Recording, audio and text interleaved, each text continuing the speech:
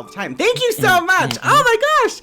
You guys, I have to introduce you to this fantastic streamer named Denug Life. I've got a little intro for you because you're fantastic and deserve everything. I hope you're ready for it. Okay, I'm excited. Thank you so much for being a guest on the show today. We are raising funds for the Rainbow Railroad, and we're doing a hashtag Azeroth Pride event. Thank you for the follow.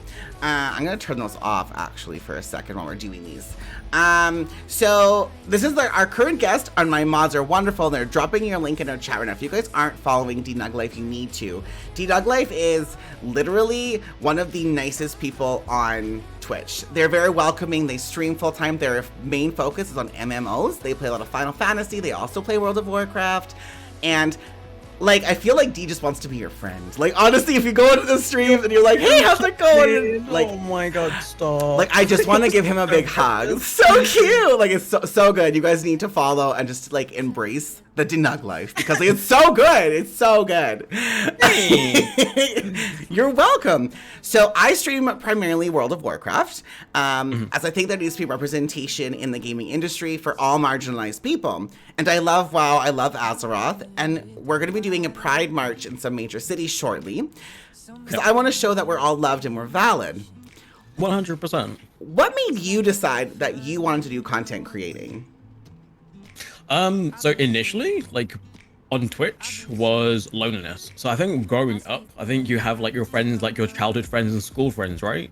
But when you're like an adult, it's harder to connect, especially once you enter like the growing up world. If you don't still hold the friends that you had growing up with, it's really hard to find new friends and make new friends, especially when I spent a lot of it gaming, you know? I think when I went to university, I had, I disconnected, I guess, with a lot of my childhood friends. So then leaving university and entering adulthood, I didn't have anyone to play with. So really it was just to find other people like me to play with and get along with. That was like the primary thing for me. That's so good, being able to like connect with people and like using what your passion and your love is. Like I love that, and I like definitely like resonate with that because it's true. Like Twitch can be a super lonely place to be. So like that's amazing. So like then as a content creator who's part of the 2S LGBTQIA+ community, what do you think your biggest obstacle has been with being a presence online? Oof. I think so. Before we had tags, because I've been on Twitch for like just over 3 and a bit years, we had communities, right? And I think the very first time that I put on the LGBTQ 2+ kind of tag community back then was the very first time that I received any sort of grief. So back then I was also streaming World of Warcraft. So I played WoW for a long time, right? So I played WoW from Classic all the way through to BFA for like 14 years. Wow. And I streamed WoW exclusively that entire time. And so everyone will know that directory is incredibly big. So the only way someone was able to find me starting off is by searching and looking for LGBT people, either to try and find other people like-minded or to troll them. And I think having my first experience as a troll, being someone who wanted to target me because I was in the LGBTQI2+, made me hyper aware that I needed to be here, because if I wasn't here, then it wouldn't give a place for other people to find a safe space for them to also be able to like chill and relax. Because otherwise people like him would be scaring everyone off the platform, or them, I guess. Wow. So that was probably the biggest thing, was just making sure that you were like a barrier for other people to kind of cultivate a safe space. That's incredible. I have to pause for a second. Code Medina, thank you so much for that $500 donation to the Rainbow Railroad. That, can I get a bunch of hype in chat? That is incredible. Thank you so much. I will eat a spicy bean when we're done. I can't start screaming in D's ear like that though, because it's going to be hot. I saw you do one earlier. You did it. It was like $100, right? And you upped it to $500? Yeah, they're too hot for me to handle. I'll need to get milk to prepare myself. But thank you so much for that donation. That is incredibly kind of you. Thank you so, so much. Back to our lovely D. You play WoW. When you played WoW, if you're still playing WoW, were you Horde or Alliance? And what was the reason why you picked that side? Oh, so I played Alliance straight off the bat because I was a baby. I was like 11 years old. When did it come out? 2000 or something? And I wanted to be the good guys. And so I was just like, I was a human mage. And then I went on to Night Elf Druid. And I was that exclusively until Wrath of the Lich King. And then I switched to Horde because all of the friends that I played with just quit. So I was like, now's the best time to try a new leaf. And then I was Horde ever since then, from Wrath of the Lich King all the way until currently now. Okay. Troll Shamans, Resto Shamans. Are you playing now, or have you like steps back from. So I think I started when Shadowlands came up a little bit, but I think if anyone's juggling MMOs, juggling MMOs is like a freaking ordeal because both of them require a lot of work. And especially because I have an EU and an NA World of Warcraft account, so trying to keep both of them up to date to play with friendos is just the worst thing ever. So I ended up just burning out. It's on a bit of a hiatus right now, but I'm still active sub. Fair. I'm actually doing that right now. I'm trying to have an EU as well as an NA account. I want to run keys on both, and I'm like, well, we're gonna have a good time with this. We'll see how it goes. Okay, so this is gonna be kind of a deeper question for you, and I'm just gonna warn you. You're allowed to feel your feels with this answer. It's okay. Here's a feel one for you. I'm ready. If you could tell your younger self something, what would it be? Oh, okay. If I could tell my younger self something, what would it be? It's going to be really easy for me to say, but I think even as an adult, I still struggle with this, is you don't have to make everyone around you happy at the cost of your happiness. Because I think that was a bigger thing for me growing up, was I wanted everyone around me to be super happy and super comfortable and super just living their best lives. Even if it meant it came at my cost, because eventually it does chip away. I think there was a point in time, 3 years ago, where I realized I was giving so much of myself up for other people to make sure they were all happy that I was miserable, And I think at one point, what's that saying? There's a saying which says, you can't pour from a cup if it's empty. So you need to make sure that you're good first. And then once you're good, make yourself a priority. Then you can make other people a priority. Because I think we live in a society where we kind of want to make sure, like a people pleaser, we want to make sure everyone's okay. But also younger me needed to know, that make sure you're okay first. That's probably the biggest thing for me. That is amazing advice. And you don't really realize it either until you bring attention to it or you say it out loud, right? But yeah, you need to make sure you're okay. And that's a huge thing. There's no one person in the world that can take on the weight of somebody else's problems, or you need to take care of yourself first. Mental health is so important, and I think 100% that needs to be talked about more. So that is groundbreaking. That's perfect advice, and that's solid. That's a great answer. You're crushing this, by the way. Thank you. Comes the professional sound. I'm here for it. So you play Final Fantasy and WoW. What do you think the biggest weakness of each MMO is? I think in Final Fantasy 14, there's a lot more to do outside of PvE and PvP. I think that's the one thing so when I played World of Warcraft, all I did was raid. I did Mythic Pluses, getting, ahead of the curve, cutting edge. That's all I cared about in World of Warcraft. Because outside of that, the only kind of main things you could really do is things like achievement hunting, transmog farming, or mount, farming, things like that. Whereas in Final Fantasy 14, you have things like housing, you have these new instance zones. Very recently, we've now got Torghast, right? But we had that in Final Fantasy 14 for 10 years. Things which you can do on your own, and things that don't require other people, things that you can do with other people that aren't fighting mobs. I think there's a lot more you can do in there. In Final Fantasy 14 that I won from World of Warcraft, Mythic Pluses. I love Mythic Pluses. I like progressing and doing things at a harder rate and pushing yourself. And I don't think Final Fantasy 14 has that, because I think the largest, in the player base of Final Fantasy 14, a very small of it, a percentage of it are raiders and hardcore raiders. So they don't really look to progress and make that a bigger thing. Whereas it's kind of the flip for World of Warcraft. A lot of people do Mythic Pluses and heroic raiding and looking for raid and all that sort of stuff there. I think those are the kind of two things I want to find. More casual, friendly things in World of Warcraft, but also more hardcore things from World of Warcraft in Final Fantasy 14. Fair. I've actually never played Final Fantasy, and I know there's player Give it housing. a go, Cell. It is the free trial. You get to level 60, absolutely free. Trust, I have been getting told. Cordy is playing it. Chloe is playing it. Come, we have space. I've been told. I'm I don't... So I play WoW because I like that hard end game content, and I've heard from everyone that Final Fantasy is great, but it's lacking that big progression push, and that's what I'm nervous about playing something. And again, MMOs are time sinks, right? Yeah. I don't want to put in hours into a game and then feel like I'm stuck almost, right?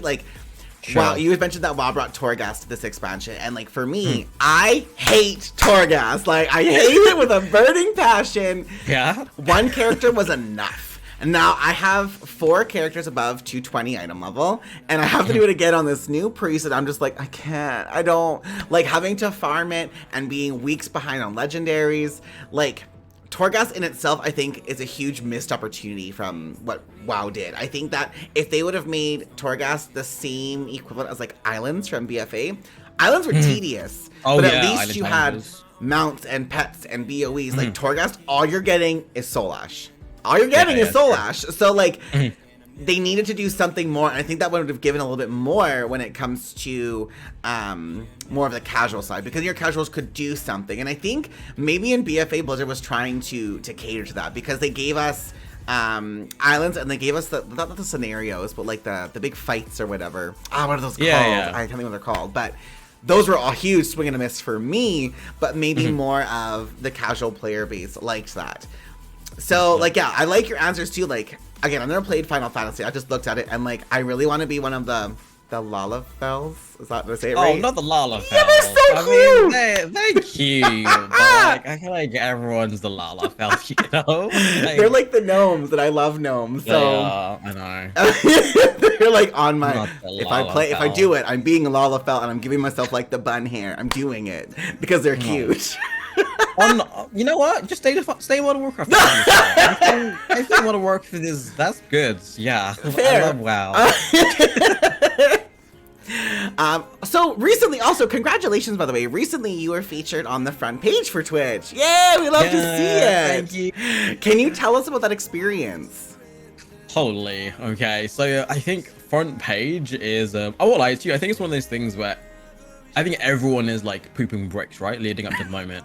I think I kept everything hidden. I lie. I think everyone says that. Everyone says I keep my views hidden. They don't keep their views hidden. Everyone low-key like check to see if the number spikes, because mine went from like 50, 55, and then like over like 10 seconds, like 20,000 people were there. Wow. And my chat exploded. And you know when like your eyes just glaze over? Everyone was telling me afterwards, oh, you did it really well, you handled it. I'm like, I don't know what was happening. My eyes glazed over, and every time I'd see like someone tags you in a comment on like Twitch chat, it like highlights their message, right? That's what I read.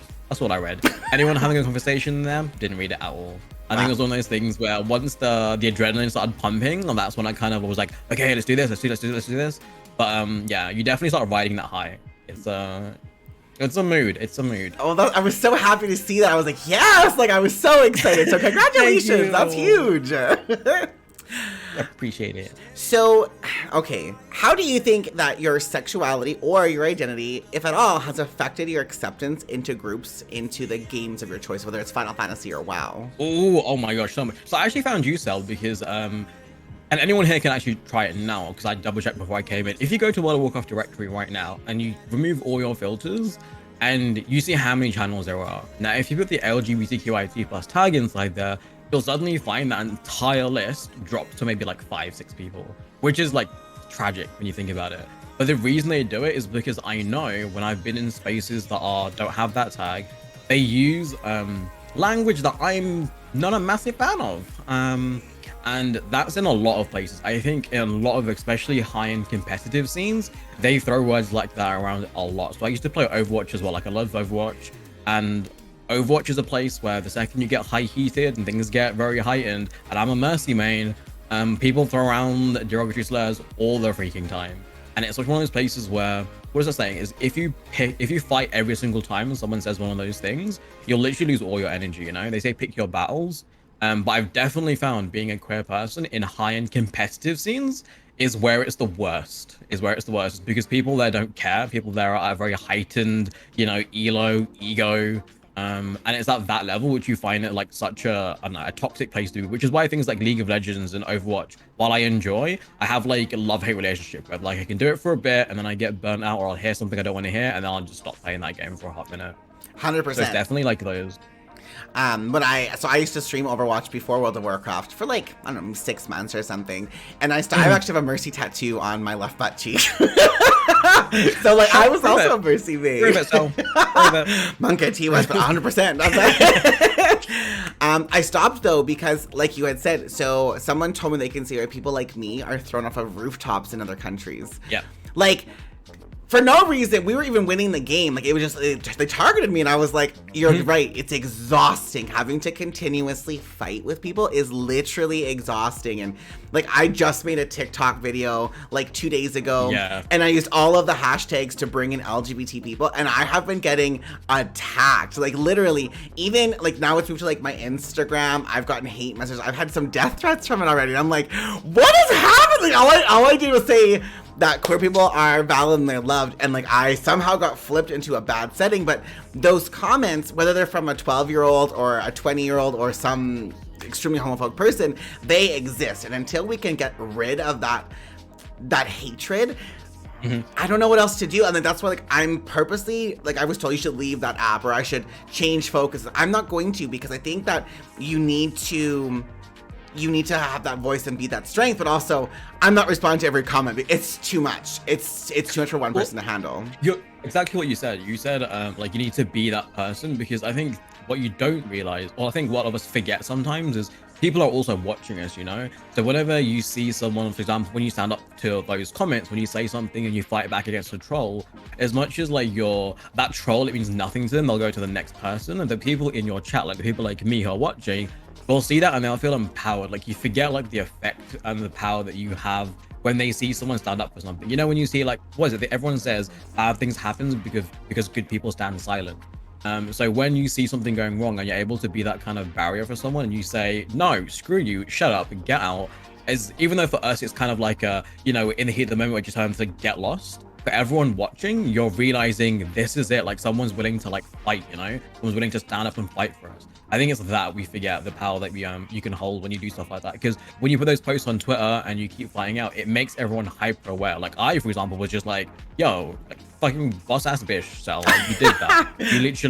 You were just being true to yourself, putting out content in there, and this Yahoo came out of nowhere and you said, get lost, just pack your bags, don't let the door hit you with the good Lord split you. I was like, yeah.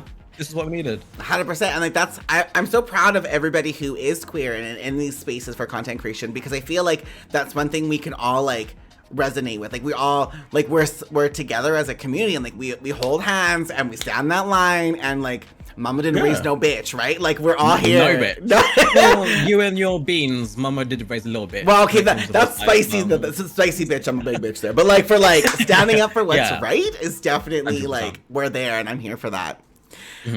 So on the same like topic, I guess, so being in voice comms can give a lot of queer people and women specifically anxiety, like stress induced anxiety, depending on what their voice sounds like, if they're a little bit more masculine or if they're more of an feminine sounding voice, or on how they identify when it comes to even pronouns.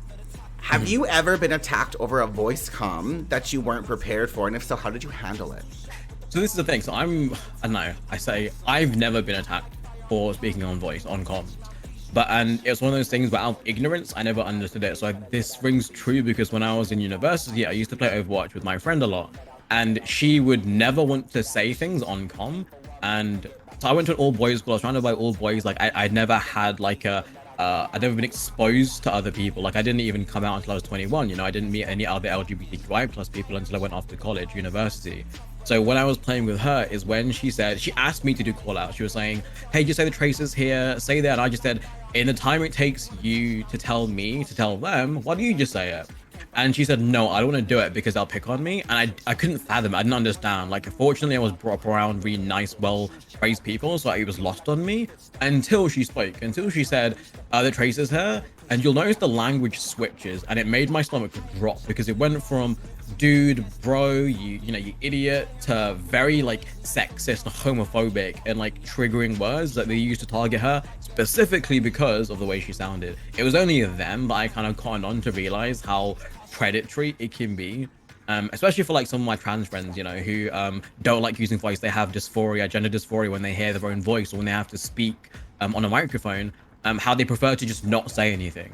And I came from a place of privilege where I didn't really understand that until I was exposed to it. So firsthand for mine, I unfortunately haven't, but I've seen how it's impacted my friends, and how like I'm grateful for things like Overwatch and League of Legends, where they have tools where you can communicate with people without having to literally speak to people, because that's my least favorite thing. The second I play League of Legends, Overwatch, the first thing I do is mute all. Like, I don't hear anybody. I listen to your pings, your enemy over here already, but like nothing else. Like I don't hear anything. For sure. So I play a lot of Apex Legends too, and I love Apex because they got the ping system, and I wish that more games would bring in like a pinging system so that you could have that freedom to speak. I have not really experienced it much in WoW. A few times, like I do recruiting. I'm the guild leader of Celheals, so I've recruited people in, and I definitely have, I'm going to air quote the phrase, stereotypical gay voice, like 100%. It's been, I'm self-conscious of it as well a little bit. Like even on that TikTok, it was called out, and like I'm very open about it with my stream and my mods, and like everybody knows that. But yeah, like as soon as I talk or I mention, like sometimes I'm nervous, sometimes I'm really like, I'll fuck your dad. But I get nervous. It depends. When you have an entire lobby that jumps on you and it's like 5v1 and it turns from being a team working together to being like, oh my god, we have this F slur in our chat. It's like you become the scapegoat. Anything can go. You can literally go 3-4 and like beat an entire team, but you'll miss one bullet. Oh yeah, okay. Well, even if you're winning. So like that's the word. I never understand that. And like, so there are some games I'm like, I played Friday the 13th. I don't know if you've ever heard of played that game before. Yeah, it's the Dead by Daylight kind of S game, right? Where you talk to the survivors and you have to like get the car started. And I had to be the killer. It was my first game and I got poor luck and I got pulled in as the killer. I had no idea what I was doing and I just said, I knew and I don't know. That entire lobby of like 20 people started screaming at me. And I was streaming I was like, oh no. Well, I'm gonna leave now, thank you. But it was just like, I have no idea. And so like it was bad, like bad. But I want to thank you because like you being able to recognize that it's different for people and like your friends and like you weren't aware of it before, but now you've become aware of it. That is huge. And that's all I really ever want anybody in this world to recognize is like, it's privilege. And like privilege isn't a bad word. Like I'm a white cis gay male. I have privilege too. It's not a bad word. It's what you do with that privilege.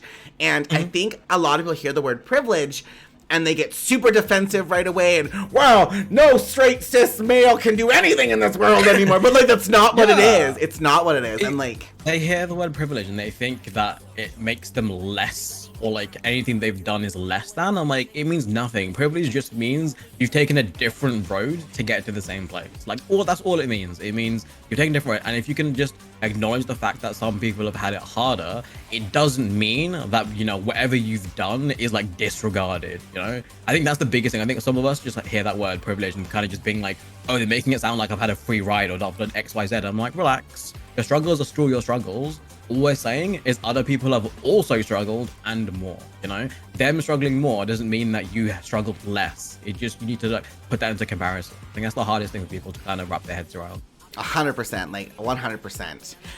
That was my entire questions though, but thank you so much for coming on and being one of our wonderful queer content creators. Like, happy Pride. And happy Pride. Keep doing what you're doing because you're making change and you're impacting the world, and I love seeing what you're doing. Like, I always have my stream up, as I'm sure most streamers do, on the side, and you can see you're continuously growing, and I'm so excited to see where you're going to end up and like where it's going to happen to you and like what's your next move is going to be, because you are like, you're so good. And I'm so excited for you. You have to eat your bean now. I see you stole. I eat your bean. I see the $500 there. No.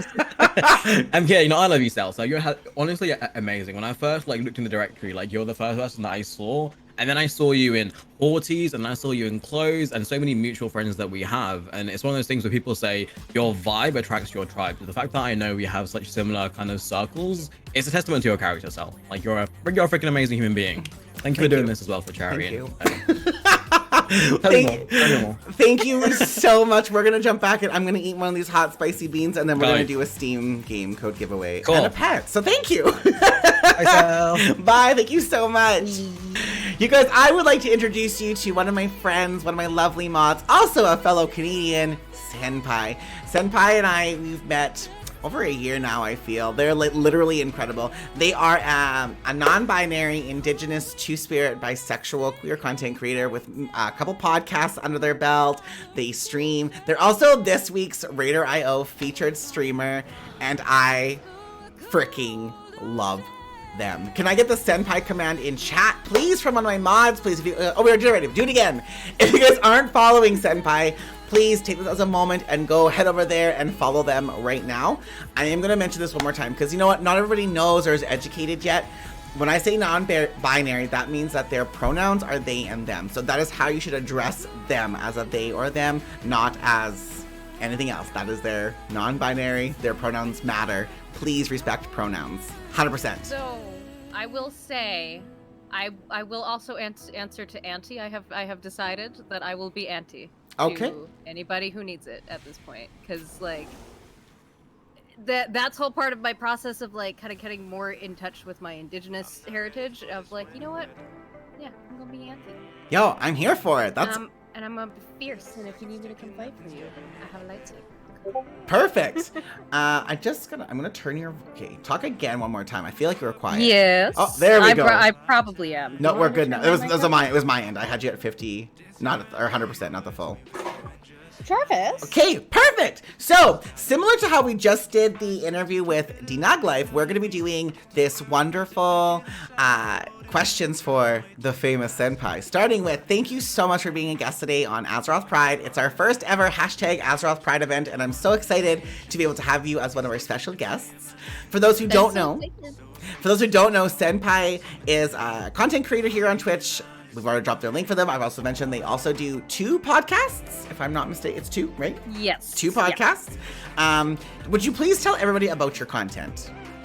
So, okay, my focus on WoW is the lore of the game, and so I decided to start a podcast about the lore of World of Warcraft, in which I talk to my friend who does not play WoW and will never play WoW about the lore of the game. It's super funny. And then with that, we also did Creative Conundrums with another friend of mine where we talk about like our struggles with doing creative work. And like also dealing with depression and mental health as well. And then I started streaming, I started going again right at the beginning of the pandemic because I had a lot of extroverted friends that were not doing well. So I was like, hey, come out, hang out with me. Come talk about WoW. Come talk about Star Wars and shit. So, yeah. And this is Jarvis. That's great. We love a cat bat, honestly. Cat bats are everything. Could you get back? Okay, there we go.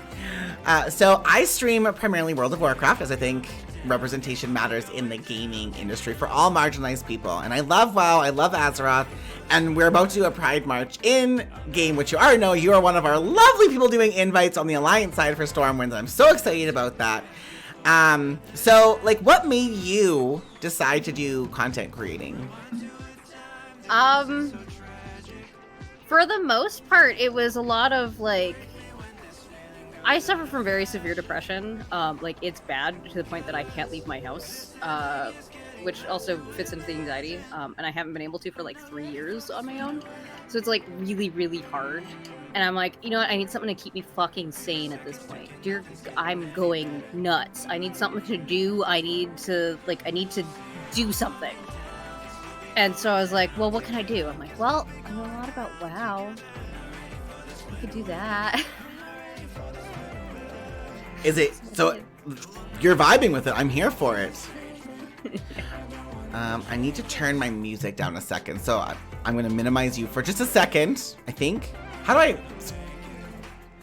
I've got to turn this down just a smidgen.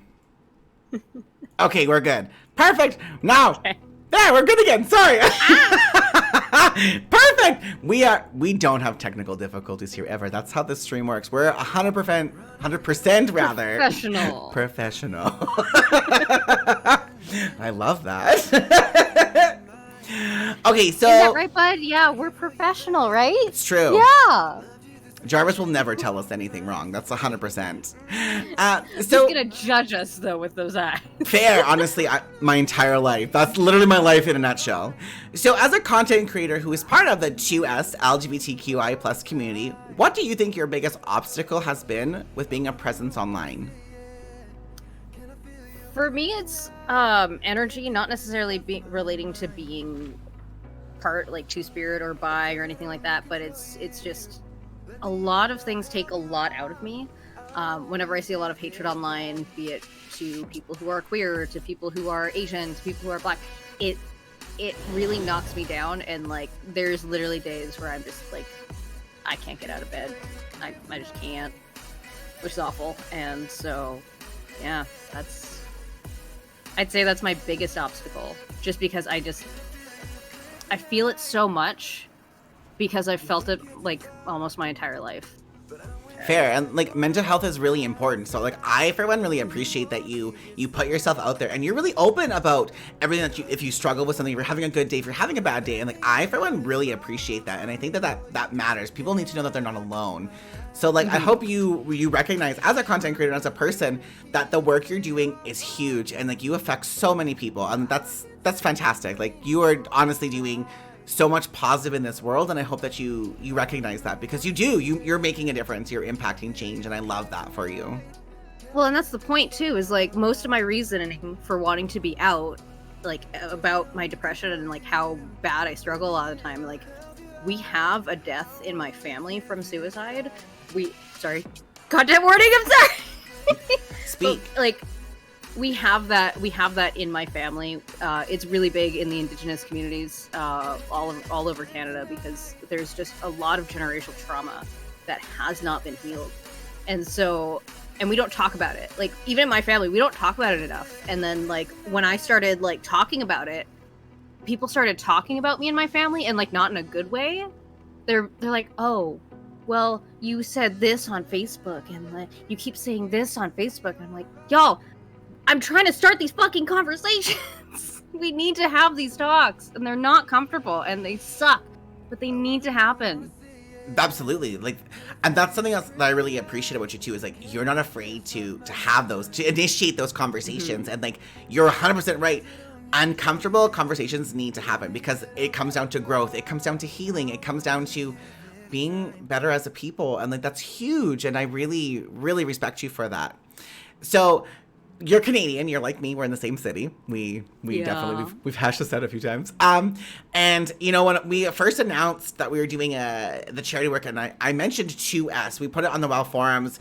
It's in my TikTok. We've put it on Twitter. People always come back and they don't seem to recognize what it is. And I want to take a minute and say that 2S is a Canadian recognized acronym into the LGBTQI+ community. 2S stands for Two Spirit, and Senpai is a Two Spirit. Senpai, would you please explain what a Two-Spirit is? So I actually had to double check about this, because Two-Spirit is very very personal to a lot of different people. Like, it means a very different thing to everybody else. What it started out as was a way of recognizing that there are Indigenous queer people who are separate from the non-Indigenous queer people. That's what started. And also, it started in Winnipeg. Yo, we were doing the work back in '90. We love that. Like, I'm so excited about that. And so, for me, though, it's very much about kind of recognizing that, like, I'm not just a lot of people will probably like look at me and be like, oh, you're a cis girl. And I'm just like, well, no, recognizing a lot about me is part of, I'm not just cis. I go somewhere in between the binary at any given time. And it's like really crazy. And I just kind of started learning to go with the flow at this point. That's great though. Like, so I know, like, correct me if I'm wrong, only Indigenous should be referring to themselves as Two-Spirit. Yes. So I have had a few people bring that up to me before, but that is only an Indigenous term. That is part of the culture. Yep. So that needs to be respected worldwide. I'd like to really push that out. And if you don't know what something means, there is a way of asking that doesn't make you an asshole.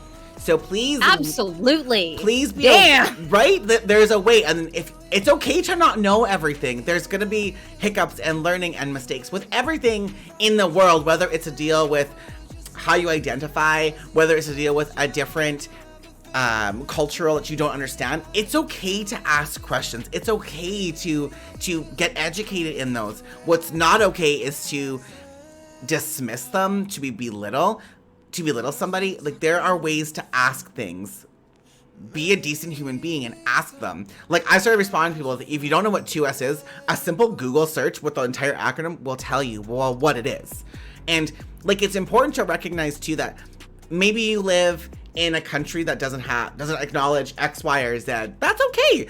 But your country is not the only country in the world. So it's important to recognize other cultures and to really have that diversity and inclusiveness in the world. So like, it's okay to learn. It's okay to ask those questions. So Senpai, thank you so much for answering that question, because like, it's a question I hear about all the time.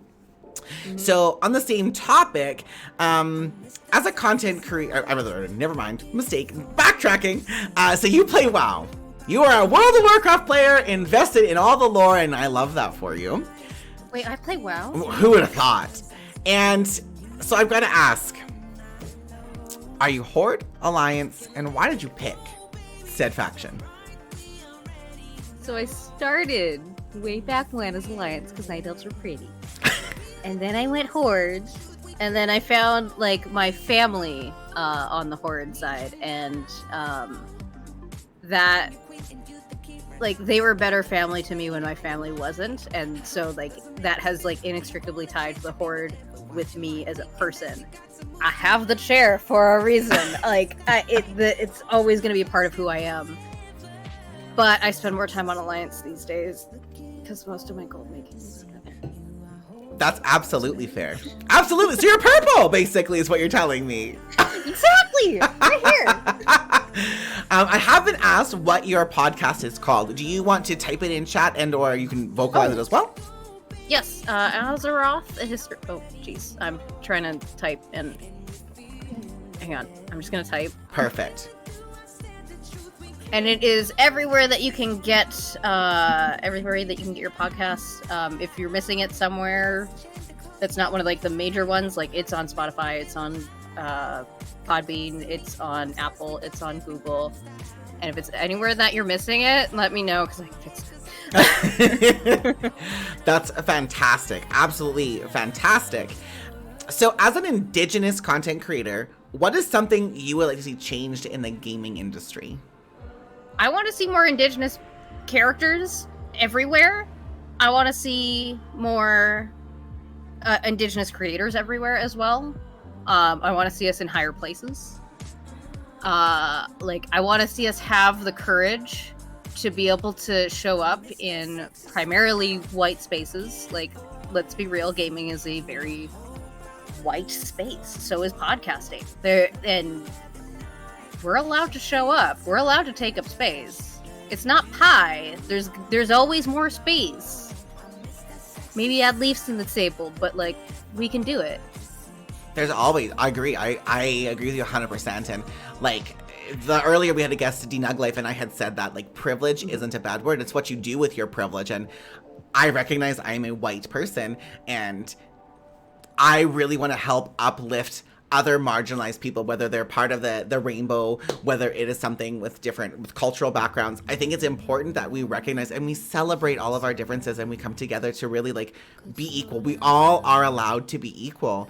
And yes. I think the sooner that more of the world starts to embrace that, the better. Because I want to know, I want to know those differences. I want to learn.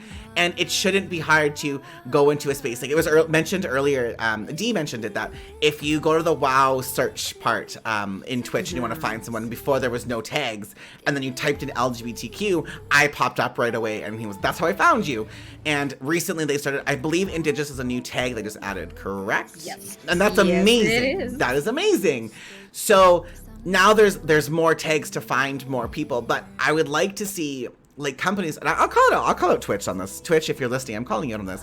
I would like to see Twitch do more than just be like, here, this is a month that we're gonna give for just queer content creators, and we're gonna put one person on front page at one time for 2 hours, and then have the rest of it being filled with straight cis people. And like this, like, you know, like there's a reason. So like for me, I would like to see queer people be broadcast all the time. There's always 6-7 people on front page, and there's different time slots. Why is there not more diversity on your front page? And that doesn't just mean genders. That doesn't just mean race. It doesn't just mean to us LGBTQI plus people. That everybody. It should be everybody. You should be able to go to front page at any given time and scroll through those front page people and see differences among everybody. I would love to see more of that, 100%. And like, especially for like me growing up, I had no idea what queer really even was until I was in high school, and like I didn't have any of that showing up.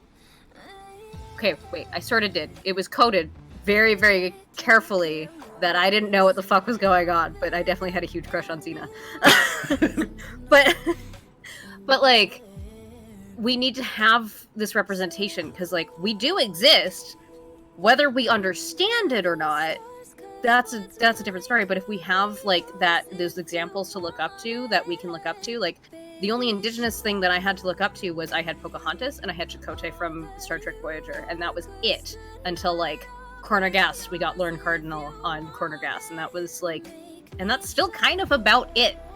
And so like we need to see that representation. Yeah, I agree. 100%. It needs to happen. 100%. Yep.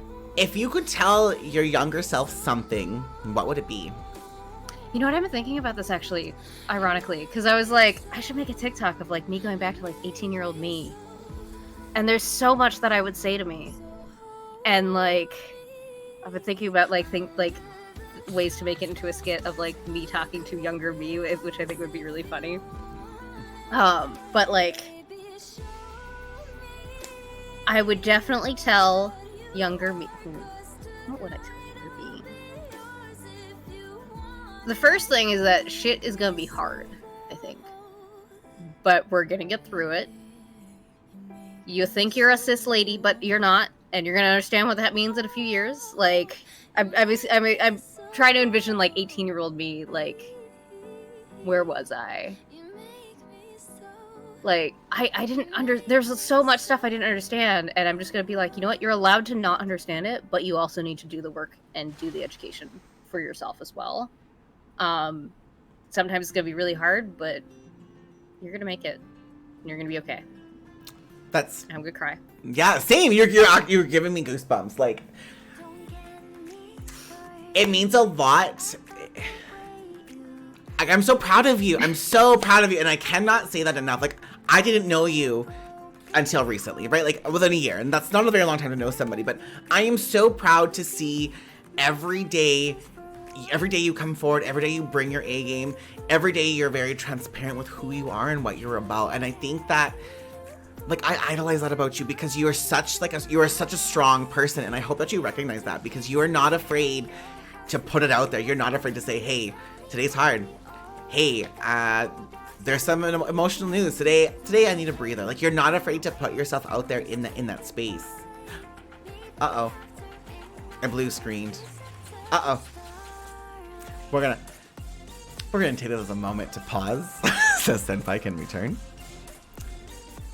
Just a moment. In the meantime, we're just gonna wait just a second. Technical difficulties, everybody. I'm gonna pause on my inspirational conversation because I want Senpai to hear this. It's a cute, it's true. It's not like you're stuck in like a, because that would be really awkward. That's happened to me before. We can chat amongst ourselves. Good morning, guys. Howdy. Good morning. Good to see you. At least there are frozen in front on the page making some weird. It's true. We're gonna wait a second until Senpai comes in. I think they can just rejoin the call. So we're just gonna wait a second and then we'll be good to go again. What's that they say? You're not a streamer until technical difficulties. True, big true. Good morning, and happy Pride, Azzy. How are you? It's barely 3. Yo, Hadi, and I appreciate you for being here. We were saying earlier, Hadi is going to be doing invites on the NAEU with Demi. So that will happen shortly. Here's our Azeroth communities. Make sure you guys are... Hello? Are you back? Hi. I think I'm back. Perfect. We're just waiting on the webcam to come back and we're good to go. We're just linking in the communities for people to join the communities while we wait. Perfect. I'm so happy to see you. Welcome back. We love to see you. Good morning, Tuna. So now that Senpai's back, I'm going to go back into my speech for you. I was seeing, I don't know if you heard it all or not, but I just want you to know how proud I am of you. It, and then I blue screen, and then I got it on my phone, and I'm like, oh my god. Life happens. That's technical difficulties. I actually screamed. I love it. But I do want you to know how proud I am of you because you are, like I was saying, you're a transparent person and you're very open. If you're having a hard day, you're very open with your struggles, and like mental health is so important for everybody, no matter how or who you are. you're very true to yourself, and I have mad respect for that. And like, you are making an impact in the world, and you're changing the world for the better. And I really hope that you know that and you recognize that, because you are doing some really important work, and I'm so proud of you. Like, I'm just so proud of you. Like, you're doing so good, and like, I want to be your hype squad, like, all the time. I want to be your hype squad. I want to hype you up, because you literally do so much, and I just hope that you recognize that, because you do so much for so many people. I'm starting to recognize it. It's like, it's still feeling a little surreal that I'm in that spot, but like, it's also really cool because it is something that it's like, it's slowly hitting me, I think. And I think my therapist would probably say, like, yeah, it's still like, it's hitting you, but it hasn't like fully completely washed over you yet. But like, I think she sees it like kind of falling in place, like either week by week or bi-weekly, however often we meet. And that's huge, though. Like, that's growth. Like, I'm not a therapist. I'm not at all by any means, but like, I think that's huge. Being able to recognize like the growth from within is huge. And like, I'm so proud of you. Like, as soon as this panini is over, we're hugging, and I'm telling you, I'm so proud of you. Yes, it's happening. So hot. It's gonna be glorious. So I had a conversation with Dee earlier, and I'm hoping that we can bring more awareness to this specific subject and area, because it's very real for so many people. But being in voice comms can give people anxiety depending on how their voice sounds or how they identify. Have you ever been attacked over a voice comm that you weren't prepared for? And if so, how did you handle it? Not so much attacked. Like, I feel like I've gotten a decent amount of sexual harassment because, like, my voice is very femme. Get it? Sound like a lady is fine. And I can't really do a lot with my voice to change it. But like, I haven't really fully been attacked for anything. There was one time though in WoW where somebody had logged onto a character that was like, my name is gay, and I was like, well, you're half right. And then they flamed me for that. I killed them in STV, I'm gonna be honest. But I only did it once. I didn't camp. Fair. So if I'm glad that you've never been attacked, and I'm gonna like keep diving in a little bit because I want to have this conversation. So you said that I've heard some awful stories though. Like, I know some ladies who have been like absolutely viciously reamed out for like no reason other than that they're a girl. That's it. So like, I know stories. For I just sure. don't have really any of my own. So maybe more of a specific, have you ever been attacked because you've clarified your pronouns to somebody on a voice chat? The closest that we came to that was actually recently when we were doing Black Temple for the Warglaves, so I needed them. Really hard on that, and we like, I was in voice with my guild like all day, and we didn't give it out to anybody else. But then our tank in like, we were on Illidan, and then our tank was like, or like, somebody accidentally misgendered me, and I was like, oh, sorry, I'm a they, and they're like, oh, yep, sorry, changed, we're good, and I'm like, cool, you're good, and then our tank was like, cringe. I'm like, honey, I'm the lead right now. Fair. And like, all of my guild were like, wow, thank you for handling that well. I'm like, yeah, it's fine. And they're like, I'm so sorry. I'm like, don't worry about it, it's good. I feel that was the closest we came. You know, and like, that pains me, because like, you know what, people make mistakes. I know I'm guilty of it. I've definitely referred to you as a non-they or them before, and I tried, like, when I first met, I did it quite often, and like, I've tried very hard to like identify a lot of people now as a they or them when I first meet them, and I feel like that's kind of grooming when you're younger, right? Is like, if you see someone in there, female or male presenting, that you refer to them as a he or a she, right? And that's an excuse, and it's a terrible one, but like, I tried very hard to like grow as myself, and I'm part of the rainbow, and to be a better ally, because like, I don't identify as anything other than a cis gay male, and I think it's important to know that members within our community can also do better and can also learn. Like, just because we're part of the rainbow doesn't mean that we're all flawless and that we don't make mistakes. And I think it's really important that we recognize if we're doing something wrong, whether it's intentional or not, that we try to flip that and we try to make it better. Like, there's no reason why we cannot, as people within the rainbow, as people, just as a society, it shouldn't be hard to respect somebody's pronouns. It shouldn't be hard to respect somebody in general. Like, if we just use respect, like, respect shouldn't be that hard to give somebody basic respect, and it basic human rights. It doesn't cost you anything. It doesn't. Either. Like, just chill out and be nice. That's it. That's all you have to do. 100%. You don't have to be a dick. I want to pause for a second, say Granddad, Wow, and Anonymous, thank you guys so much for those 2 donations. That is so kind of you guys. Thank you so much. Thank you so much. I appreciate that. Y'all, 50 more bucks until we get another bean. I know, I'm terrified already. How has your sexuality or your identity, if at all, affected your acceptance in the groups for the games that you play? I mean, for the most part, it hasn't really come up. Like it doesn't usually come up in the games that I play. It kind of came up, like, back when in my guild when I was Horde, when I first, like, came out to my mom. I mentioned, you know, they were better family to me than my family was. I came out to my mom during a fight, like, it was an argument, because I was going to, like, geos and shit. And it was like, I'm pretty sure, I don't have actual confirmation because I don't talk to her right now, but I'm pretty sure she thought I was, like, being recruited into being gay. And I'm like, well, you better get fucking used to this because I'm bi. and she did not react nicely at all about it. And, like, so I went to my guild and I'm like, well, I just came out to my mom as bi and it did not go well. And, like, I don't remember if we did anything specifically that night, but, like, we would stay up till, like, 6 o'clock in the morning doing BGs or, like, mount runs or some shit. And, like, they were a better family to me than everybody else around me was at the time. And, yeah, like, there was no, like, oh, yeah, you're garbage for, like, thinking you're bi, or, like, for being out as bi or anything. They were just like, nah, you're just... At the time I went by Sylv, you're just Sylv.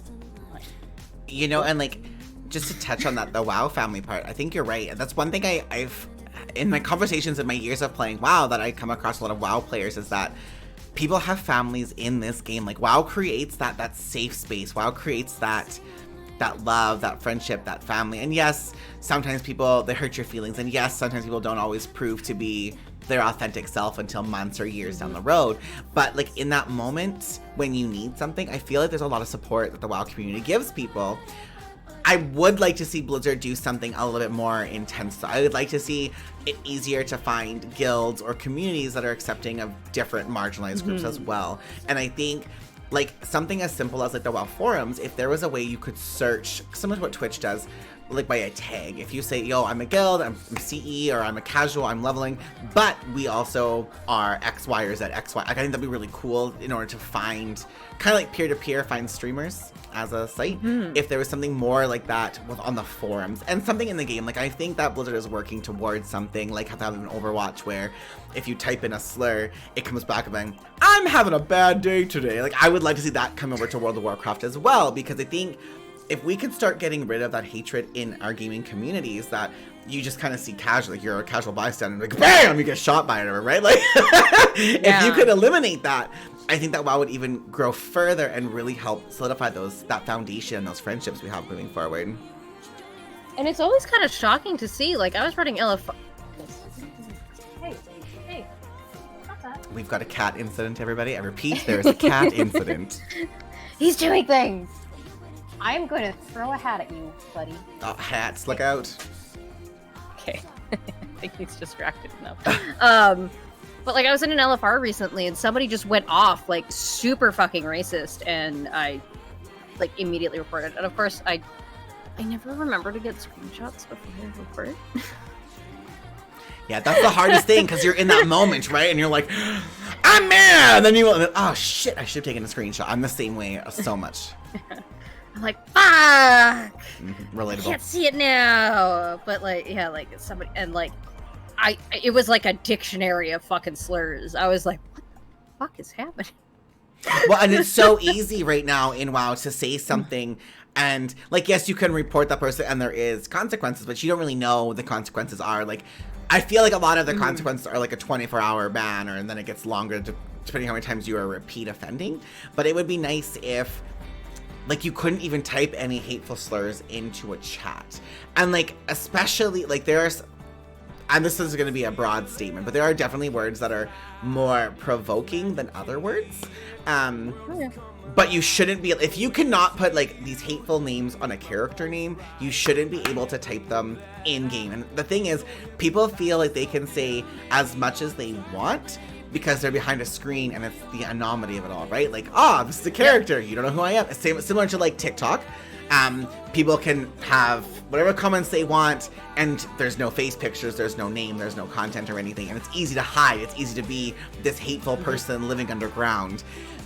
When in theory, like, if you put your face to something, people wouldn't have those hateful comments, and like, they would say, well, then there should be more faces, there should be more accountability. But the thing is, even if your face is showing and you don't show that hate behind it, those hateful thoughts are still there. So, like, make it harder. Get rid of that anomaly. Get rid of it. Because I think a lot of people say a lot of things to be edgy. And being edgy and hateful are different things. Like, for me, I think if you're being edgy, it's when you're standing up for somebody else. You're not letting that bullying happen. And it gets flipped around and people think, oh, no, edgy is when you can be hateful. But that's not. It's not the same thing. We need to empower different words, I think, too. You know? Like, moving forward. Yeah.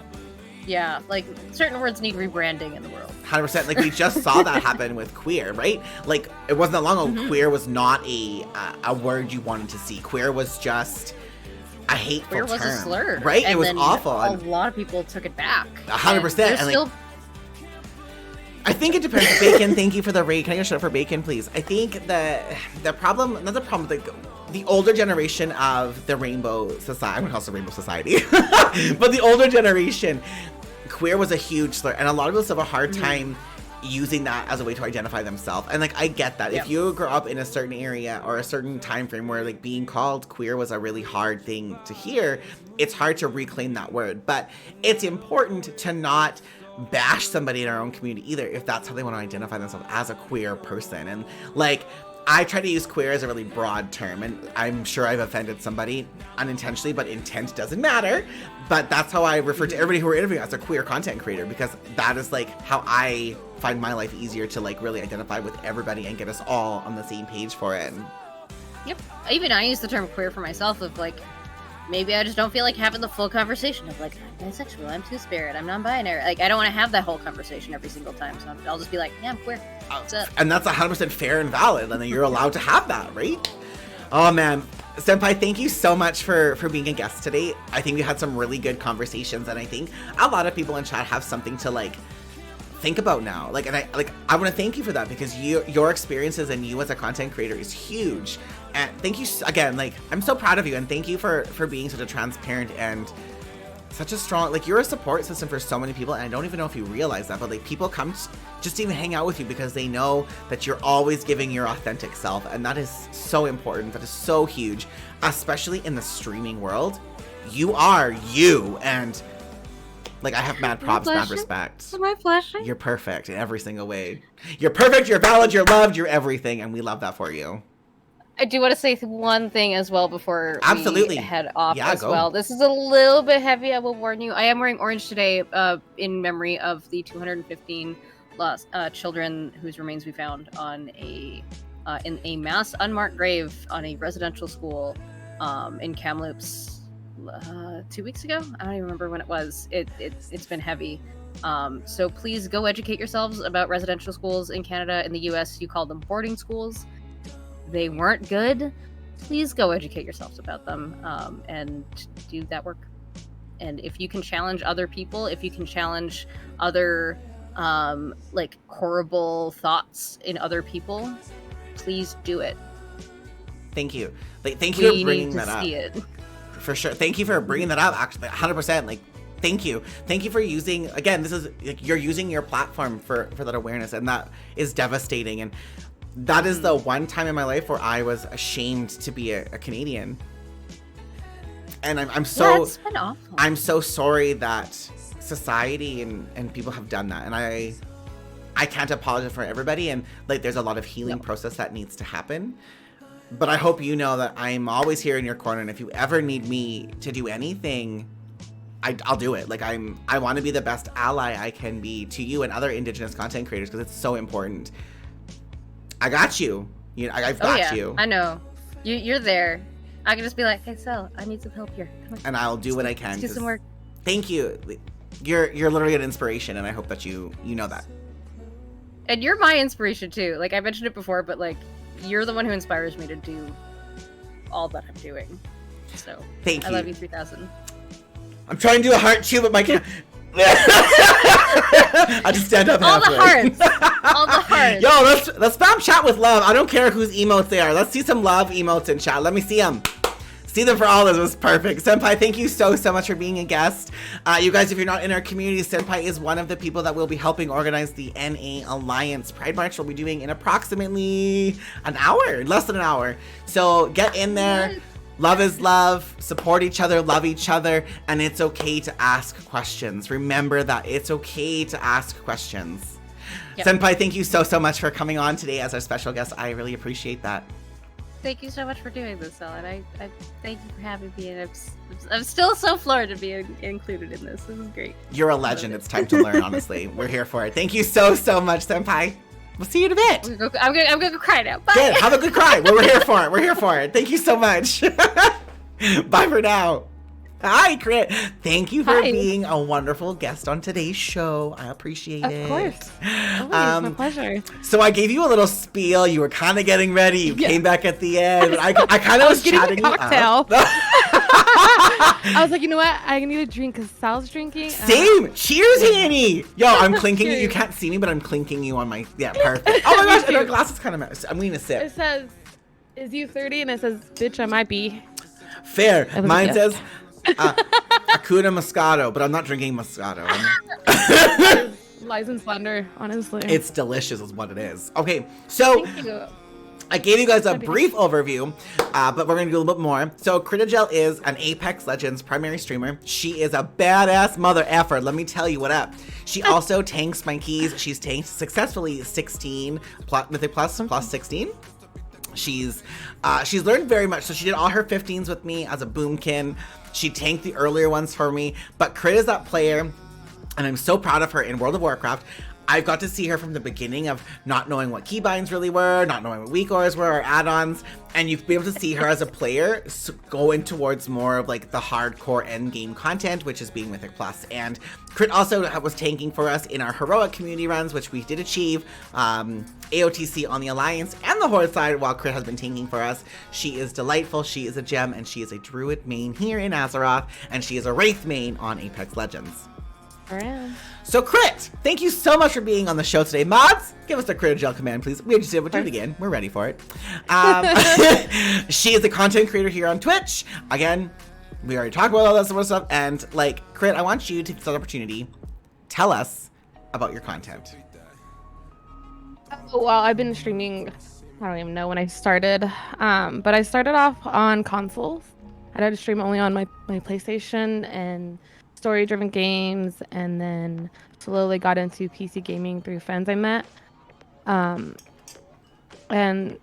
PC games still were like story-driven games, that kind of stuff. And then I found someone through Dead by Daylight, and then I met Cel. So that part of the story didn't matter, but Cel is the most important part, because Cel's the reason why I am able to be myself today, because he made me really comfortable. And I know it's a community too, but like Cel specifically just makes you feel better about yourself in general.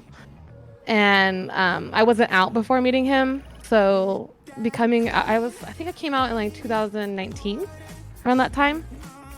And yeah, so it's been quite the journey just in personal life too. And I knew it was gonna be fine because my sister's a lesbian too, so we're just a family of gays, and I love it. And I don't know what I'm talking about now. There's my attention span for you guys. So that's my content. So when you see me streaming, I start talking about something, and then I completely digress into something else, and then I'm like, wait, what? What are we talking about? So yeah. That's great. I play Apex. Honestly, wow. I love that for you. So you've known me over the years. You've been here since I was a baby WoW streamer when you didn't play and thought it was shit. And then I had 100 followers. I remember. And then you watched me transition into being a Dead by Daylight streamer 7 days a week, just doing Dead by Daylight for a year. And then you watched me play Overwatch for like 6 months, just Overwatch for like 6 months, and then back to World of Warcraft. So like, it's a journey. Crit has been on this journey. She's riding that wave with me the entire time. I remember playing your first game of Dead by Daylight, and you had to play with us in Ranked 1, like. And I was hooping and hollering because I was dead all the time. It's awful. But you know what? You learned so quickly. I still scream to this day, but it's true, big true. So you were there and you were helping leading, but we just did a Pride March in some major cities within World of Warcraft, Silvermoon and Stormwind. Yes. So thank you for that very much. Like, it was so exciting because, like, I'm a big advocate for showing that queer people exist and that we love and that we matter and we're valid, and there needs to be space for queer people within the gaming industry. So thank you so much for being a part of that today. That was incredible, and I'm so happy you were able to be there. It was an honor, really. So what made you decide that you wanted to do content creating? I remember I was at my best friend's house at the time, and we're like, I think I just got an Xbox or something, and we were kind of gamers together. And he was the only gaming friend I had, and he told me about Twitch. And then that's when I was playing Alien Isolation back in those good old days. And then I was like, I was watching someone stream, like one person specifically was streaming, and I was like, oh man, that looks like so much fun. They have such a like way of people and like connecting with people, and so kind of just want to connect with people because I'm a kind of a homebody. I don't like have a lot of connections to people outside of the gaming world, so like besides my family obviously, but it was more of a way for me to like open myself up and be more comfortable being around other people, because I'm more of like, I'm a very closed off kind of person. Fair. That's absolutely fair. Like, I get that too. Like, like we met via Twitch, and like I will forever be grateful for Twitch because I was able to meet you. And like, I'm kind of the same way. I don't have a ton of like, I'm gonna air quote real life friends like in the city. And like when we met, it was like, blah! Like we were just kind of like, this is us now. Like, but like those connections can happen, and that's a huge message rather that I think that like Twitch and Blizzard and like the gaming industry in the world needs to know is that these games that they create for people, you're creating as atmosphere, you're creating that hope almost where like you can find your people, you can find your tribe, you can like just be yourself and be loved for who you are on your own. And like I love that we were able to meet. Like I literally will tell you anything. Like I text Crit, she's working, I'm just like, hey, I'm bored, what are you doing? She's like, so. But like, you need people to have those people and that connection, whether they're in the same country, same state, same province, same country, it doesn't matter. You can still have those connections with people. And I think that is something that it's kind of like online dating in a sense, where like with online dating, there's still a stigma about it, right? Like, oh, those aren't real people. You have to meet somebody in the real world. You need to be with them every day. You don't. Like, you need to be able to have that connection. And yeah, I'm sure there are some people that aren't always the best in the world meeting online, and still be really cautious with meeting anybody online. But when you can meet someone like I met Crit, like we talked for over a year online. And then when we met at the airport and I cranked up some, was it Lizzo? I think it was Lizzo. And I was like singing in the front with Chewy, and Chris just like, oh my God, and shakes her head and slowly walks towards the SUV. But like 100% real from the beginning. Literally, that's literally what happened. And then like she came to a different country to meet me, and we spent an entire evening watching Star Wars, eating pizza, and reading the lines of Star Wars in the intro. Like that's what we did. But like that's a connection you need, you know? And like I think it's huge that your streaming and my streaming, like it brought us together, right? Like, it's huge. It's true. So all roads led to you. So as a content creator who's part of the 2S LGBTQIA+ community, what do you think your biggest obstacle has been with being a presence online? I haven't had too much obstacles. mainly because I just came out a couple years ago, and like you can't really tell I'm a lesbian by my voice, obviously. So it's more of just being a female that's the issue. With a lot of things, it's more like I get like a whole. I made a command at one point and that said, "Girl, yeah, I am a girl. Obviously, I'm a girl. Hello, like." Can a girl stream? Absolutely, you know. So that's kind of more of my obstacle. Like not luckily, but I haven't had too big of an obstacle. It's more of like when I came out to my old group of friends. It's kind of a weird situation, and some of them I don't feel like took it very well. But I'm not really chatting with them mostly. I don't really care. They don't. That's the problem, is like just transitioning from like this one group of friends who thought of me this one way, and then like meeting you and these other group of people that I felt more like at home with. And of course I'm gonna choose home than not. So I guess that's the most the biggest obstacle is just was finding the right place for me, and I don't have the obstacle anymore. So. But we love you, and you're Val, and like you just said, we're your new family, and that's 100% yes. true. And like that's what I think I was gonna like try to change that when you said there was nothing there. But yeah, so like you streamed where you weren't out really, and like I've been in your streams before you came out, but you've never really had a stream where you've talked about your sexuality all that much. I don't think beforehand. No. So like I never would have put 2 and 2 together, and like I met you as. Before you had come out, and I met you, and I fell in love with you for who you were. So I was gonna, so my next question, like, how did it feel going from, we'll call it a straight appearing individual into when you came out publicly?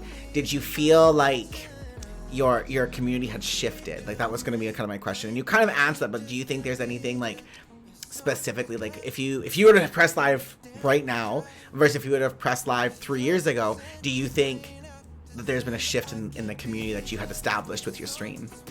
Kind of, but I don't know if it's correlation of me coming out or me playing Apex mainly, because again, I was a story-driven kind of like Mass Effect. I'm a huge fan of Mass Effect, because you guys didn't know that about me, big nerd. Or like Alien Isolation or Assassin's Creed. So that's what I would normally play, but then I found Apex and I just love Apex. And I don't know if it was about like first-person shooter or from me coming out. But I noticed that the people are a lot different, and I don't know if there's correlation, and I would like to think that there wasn't, but I can't think of another reason why, because my personality hasn't changed. I have not changed as a person. So I don't know. Maybe I don't know. I don't want to think about it because it makes me mad. And that's fair, but like that feeling is valid, and that's something else. Like I think that like if somebody does get upset, like for anybody, whether it was me or anybody who's in the rainbow umbrella, I'm gonna call it. If you are being true with yourself and somebody can't respect you or they don't want to be like around you, then you should be upset about it. Like you should be mad about it. And like I'm not trying to put you on the spot by any means. No, yeah. But like those feelings, they're valid because that's ridiculous. Like there's no reason why someone should be like, oh, you're gay, and like not be there, because it's your content, it's your game, it's your community you've built, and being queer, being gay, it's part of who I am. I'll talk about myself specifically. It's who I am, and I built my brand on that. But I will say I did go through a period on Twitch for me where I didn't put, and you probably remember this, I didn't put the LGBTQIA plus tag on my streams. Yeah. I took it off because I was feeling really neglected, because I have a hard time always finding my people within the queer community, and sometimes I feel really isolated, and I don't fit in the stereotypes or like the high school cliques, if you will. And like I'm not dragging anybody, but I feel like my entire life I've always just kind of bounced until I found Crit, and I like whoosh, like I like fused, and that was basically us. But yeah, honestly, speaking of fuse, you are an Apex Legends streamer. Primarily. Yes. Oops. You are a Wraith main, and I love that for you. So, playing a lot of Apex, I know that you and I have talked a lot about how amazing this game is, and like you're a big advocate for Apex Legends. We love it for the representation and the inclusivity that has been a part of what Apex Legends is. What is one thing about that game that's not about being inclusive or diverse that it really pulls you in, or is it just that it's diverse and inclusive? Like what draws you into Apex Legends? So I think the way they handled their character's lore, I was talking to Loki a little bit about Wraith's backstory, and a little bit about her is she woke up in a mental health facility, and didn't know where she was. And eventually, like, this Void Walker comes in, which is Wraith, in her purple helmet get up. If you remember that, what's it called? Outfit. I don't know what I can't think of the word right now, but yeah. So she comes in like disappointed in this current Wraith, because she's codenamed Wraith, that she's not fighting for herself because she can't remember who she was before waking up. And turns out, like, that's the voice in her head when you hear her, like, there's someone shooting at you or aiming at you or whatever. So, and instead of, like, making it a stigma or a bad stigma of mental health, like, because hearing voices is part of mental health, and they didn't, like, shy away from making it up like a power, like a passive, and it's a good thing. And she's using it to, and, like, just the way they handle these things, like where you see Overwatch and they have their crazy scientists, like that kind of stuff. So, like, it's more than just the LGBTQIA plus all that part of the game. That's really intriguing because I didn't know all of it all at once. But just the lore of specifically Wraith. I don't know too much about any other lore, but Wraith is my bae, so that's probably why. Yeah, so kind of that, and then just the way the movement and the shooting, and it's more fun than any other battle royale I've played. Just in general, just to talk about the actual game, not the lore. That's incredible. Like, Apex is a free game, and I think that they're setting the tone for future, because, like, it's a free game and it's got a lot of lore and cutscenes involved with it. Like, every season something comes out, and a lot of games that you pay money for don't do anything, right? Like, absolutely. Even if you're not they added in like months later because to be inclusive. Like, they've already started inclusive from day one. From day one, like, you have Gibraltar is gay, Bloodhound non-binary, Fuse is pansexual, Loba's bisexual, Valkyrie is lesbian, Mirage is questioning. Yeah, and Loba's bi. Loba's my girl, so I know her. Well, she got that booty, so. Well, because it's my booty. We're basically twins on it. It's true. Obviously, hello. They must have designed her after you. Clearly. I mean, we're identical, realistically. It's true. Big true. Big true. Big true. And you know, Wraith me with the bald head. True. So, with World of Warcraft, you're fairly new. You started in BFA. And are you Horde? Are you Alliance? And what's the reason why you picked each side, or the side you're on? Both reasons are for Celheals. You might know him.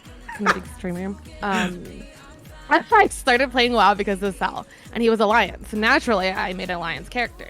And so when he announced that they were moving to Horde, I'm like, okay, I guess I'll go. So now I'm Horde. But had I chose to play this game without an influence of Celheals, I probably would have chose Cel. Oh, wait, sorry. Well, I would choose you all the time, Cel. But specifically in WoW, I would choose Horde because Sylvanas, did you just say? Sylvanas. Oh. Sylvanas is my bae, and you can say whatever you guys want. I don't care. She's queen. So are you afraid then so you're caught up on like this expansion, the lore so far. Are you afraid of Sylvanas' fate? I kind of I was talking to, again, Loki last night. I was like, it's too soon to kill her off, first of all. So I think she's just going to be defeated. I want her to be redeemed a little bit. I wasn't there for all the bad stuff, so I don't care. And honestly, she could do whatever she wants, and I still love her. Oh my Lanta. Sometimes you gotta love a bad bitch. That's it. I can't. Okay, well, fair. I'll get fair. What tree? That's what I want to know. Tree who? Like, they can grow back. But the people who are in the tree, there's like thousands of people she killed. Oh my god. So Crit is clearly a Sylvanas loyalist. I am. I totally did the war campaign just to be a loyalist.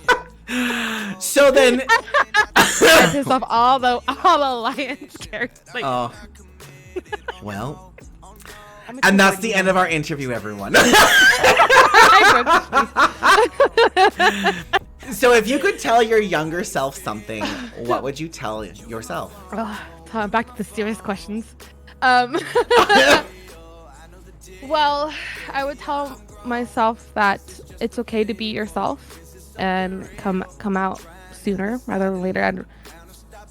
To be myself, like from the beginning, essentially. Like I knew it was gonna be fine, but I still like you have to really be ready to be honest. And I wish I was ready a little bit sooner. So I would just tell myself, it's okay. You'll be fine. You're gonna find a group that loves you for who you are, and if there anyone that doesn't, fuck them. Pardon my French. No, fair. I mean, I support that decision. Honestly, I'm here. Let's get that on a t-shirt really quick. I'm ready. Yeah, that's it. Really, it's okay to be ready right away. That's amazing. That's incredible.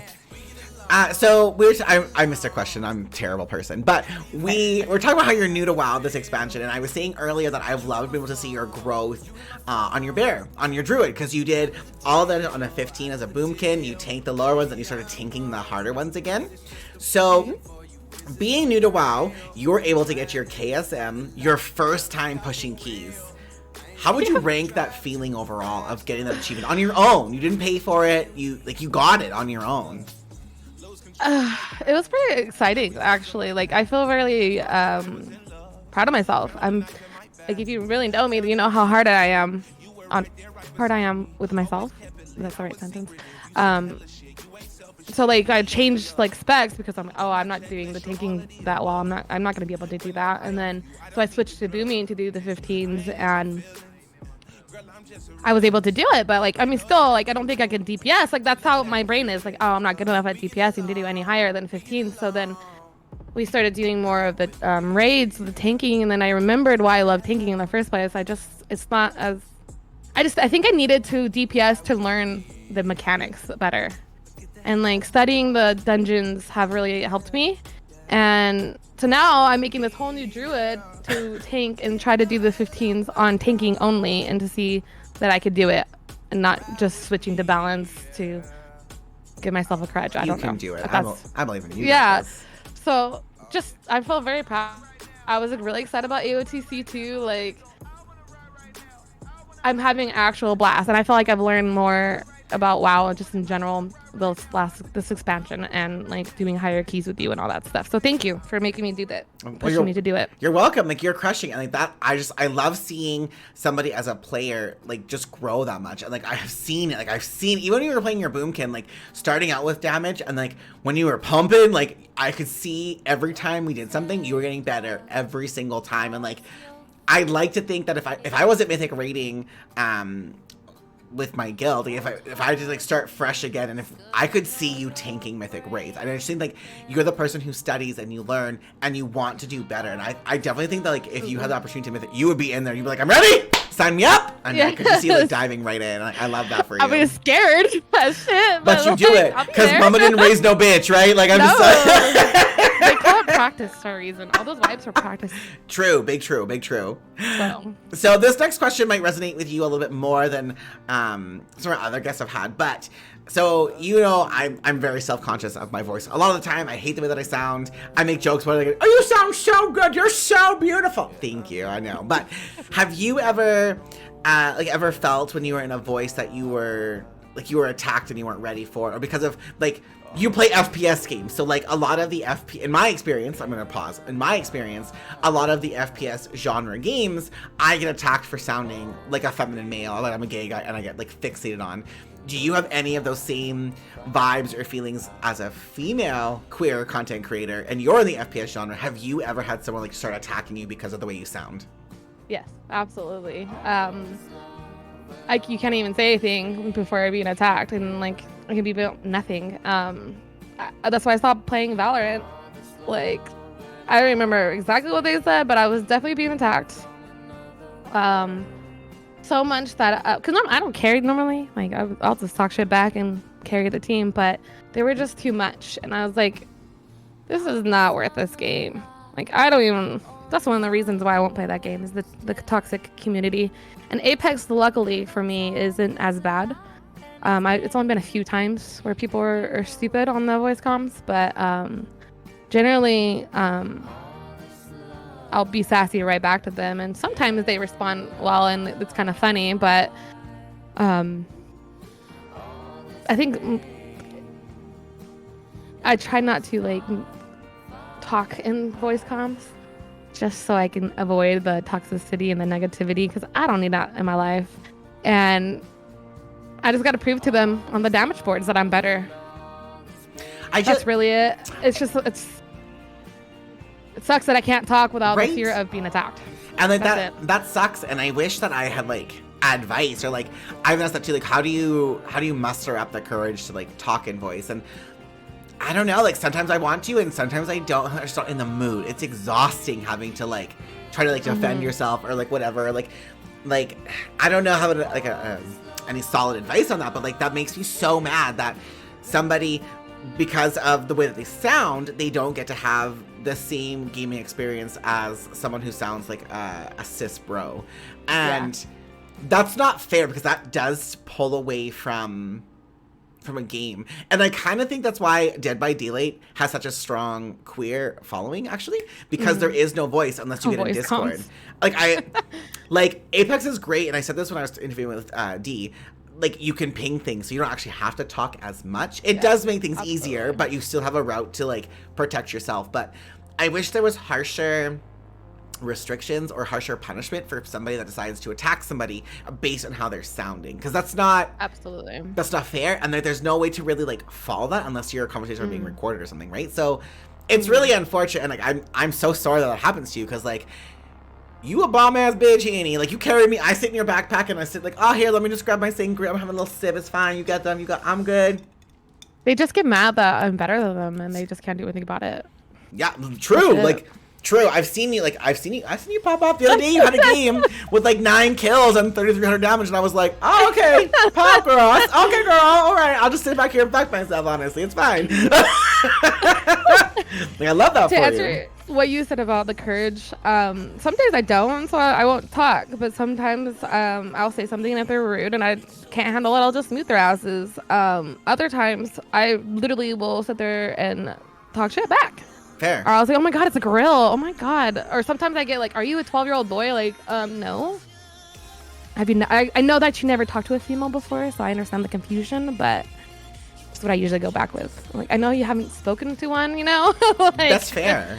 That just, it makes me, it bothers me that it's like socially acceptable in the gaming industry to like put down somebody who doesn't sound like a cis sounding man, right? Like it bothers me that that's the fallback, and that I don't think anything is being done in any game to correct that. And I think that is something that gaming companies need to recognize to protect people. Absolutely. And there shouldn't be a world where I should be used to it. Like, okay, am I going to be attacked in voice comms this time, or is it going to be fine? Like, are they going to listen to me for my opinion? 100%. Are they going to explain to me how to play this game? Are they going to mansplain to me how to rotate? Yeah. Fucking, I'll show you how to rotate. Rotate on this motherfucker! Oh! Yeah. That's Dylan just said in chat, that is definitely a problem, being used to it. And 100%, like, you should never be used to any kind of verbal abuse, mental abuse, physical abuse. You should never be used to it. So, like, I like to think eventually we'll get to that point where you don't have to be used to being talked down to. Like, that should happen. Like, nobody should be talked down to for playing a video game. No. Like, we're all just sitting here, having a beverage, having some snacks, and playing a video game. You know, that's what we're doing. So, like, calm down, right? Like, why we have to bring anything into it? Like, can we just not have fun? Period.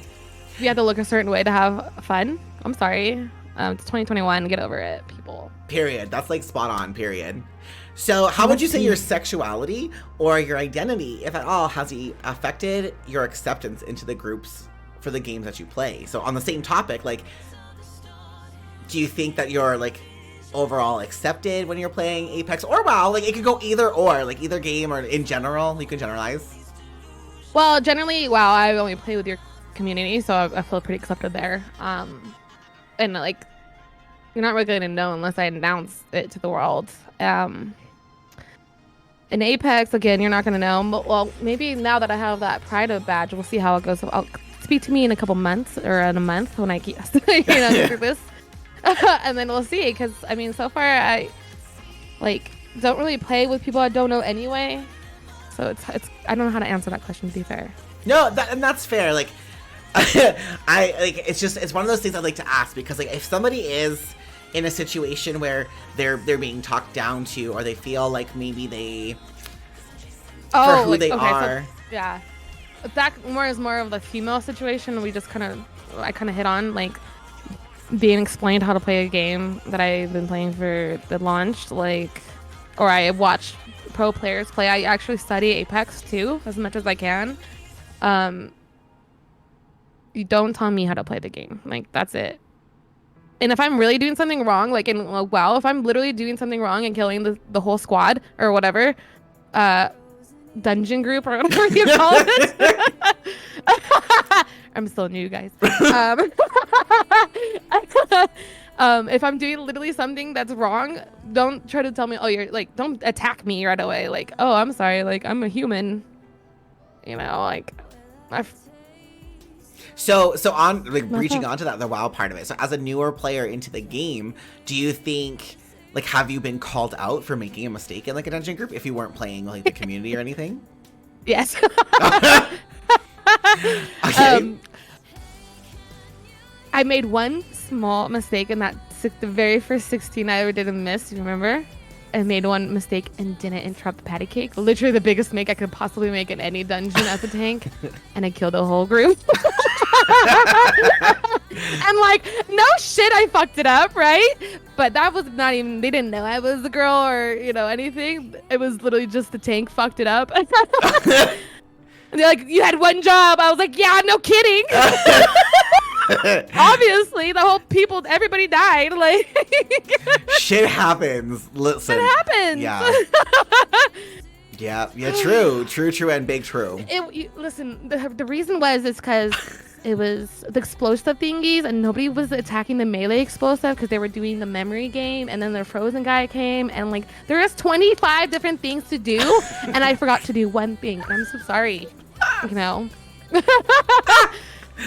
Fair. That's fair. It was stressful.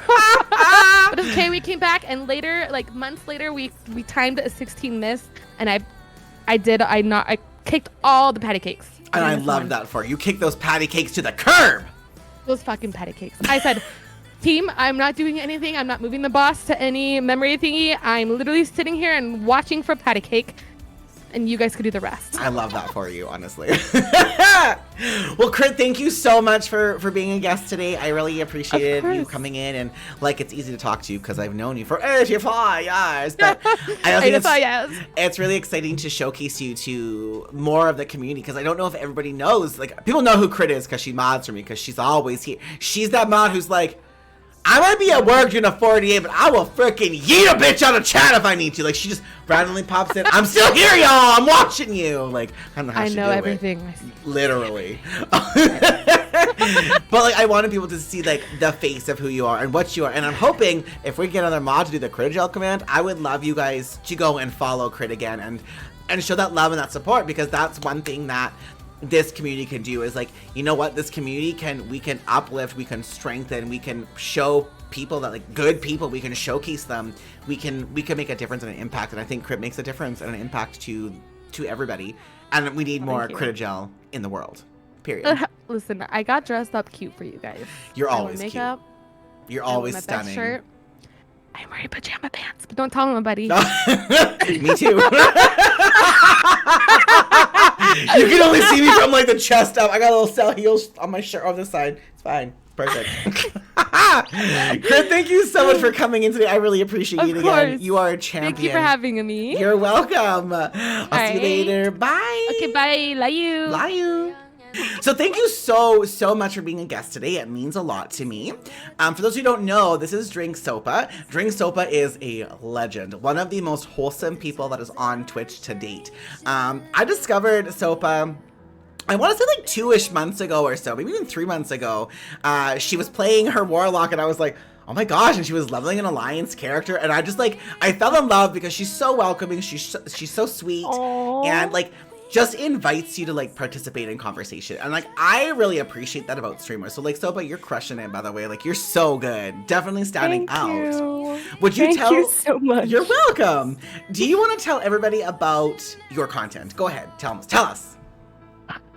My content. I feel it's difficult for me to like put it all into words because I've been on a break for a little bit now. I got a new puppy, so all my energy has been focused on training her, making sure that she can be the best Rottweiler she can be one day. Um, so I would say that my content is I would say that we're relaxing, right? Right? But at the same time, there's different flavors. You know, sometimes we can be a little rowdy too. So I would say that overall, we kind of have like a nice chill vibe because usually I don't know exactly what I'm doing. I just kind of like the game to take me, you know? I love that and that's for just you. kind of how we hang out. I love that. I love the puppy talk too. I love dogs so much. And I love that you just kind of go with the game because sometimes you have to just vibe, right? If you're not vibing, then what are you doing? I love that for you. So I really can say I'm not the best at games, but you know. listen, I've seen you have some amazing Overwatch plays. I'm just saying, I've seen the healing help, and I've been like, oh, let me get a pen because I'm really old. I gotta write shit out. I can't do the whole notepad stuff. So I get a pen. I make some notes for like whenever I go back to Overwatch. I'm ready for it. Yes, I'm so excited for you to come back. I'll be here. I'm ready. So I stream primarily World of Warcraft, as you're aware, because I believe that representation needs to be had in the gaming industry, especially for marginalized people. So I love WoW, and I love Azeroth, and we just did a Pride March within Azeroth in the major cities in-game to show that we are all loved and valid and that we exist 365 days of the year. And I love that for us. We did it across EU and NA, and I'm super excited about that. So that's like my message I want to really show for content creating is that our existence matters and marginalized people, they matter. And I want to uplift different marginalized groups and their voices because we're here all the time. But what made you decide that you want to do content creating? I went through a bit of a hermit mode, if you will. I kind of, one year just kind of stayed in my house and was secluded and was kind of like figuring out my life, like kind of figuring out what the fuck I wanted. Sorry, am I allowed to curse? You swear, you're can't- good. You're totally good. Yeah. Okay. Sorry guys. So I was getting my life together and I realized that being like alone and isolated for so long made me really shy.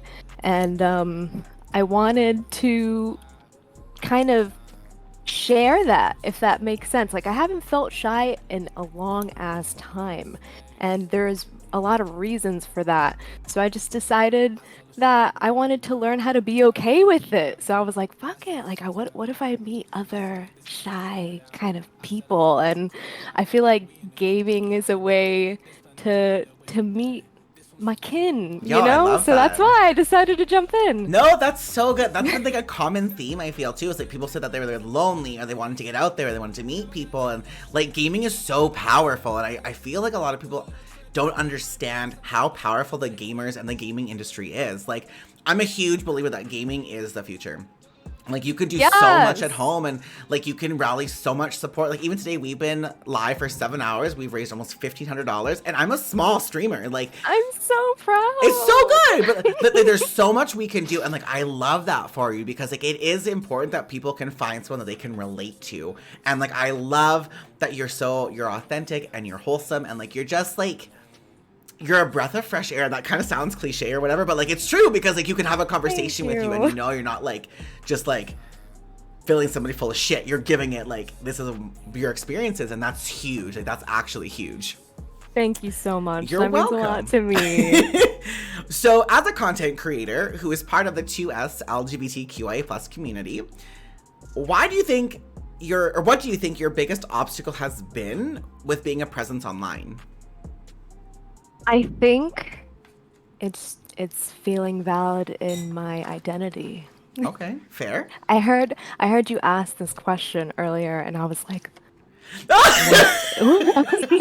what is my biggest challenge? You know, what is it? And that was the first thing that came to mind because this is the first time I get to be a part of talking about my identity like this. Like I don't know how to I talk about it with my friends, but I've never officially come out and things like that. So I just think that it's feeling worthy of my title, if that makes sense. Like, I think it's because I am a bisexual woman in a hetero relationship, and I'm like, I don't. Is someone gonna be like, gay card? Like, show me it. Like that kind of. I don't know. It made me hesitant to put the LGBTQIA plus tag on Twitch, but then I sat here and realized, like, I'm gay. Like, No, that's true. Like I just bi-erasure. have to. Well, and bi-erasure is it's so strong in the LGBTQI plus community, which I think it's really unfortunate because like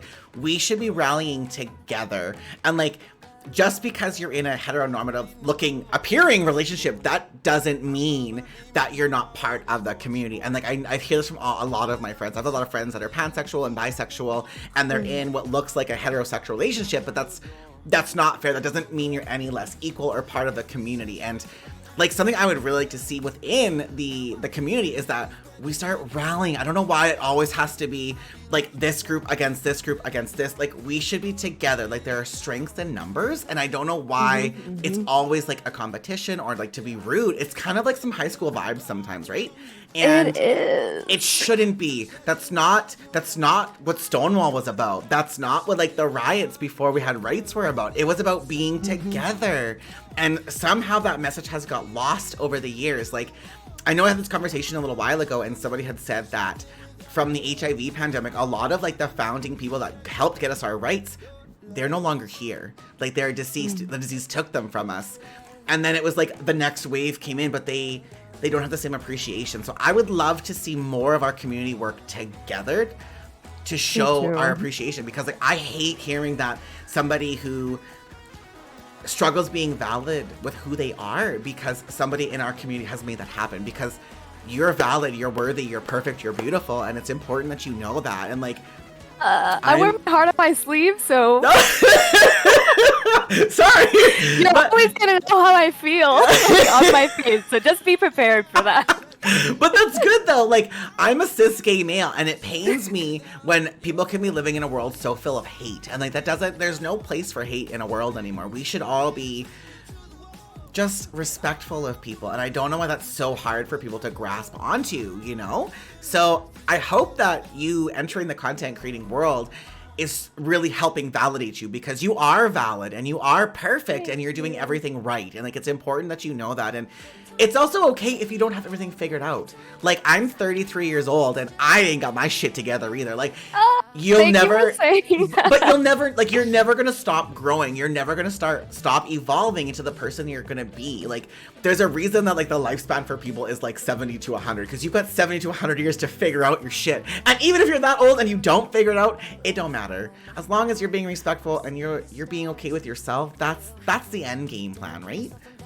Yes. I love this conversation. Well, and these conversations need to happen. I think that people need to be more open with talking about this, because people don't, and then they feel like they're alone in this little bubble, and that's not fair to them. And like that ties in with mental health, and mental health is so important. And I keep saying this because like there are a lot of mental health issues that affect specifically a lot of the LGBTQI plus content people and real people that aren't being talked about. And it's okay to talk about your feelings. It's okay to talk about if you're struggling. It's okay to find someone to talk to. Like that's all so valid. So let's go back a little lighter conversation for a second. So you're fairly new to World of Warcraft. So as a new player, how have your interactions been within the WoW community? They've been very varied. Mostly really good interactions, not gonna lie. Like I started playing in 2019, summer of 2019, but I started playing on a private server, so I wasn't on Blizzard yet. I had no idea what the hell Blizzard was. So it took me a while to eventually get onto Blizzard, and it started last year. I jumped on last year, and that's when I started getting more online interactions. One specific time, I got kicked out of a dungeon. Oh no. And it hurt my feelings. But I kind of deserved it. Like, I'm not gonna lie, I deserved it. Like, I had no idea what the mechanics were for a certain boss. It's the starts with an N. Necrotic Wake? No. I'm pretty sure it's like a Draenei dungeon. I can't remember what it's called. Either way, I didn't know the mechanics. I also fell off a platform and got stuck, and I couldn't get back up, and so I obviously had to throw myself off the platform and had to res back, and I had no idea how to get to the team, and I was like, hey guys, Oh no. anyone want to help me? And they just booted me. Oh. They booted me. They didn't talk shit to me, which was nice. They just kind of kicked me out. But yeah, that was the only kind of bad interaction I had. Usually people are just silly with me, you know? They just run around naked or That works, honestly. just start showing off their mouths. Yeah, that's usually my interactions. Well, that's good. I'm sorry about like the being removed from a group, and I hope that now that there's like the new player guides you can have, like you can sign up and be like a mentor in the game. I hope that helps people like figure out some of the dungeon stuff, because I don't think anybody should ever be like yeeted, and I'm sorry that happened to you. I do want to jump in and say, Val, thank you for your $20 donation to the charity. That's awesome of you. Thank you so much. And Queen Cream Puff, thank you for the host. I appreciate it. But that's really good. I'm glad to hear that, because I do have some friends that have tried playing WoW and they had awful interactions. I had somebody that joined in to heal and they couldn't heal through the trash, and people started yelling at them and calling them names, and like that part of WoW I feel resonates with a lot of people, and that's really unfortunate because there are some really wonderful people you can come across in WoW, and then there's some others and you're just going, what the hell's your mother? Like, what are you doing? Oh, I've had a lot of friends tell me that kind of thing, that they kind of fell off because they didn't have a group of friends to play through, and they just had to play with people they didn't know, and they end up getting bullied. Like, just for playing a game. And I hate that happens, that people think about that, because it's like, it's a great game and it's a great place to be and like build these relationships. But if you have that bad encounter, it definitely sits with people for a really long time. Yeah. Right? So since you're new to WoW and you're playing WoW and you're having a great time, are you Horde or Alliance, and what is the reason why you picked which side? I am Horde, and the only reason why is because I need a little chaos in my life. I love that. That's perfect. Honestly, I'm here for it. So, if you could tell your younger self something, what would it be? I was listening to another interview earlier, and I'm going to steal their answer. And it's that it's okay to be your full self, your full authentic self. Like, that is something that I wish. I mean, it's not that anyone told me to be someone else, you know, to like shrink yourself down. No one told me water yourself down to make other people comfortable, but like I did it, you know, in order to navigate a space that I felt unsafe. And I do feel like I wish I could tell my younger self, like, you're safe always, like you don't have to worry about this. But hey, I don't know.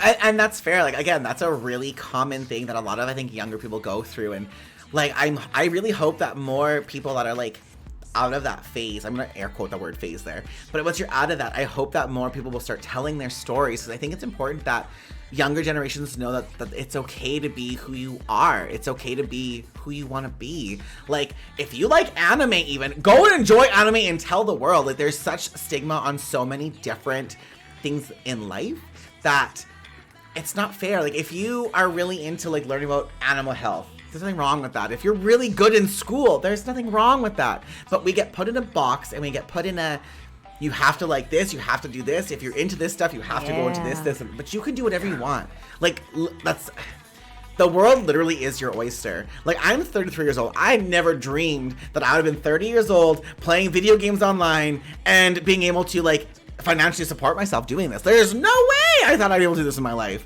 I love that. You get put in this box that tells you can't do that. Right? And like, I think if there needs to be a better message, a more positive message for people saying you can do what you want, you just gotta set out to do it. And it's hard work. Like, nothing's given, nothing in life is free. Like, you have to put in work, right? Like, you need to be able to get out there and say, hey, I'm gonna try this today. And you have to try it, and you've gotta be adamant at it. You have to have the audacity. Yes. Like 100%, 110%. So I'm going to ask a question, and I'm asking you this because I really think that you are an inspiration. Are you ready? You Okay, are. I'm ready. And I want to know your experience. I want to learn it better. So, as a member of the BIPOC community, do you feel like you get pushback on your cosplay choices? I have not been told by someone you cannot do this, but I feel the invisible boundaries of it, if that makes sense. Sure. Like, I feel where the line is, and I can feel like if I'm gonna post this, something could happen. Something, you know, I could get a certain reaction. But at this point in my life, I think I have enough support and feel that I am confident in my own voice to ask for help from my support system. If anything were to actually make me feel like I couldn't do something, like I couldn't actually do this cosplay. Plus, let's just face the facts. I'm also extremely light-skinned, so I don't have people being like, you can't do that cosplay, because like to some people, I'm just the color of sand, and it's whatever to them, you know? So, as someone who is Caribbean, like, yes, I do feel the stigma of like the people who want to like tear us down, but I do know that I don't get the bulk of that hate because of the lightness of my skin. Sure. You know? Well, I hope that you know that I'm always in your corner, and like you are perfect in every single way. So like, Thank you. I've always Thank got your you. back if you ever need it. Like there's 200 and some people here that will always have your back. So don't ever feel like you're alone, and like you can do anything. You are perfect, and I hope that you never feel like you're stuck in a box. You can do whatever you want, and I will always support you. I feel the support. Thank you. Thank you so much. You're Thank you so welcome. much for bringing me here. I really appreciate it. You deserve to be. Like, have you seen your content? Have you seen your content? Have you watched it before? Have you seen it in your clip? Like, you have such a vibe.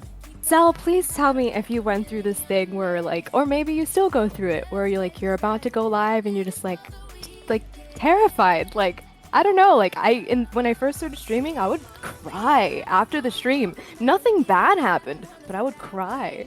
Like, I feel so awkward. I feel so this, that. Like, I don't know. I don't know if it's just me. It's not. So, for me, I feel like I've had a lot of rejection from my streaming. I've applied for partner 3 times, and I have been declined 3 times. So, for me, I get put in these weird, like, my mods are going to be like, oh my god, so, because they're going to know. But for me, I went from streaming Get his ass. Literally, I went from streaming to have fun, though, and, like, just to, like, show us a safe space for people.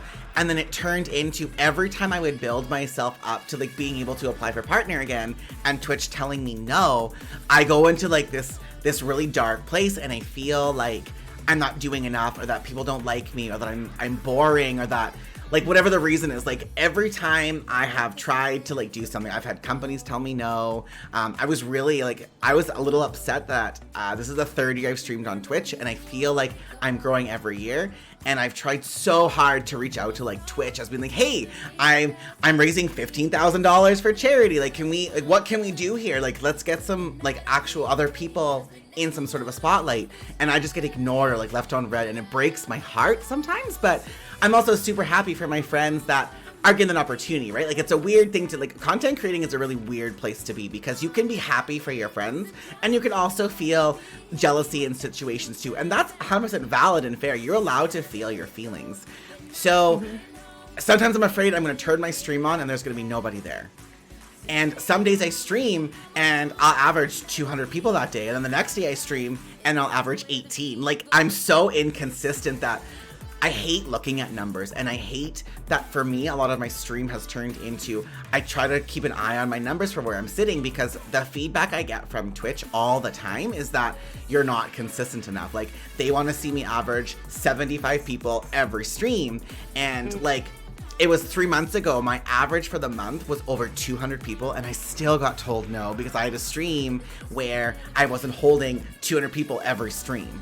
So like, it's just like, you get so close and then they tell no, and then you get so close again and they tell you no, and like, it hurts. And Yeah. so I think that it's also healthy to talk about that. Like, so as soon as that shit happens, I'm like, Mods, I'm not good enough, I don't want to do this anymore, what's happening with my life? And they're like, Sal, take a breath, we're going to try again. But it's just like, I'm very fortunate. I have amazing mods in my corner, and when I'm feeling bad about myself, they're like, take a break, take a breath, like, we're doing great. Literally, like, I have such an incredible mod team, and I think that's one thing I would tell anybody who is starting out or they're starting with their stream, is have mods that you can be yourself with, and you can have those insecurity conversations with, because if you keep those bottled up, you're gonna not want to leave your room. And I've changed. So like, I said this to you, like, I'm tired of being told no for everything, and I'm trying to go back into where I'm just having fun. So I've started streaming a little bit of Apex Legends again, and my numbers aren't the same as where they should be with WoW, but I keep saying this, Apex has such a strong diversity and inclusion. There's different everything. Like, it's not. I want to try it out. It's so good, and it's free. Like, it's such a great platform, and I keep talking about it, and I keep circling back to it, because every time I start to do it, and then I feel bad because we shifted numbers, and then I'm like, okay, we'll do this instead then. But like, I don't want to be a streamer that is stuck on staring at a number. And then when I turn off my numbers, somebody always tells me at some point in the stream, oh my god, you have this many people watching you. And I'm just like, can we not do that? Because then I get like butterflies and anxiety. But I feel like that's just part of streaming. I have been told that once you're a partner, you can kind of breathe a little bit, because you're not as fixated, because they can't take partner away unless you do something or say something that is bad, right? But as long as you're being comfortable with yourself, and you're being true to yourself, and you're making an impact, I think that's what matters. I'm like, I know that I am making an impact somewhere. I know that people have said, like, Sal, you're doing great things. And I think the anxiety of going live or turning off your stream or knowing when to, that doesn't matter. As long, if you can change and if you can make one person have a better day, that's worth it for me. And like I said the other day, I might not be a partnered streamer, but I have been able to uplift different marginalized groups not being a partner. So a partner doesn't mean shit to me anymore. What matters to me is that I'm doing my best to make a difference. And I think. So sorry. Why are you sorry? Sylvanas is like yipping in the background. Oh, we didn't hear a thing. You're perfect. Sorry, no, you're totally good. You're good. You're totally perfect. I'm gonna go on a tangent here. Like, whoa, pull me back in. This isn't my interview. No. Not at all. I'm like, oh my god, my dog's not stopping. Yo, we love dogs here. Trust me, we love it.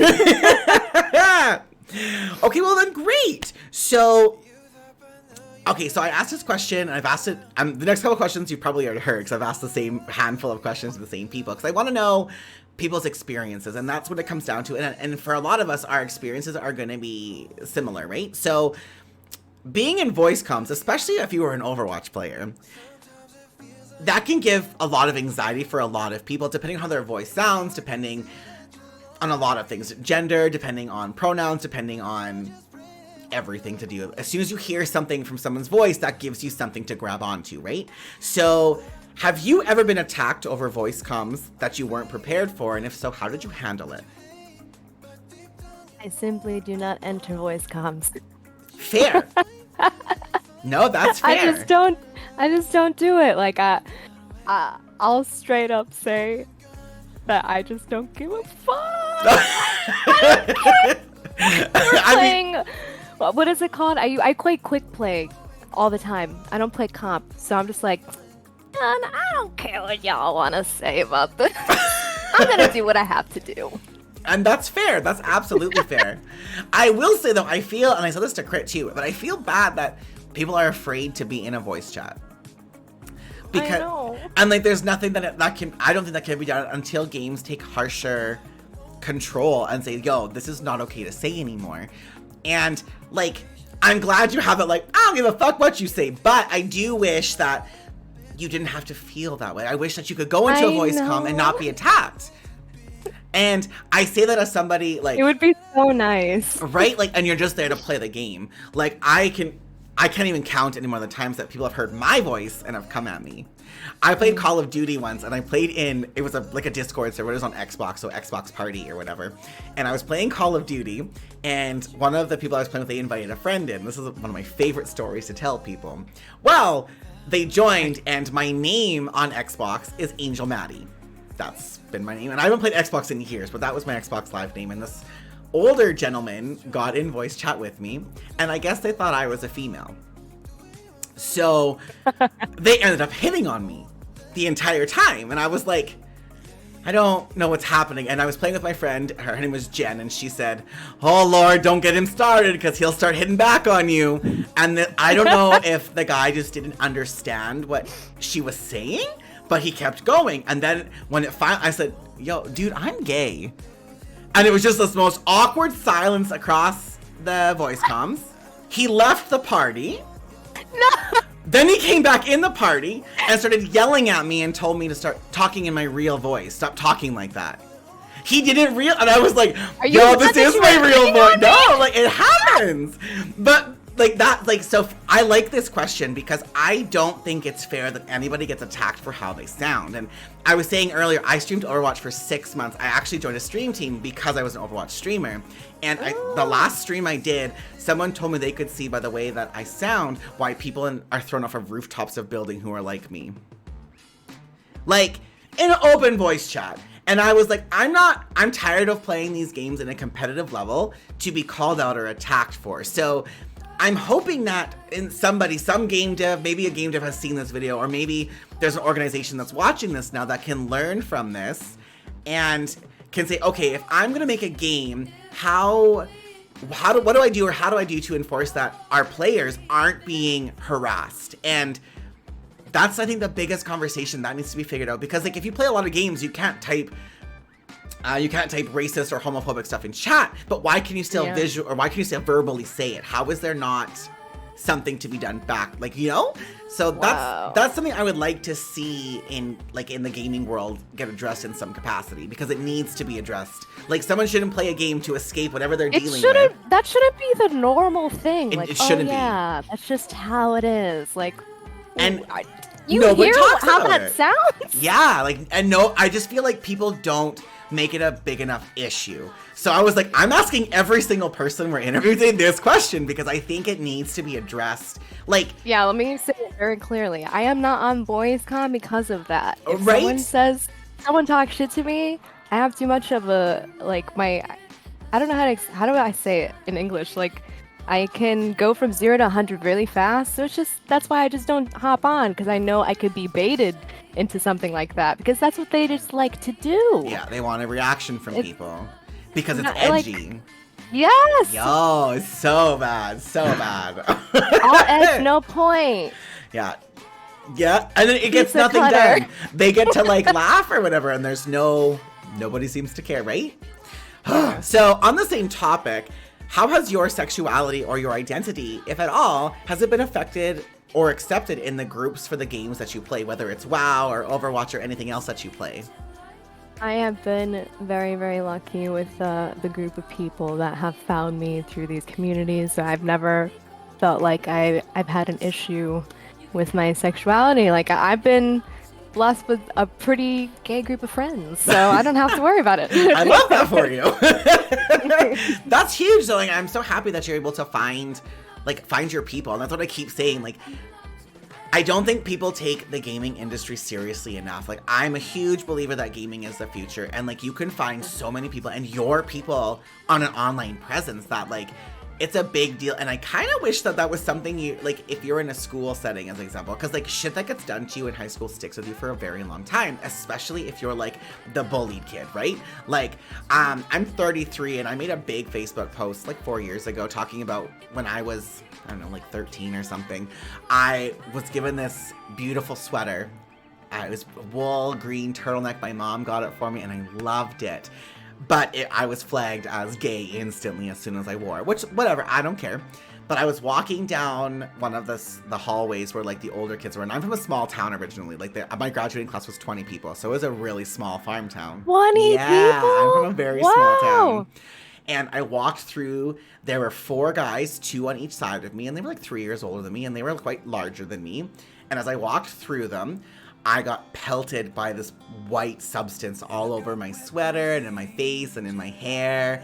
And I remember walking in that moment when this stuff hit me, and I just kept saying, men don't cry, men don't cry, men don't cry. I just kept walking as I was getting pelted by this white substance. And I went down to the office and I walked in, and there was a secretary that looked at me, and I just said, I need you to call my sister to the office.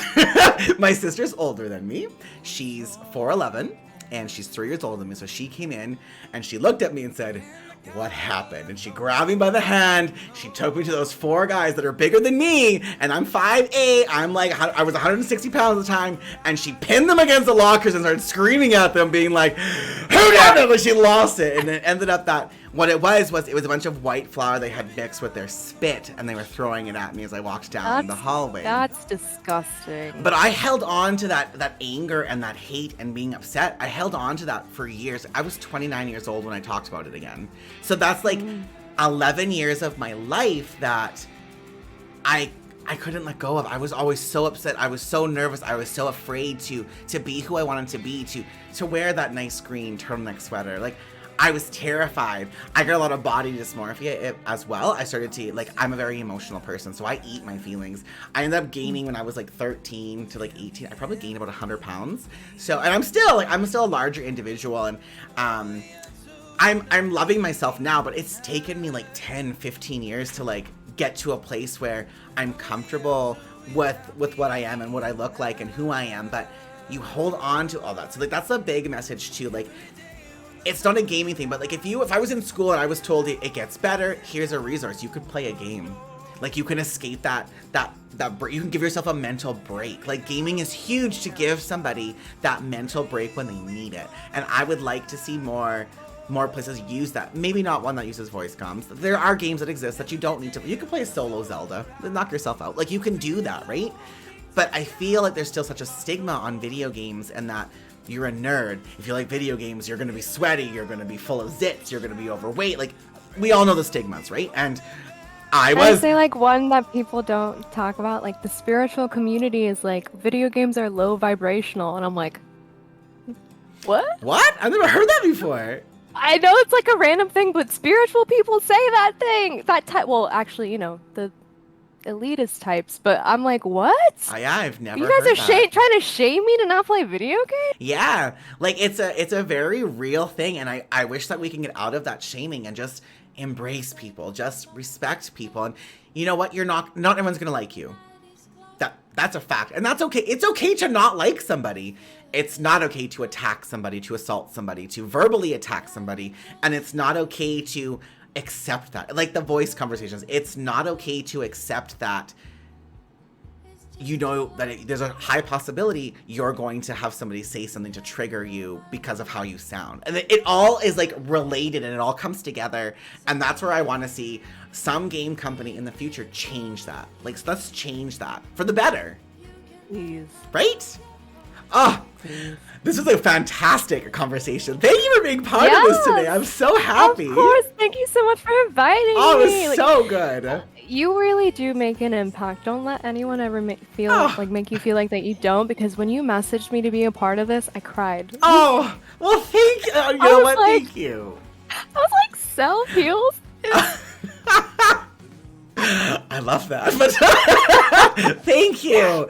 You know, and that does mean a lot to me, because I definitely have had those moments where I was like, I don't know if it's worth what I'm doing anymore. Like, it gets to you after a while, and that's what rejection does regardless, right? But thank you so much for coming out, being a part of this, sharing your wisdom and your insights. Like, that's huge. And you guys, if you're not following Drink Sopa, please go and do so. She said she's on a break right now, but trust me, one of the most wholesome people you will come across on this platform. Like, so good to watch and to chill. You're welcome. Like, own it, take those compliments and be like, yes, I am a bad bitch. Say, yeah, you're allowed to be that bad bitch, because like, you're so good. And like, I see, like, when you're back to stream, when you're done on your break, you're gonna go places, and it's important you realize that you have what it takes, and you're gonna do it, and you're gonna be that badass, and you're gonna crush it. I can tell. I can tell. Thank you. You're welcome. All right, well, that's gonna be for this interview. But thank you so much for coming on and chatting with us. You are perfect in every single way. You are valid. You're beautiful. You're loved, and I'm so happy that we got to have this conversation. Me too. Love y'all. Bye. Thank you so much. Thank you. For those who don't know, the famous Will Powered. Will is a pansexual streamer who had a focus on Dead by Daylight, but they have switched into classic World of Warcraft, and we're really excited for this adventure into the classic world. And it's so true. Mods, can I get a Will command in chat, please? You guys, Will does a lot of late night streams, early mornings, actually kind of all over the place right now too, which I love. I mean, I'm here for it because you're here all the time. Will plays a paladin you're leveling right now. I think you also play a rogue in classic. And is that your primary two? Is just the rogue and the paladin? Yeah, I have a project I'm going where I'm leveling one of each class because I'm really nuts, honestly. But yeah, that's where we're going right now. So I don't know what I'm maining in classic. Everyone else is like, I'm maining this thing. And I'm just like, I'm playing all of these classes because I can't decide. That's a lot. So I'm... literally, I took every single Blood Elf class from all of Eversong Woods the other day, so I have every single Blood Elf class done with Eversong Woods, and I'm doing every single one on Ghostlands now. So I'm crazy. So. Wow. You know, I don't have anything. I was trying to play classic today. I don't know if you were there or I not. saw. So I did. I killed 2 spiders. We can both tell Tuna that you played for 2 hours, right? It wasn't 2 hours. No. Well, we're saying that. Oh, yeah, we're gonna lie. Yeah, we're telling Tuna, because literally every time Tuna talks, we're like, so, we're on classic. And I'm like, oh, I was. Listen, I don't know how you guys do. I'm just like, I'm tired of, like, one mob and I'm and have no health. Like, that's just my life at this point, honestly. Boost leveling is not easy in classic, and not in my opinion. So, and it's holy, so it's really not fun. I got a dungeon. I mean, you'll go down. There's a little in the tree where you can get better smites and holy fires. So if you get to there, then you're golden. Perfect. Right now we're pumping it into the wand damage and praying. Which is smart. So you basically want to do like a Shadow Word Pain, do a Mind Blast, and then wand, and then you're conserving mana so you can keep pumping those mobs 1-to-1, you know? True, and I'm also doing that thing so like if I get hit, it doesn't interrupt me, like a 35% chance. So like I got the leveling build started, but like 45 minutes a level? I saw your played. I'm like, yo, I feel like I'm not even leveling slow. I feel like it's just... The thing is, but you are smart. You need to conserve your mana so then you can keep going. So if you Shadow Word Death and you Mind Blast and you Smite and you Holy Fire, then all your mana just went away. So just do like 2 spells, then Wand, and you're good. And you have Wand specialization. Wand, bitch. Wand, bit every time. That's like my mob life, basically. Well, for those who don't know, well, yes, I said he's was a DBD switching to WoW Classic, and we love that. We love the representation. He is a pansexual male. We also love that representation as well. He's perfect in every single way. Will was also a really big advocate for the trans tag, and I'm giving you a special shout out for that because since I've known you, you've always been preaching and screaming trans tag when, and now it's here. So like, I love that for you. And for everyone else, also not just Will, but for everyone else who has the ability to use that tag, like it's a good move. It's finally here, and I hope that everyone has like that like yes, finally, like that's the community that we need. So it feels like a really good victory. Absolutely, we have many battles to face and fight, but we won a battle, and we're definitely in celebratory period right now. So. It's huge. So thank you so much for being a guest on the show today. I really appreciate that. I'm trying very hard today to get different people in across the rainbow, across diversity, and like you are just like a guaranteed fit. You've also been a guest for me before for our roundtables, and you've always been a fan favorite, the William, the WoW husband, and we love that for you. So as you know, I stream World of Warcraft primarily. Shocker, I know. And I really try to bring that representation for the LGBTQIS plus community, and I think that representation matters everywhere. And we did our Azeroth Pride March today, which was a huge success, and we're also raising money for the Rainbow Railroad, and we're almost at $1,500, which I think is absolutely incredible. They are great, and I love it. So, with that in mind, what made you decide that you want to do content creating, and what made you want to switch from DBD to Classic WoW? What was like the Oh a no, switch you for really want to get into it today. you really went there. Oh, okay. We start out strong. Yeah, I'll go with the first one's easiest. So obviously, like a lot of people, I started 5 years ago, and I started for mental health because I don't go out very much. I go to the gym 5 days a week, and I work and I play games. So I just wanted to connect with people, and I didn't grow up with any LGBT individuals in my life, so I really wanted to connect on that level with people because I felt like I had internalized homophobia as well. Not necessarily like it wasn't like anything crazy, but like I felt like I needed examples of people in my life that were LGBT because I grew up in like a town like yours. Mine wasn't 20 people. I had a couple hundred people in my town, but you know, looking back, most like I'm in the Facebook group as a lot of people are in small towns, and like they're all just cis white conservative people that vote for Trump. So I really didn't have much of a background of LGBT individuals. So when I joined Twitch, it was very important to me to connect with people on an authentic and genuine level. And which brings me into why I left DBD and why I play WoW now. So I mostly play WoW now on stream. I do play DBD off stream, but I play WoW mostly on stream because it's very relaxing for me. But I did leave the initial community in DBD because, unfortunately, a lot of people in Twitch in the LGBT category do preach inclusivity, but they're actually not inclusive at all. So they'll say that they're an inclusive, and we're like, oh yeah, I'm gay and I love LGBT individuals, blah blah, and like it's only an inclusive space for cis white gay males or other cis white gay men, which is not an inclusive space. It may be a quote unquote safe space in some ways, but it's not an inclusive space. So when you gear your streams for just other gay men, that's not an inclusive space for the entire spectrum of the LGBT category.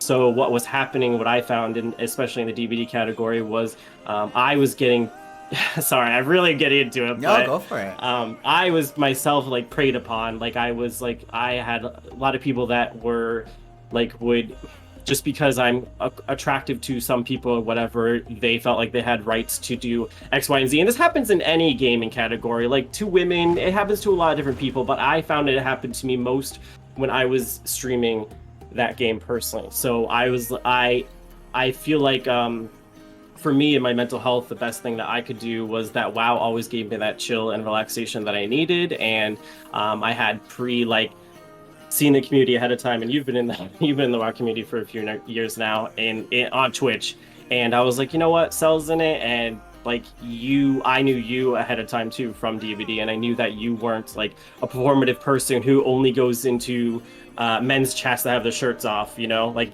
I never see you in those chats like at all. That's great. Like, and I do my research. You best believe I'm watching who people are watching because I cross my T's and dot my I's to see who you're supporting. But that's just because whatever. But like, so I went into WoW category, and then I met people like you, or I didn't meet you. I met you beforehand. I met someone like Tuna, who now I play classic WoW exclusively, not with, but like I play that, so we have that in common. Senpai, and you know, even people like Crit, obviously, that now play because of you. So I find that the WoW category, in especially streaming Twitch, is so much more diverse and less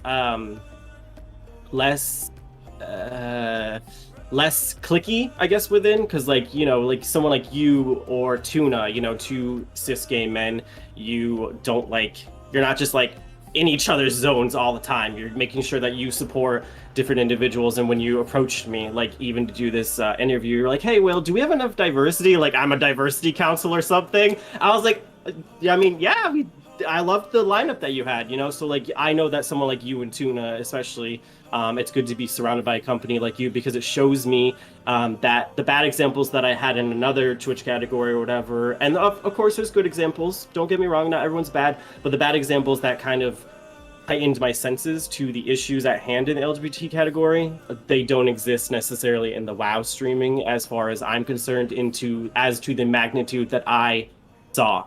So apologies to get really heavy, but that's that. No, and that's fair. Like, we've had conversations before, and I've had conversations with other content creators too, and like I'm a firm believer. If like you had mentioned, like people that are wearing to have their shirts off and stuff, if you can use your body and if that's what you want to do, I support that and like go for it.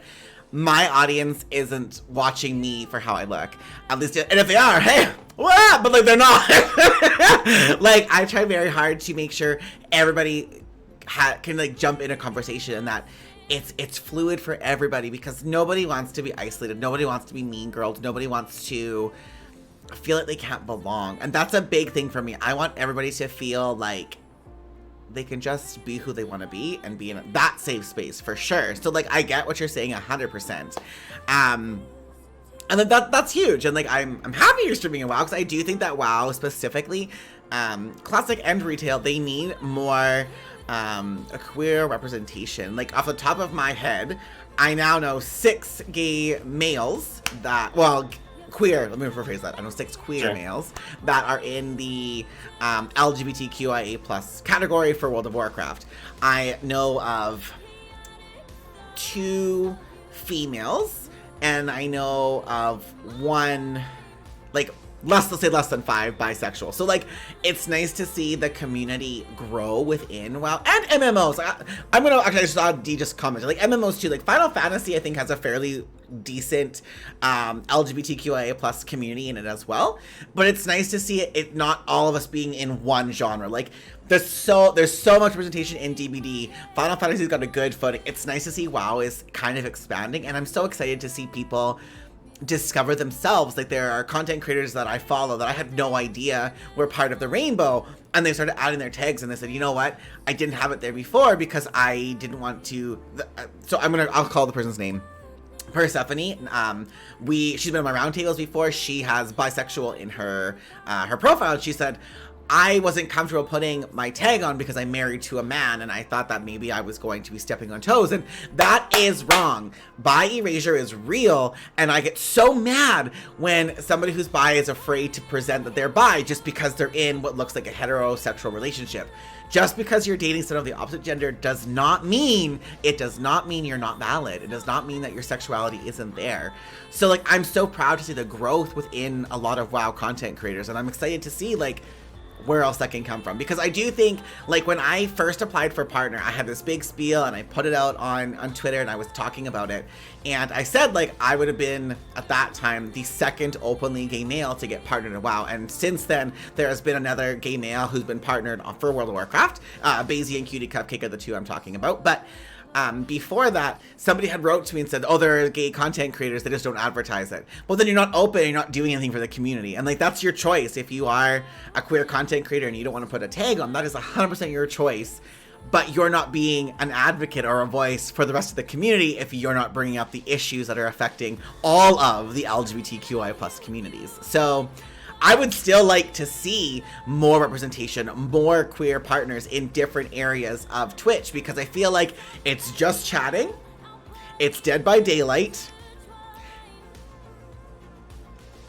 and the occasional Overwatch maybe? Like I would just like to see more, and I think that like queer people are in this space. We are present, we're out here, and I want to see some more recognition happen outside of just Pride Month. Because we exist all the time, not just in June, where somebody can put on a rainbow cover photo to show their support, and then as soon as July the 1st happens, everything's back to, air quoting here, the norm. So like, I would like to see more of that happen for sure. So as a content creator who is part of the 2S LGBTQIA plus community, what do you think your biggest obstacle has been with being a presence online? I heard all these questions today too, and I was like, I'm gonna prepare a little, and I literally am like, I still don't know how to answer this question. But for me, actually, I'd probably say it's within the community, and that's the thing that kind of differs about me more so than some other people. I feel like we all have battles in some way that we fight, or wars to win, quote unquote, and mine is within the community. So I like to bring a lot of attention to how the community divides itself and how it's mostly divided by gay men, unfortunately. So I talk a lot about those things, and I've lost like a lot of, I'm not gonna say friendships, because friend is a very hard term for me. It's like you have to cement yourself into friendship for me after like years. Like it's not something I just call people. So I'm going to say a lot of acquaintances. So I'm going to say I've lost a lot of acquaintances for just having my voice be louder about these issues, like what I was talking to you about in the Dead by Daylight community. Like, it seems that sometimes the only way that you're relevant is if you're a gay man that likes drag show, and so you have to like drag and you're with these people and you're a clique there. So for me, the challenge is to it's not challenging necessarily, but I'm like always authentically and genuinely myself. Like, I can't even make a TikTok or YouTube video because it would require like reading from a script kind of. And like, even when I've done a promo video for you, like I tell you, I'm like, it literally took me 17 bajillion tries to like say this line because I like, I'm such an unscripted person. So it's challenging because I have to bring awareness as to how the community in of itself is divided. Like, yes, the cis hets may get us and may not get us. My job isn't to make them get us. I find that it's more so my calling to bring awareness to issues within the community. Like you said, bi erasure, which I've dealt with my whole life, especially with gay men mostly, sorry. So it's very unfortunate that issues within the community exist in a sense of like whatever. So I like to bring awareness to that, but that awareness gets me very unpopular as to what I previously, people who thought they knew me back in the day on Twitch or something, but nowadays, like, it's very obvious like what certain people's contents and what they stand for is, and my content that calls people out on being like not as supportive or not as inclusive as they could or should be, it gets a lot of like backlash, I guess they'd say. So it's difficult because I don't just follow a crowd. I do my own thing. As you said, I like represented the trans tag very well. My really good friend Mistress, and was such a good inspiration, and like I draw so much inspiration from our trans brothers and sisters. Like it makes me like really sad inside that like the stuff that they go through every day, and how many unjust murders and stuff that they go through every day, and they're never solved. Like police cases just thrown out, like, oh, this person trans, bye. And so it's like so sad that like when, again, going back around that, like in the community you can claim to be so supportive and caring of a person, but then like what trans streamers do you follow? What trans individuals do you go on in their streams or Instagram or Twitter, whatever? So like saying you support something and actually supporting it are different things. And of course everyone has different definitions of support, and you always have to make sure what support is to someone. But I have a very finite way of how I view support in ways. So it's just an all around. It's difficult because I need to see like action and things put into motion for you to say like, hey, I support inclusivity or whatever. And so again, when I call out those kinds of things, when people are not as inclusive or supportive as they claim, then I get backlash over it, which I'm fine with. I deal with it, but I would just wish that people would say, and you'll probably obviously agree with this, but like I wish people, instead of like getting defensive and being like blah, blah, blah, blah, they would just be like, how could I do better? How can I make this situation? Maybe I've done something wrong. Like, look in yourself instead of getting so defensive and on the attack because you were called out. Maybe you're a little salty or like a little like uncomfortable because you were just called out, So I wish that more people would be like, what could I be doing better for this person or this community or whatever, So sorry. No, that's good. Like you bring up some really valid points, and like I do want to touch on a couple of things you said. There's nothing wrong with being a cis gay male that's into drag. I just want to like clarify. There's nothing wrong with that. Yes. And like you are allowed to have that space, and you like cater. And like if your audience is going to be to target a specific group, that's fine, but you need to also be including everybody. And that's the thing I said earlier when I had my last interview with Sopa, is that we as a community, we're lost. And I do think that like by us not supporting everybody and by like picking certain areas, like my experiences I can speak to are only of me being a gay male. I am not about to start talking about like all of the issues that are happening with bi erasure or like all of the trans issues. I will bring awareness to them, and I will direct you, and I will support and uplift my other individuals in the rainbow that directly affects. But I'm not going to start talking for somebody who is like bi or pan or trans. Like, that's not my place. I will definitely support you and uplift you though. So like, I think, like you're saying, people need to look at themselves, and they have to think, it's like if you are a straight person and you want, this is my way I'm going to compare it, because again, as my experience as a gay male, if you're a straight person and you want to be an ally to me as a gay male, do not take my voice away. Same rules apply. And like Will said, check your follow list.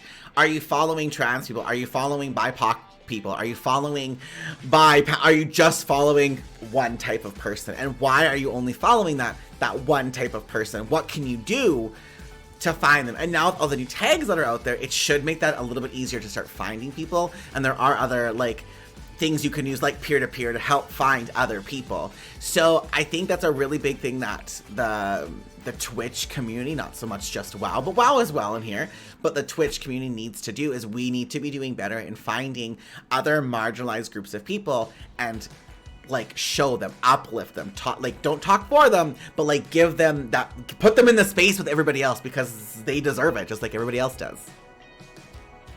100%. Okay, great. That, like, those are some big topics, and I love that, because like that's what I only have big time. You know, I can't do small talk. And that's what it needs to be though, and like that's why I wanted to have these interviews with all these different queer content creators, because I'm here to say that like we're valid, we matter, we're loved, we're beautiful, but there are problems that exist within the rainbow as well. Like, no, we're not perfect. Nobody's perfect. And every single person has room to grow. If you don't think that you don't have room to grow as a person, no matter who you are, you're wrong. Every single person has room to grow, and every single person needs to see and recognize their privilege and what they can do to help somebody else. Like, it doesn't take much to respect and help somebody else. Like, it doesn't take that much. It just takes a deep breath, take a step back, and think, what can I do? There's always something a person can do, right?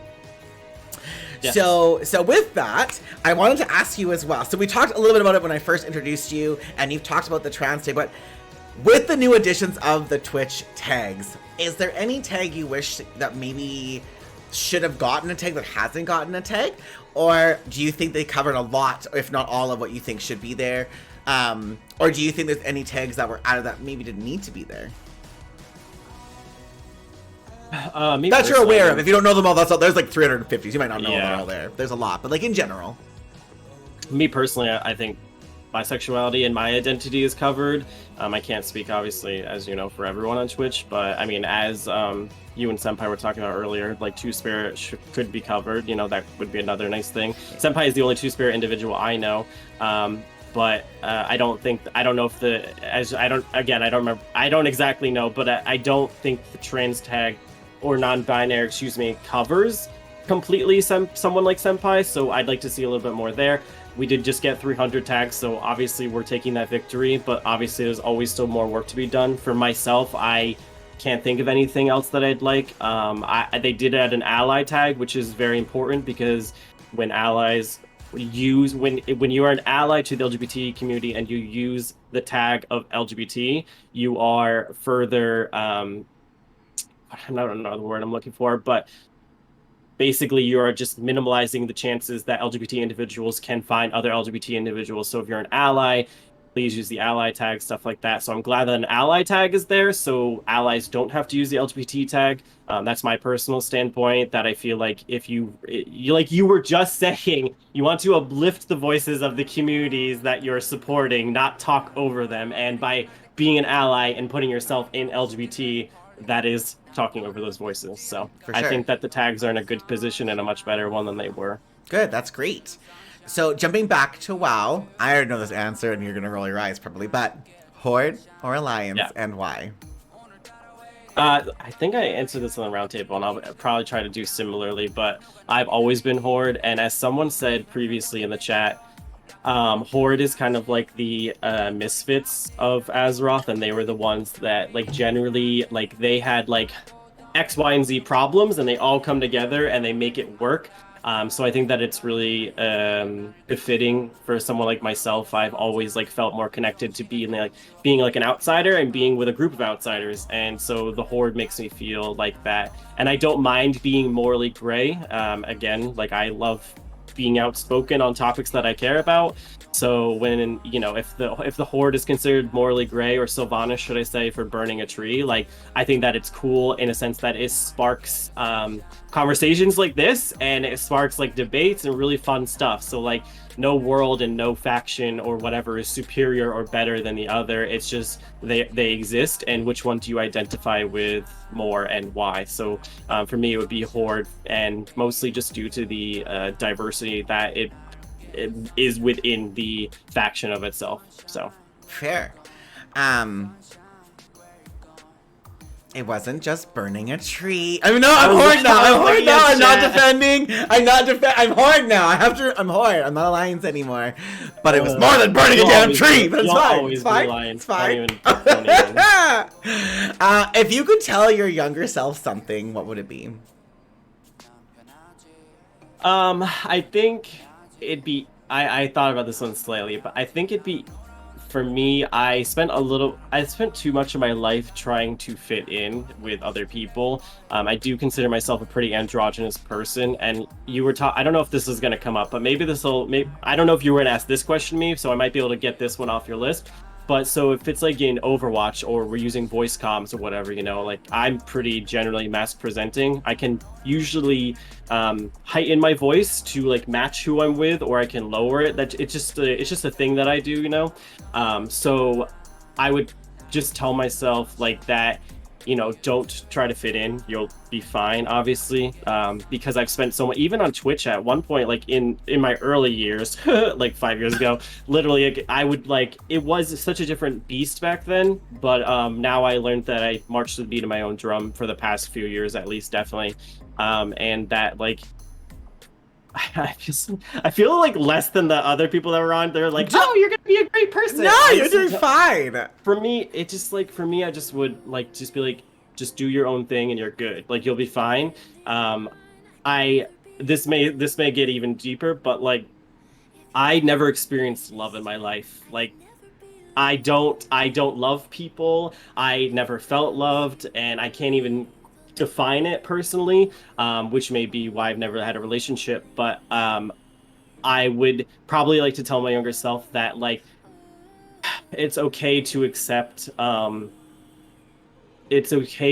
affection, and whether that be through like compliments, compassion, whatever. So like try to let people in, because I don't let people in like at all. So for me, mostly it wouldn't even deal with my identity, because my identity as far as my sexual orientation is very easy. Like, you know, gender doesn't matter to me, boom, done. But like as far as like everything else, I wish that I knew how to love myself, and I wish I knew how to love others. So I would really just like to tell myself to like observe people, learn to love people and yourself, because those are like you.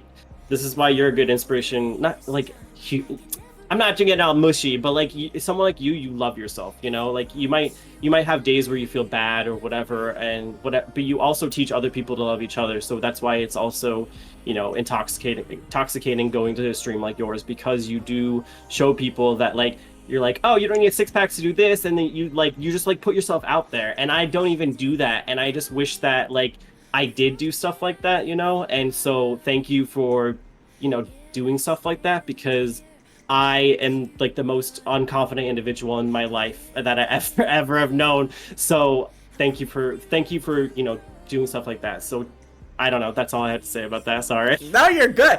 I want to piggyback on that for a second. So you said that you wish you could do more. So what do you think is stopping you from doing that? From like being more out there and putting yourself out there? Like, what is that roadblock? I think it's because do you really want to play therapist now? Yeah, I want to ask, like, what? No, because it's easy to. I think it's easy to say, like, you put yourself out there, and like you might have bad days, you might have good days, but like, I mean, I've talked to you a lot off stream before too. Like, I consider us friends, and I feel like there are times where you show that softer side of you, and there are times that you do put those walls down. So like, what do you think is stopping you from always doing that? Like, what's your roadblock? If you don't answer, you don't have to as no, well. You're good. I just don't really like I don't know. It has nothing to do with my sexuality, my identity as that. I was always grown, and I do go to therapy. So mental health check, everyone. Awesome. I haven't been to a therapist in a year, but I go to therapy. But I just wish that I think that I just consider myself a bad person because I usually go against the grain of what the majority of people think or like, you know? And so to me, I was always taught that that's a bad person. Like if you know, like saying like, I don't love my mom. Cause like I literally don't have an emotional relationship with my mother. Like I don't love my mom, saying that is like a bad thing and you're an awful person because everyone should love their mother or something like that. So it's just, I think so lowly of myself, and you know what's funny is it could have been, you know, very early on where I'm just like, I knew like coming out process for me wasn't very difficult. I was like, hey mom, I like guys and girls, boom, done. It was like when I was like 13, but I also had like an internalized hatred that I was like, I'm supposed to be only with a girl because then I need to make babies and that's what I'm supposed to do. And so if I'm with a guy, that's like, you know, so I have things that I work with on my own brain, but maybe it's from when I was younger. I don't know, but I would like to think of myself more highly. Like, you know, the things that you do, excuse me, sorry to go back to you, but like, it's just things that you do, like holding this event and stuff. It's such a great thing for people to be who they are, obviously. And so I am my genuinely authentic self, and it's good to see all these other individuals, whether you're interviewing them or whether they're in your chat or whatever, and it just shows that like so many people love themselves, like especially in the LGBT community, and they have so much to give. And like especially you, not only are you doing a financial monetary value, but you also are providing like a mental health check. So like I'm educating people what it means to be, well, myself as pan right now, but you've also educated people and have had other people educate on how or their experiences and their identities. So I would just like to, I just need to find something in me that means that I'm a good person, or that like maybe I've done, I don't know. So I'm sorry. So stop apologizing. Like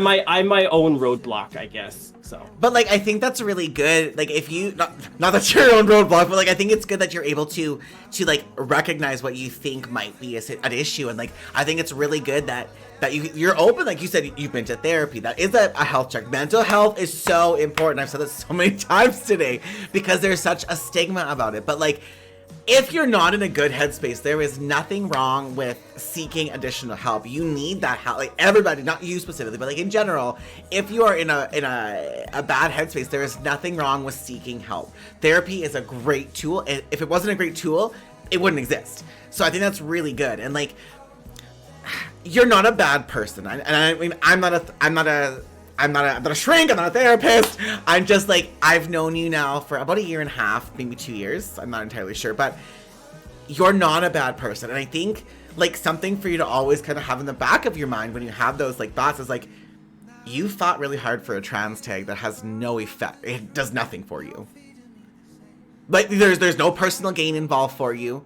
You're helping a friend. You put yourself out there for the people that you love. And like I like you mentioned Mistress, and I know who Mistress is. You love Mistress. You and Mistress are very, very tight, very good friends. And I think like that is love. And maybe you're having a hard time recognizing that, but like that is a huge thing. Like if someone is gonna bully somebody who's on the ground, who's maybe not a cis gay white male, maybe there's somebody that needs a hand, you'll go out of your way to give that hand. I've seen you do it. You've done it in your chat from DBD. You've talked about it, and you're very passionate about it, and those are really good things. And I think that is something for you to always have in the back of your mind or in your corner. And I'm not trying to make you emotional, I'm sorry, but like those are facts, and it's important that you recognize that you do a lot, and maybe it doesn't feel like you're doing a lot, but like you're putting yourself out there, you're standing up for somebody, you're being a fantastic ally and a great support group for other people. Like, how many people, when you stream and you're playing DBD, or DBD or Classic WoW, like, I've seen your community come in, hey, Will, how's it going? And they just tell you how their life is right away.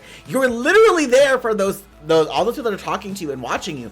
You're letting them bounce off their day, their feedback, their rough patches, and you offer advice. You might not think you do, but like you're like a soundboard for a lot of people. And I think it's important to recognize that you are helping a lot of people, and like that is love. Maybe it doesn't feel like it, and like I don't know all of your past. I wasn't there, like, but you are like, you do have that compassion, you do have that love, and like if you choose that you want to be in a relationship at some point in time, you'll do it. Like if you find that person who's not full of themselves, like you're gonna have, like you'll have whatever you can have, whatever you want in this world. Like you can do that, and that's a take-home message for you. Thank you. You're welcome. That got really heavy. I'm sorry. I don't know how to not be heavy. No, That's all I do. stop apologizing. You need to recognize this and like bringing this forward. You're not the only person who probably feels like that. Like you're not the only person, and that's another thing. Like using a platform to talk about your situation, whether it's on your stream or whether you're a guest on this fabulous Celheals stream. Like it's good to bring up those key points, because you're gonna resonate with somebody. Someone is gonna look at them and be like, hey, I think I'm the same. I relate. And that's really important for mental health, for community, for growth. Like those are all really important things, like really important things. So yeah, you did kind of talk a little bit about the voice comms, and you said that you could kind of change your, so do you think you change your voice to fit in with people on voice comms? Yeah, I do it like subconsciously though. Like I'll do it with like even like you and Crit, like I'll definitely increase the femininity in my words and my like when we're playing Apex or whatever, and I'll be like, girl, the fuck, like I fucked your dad yesterday, like the fuck out of here.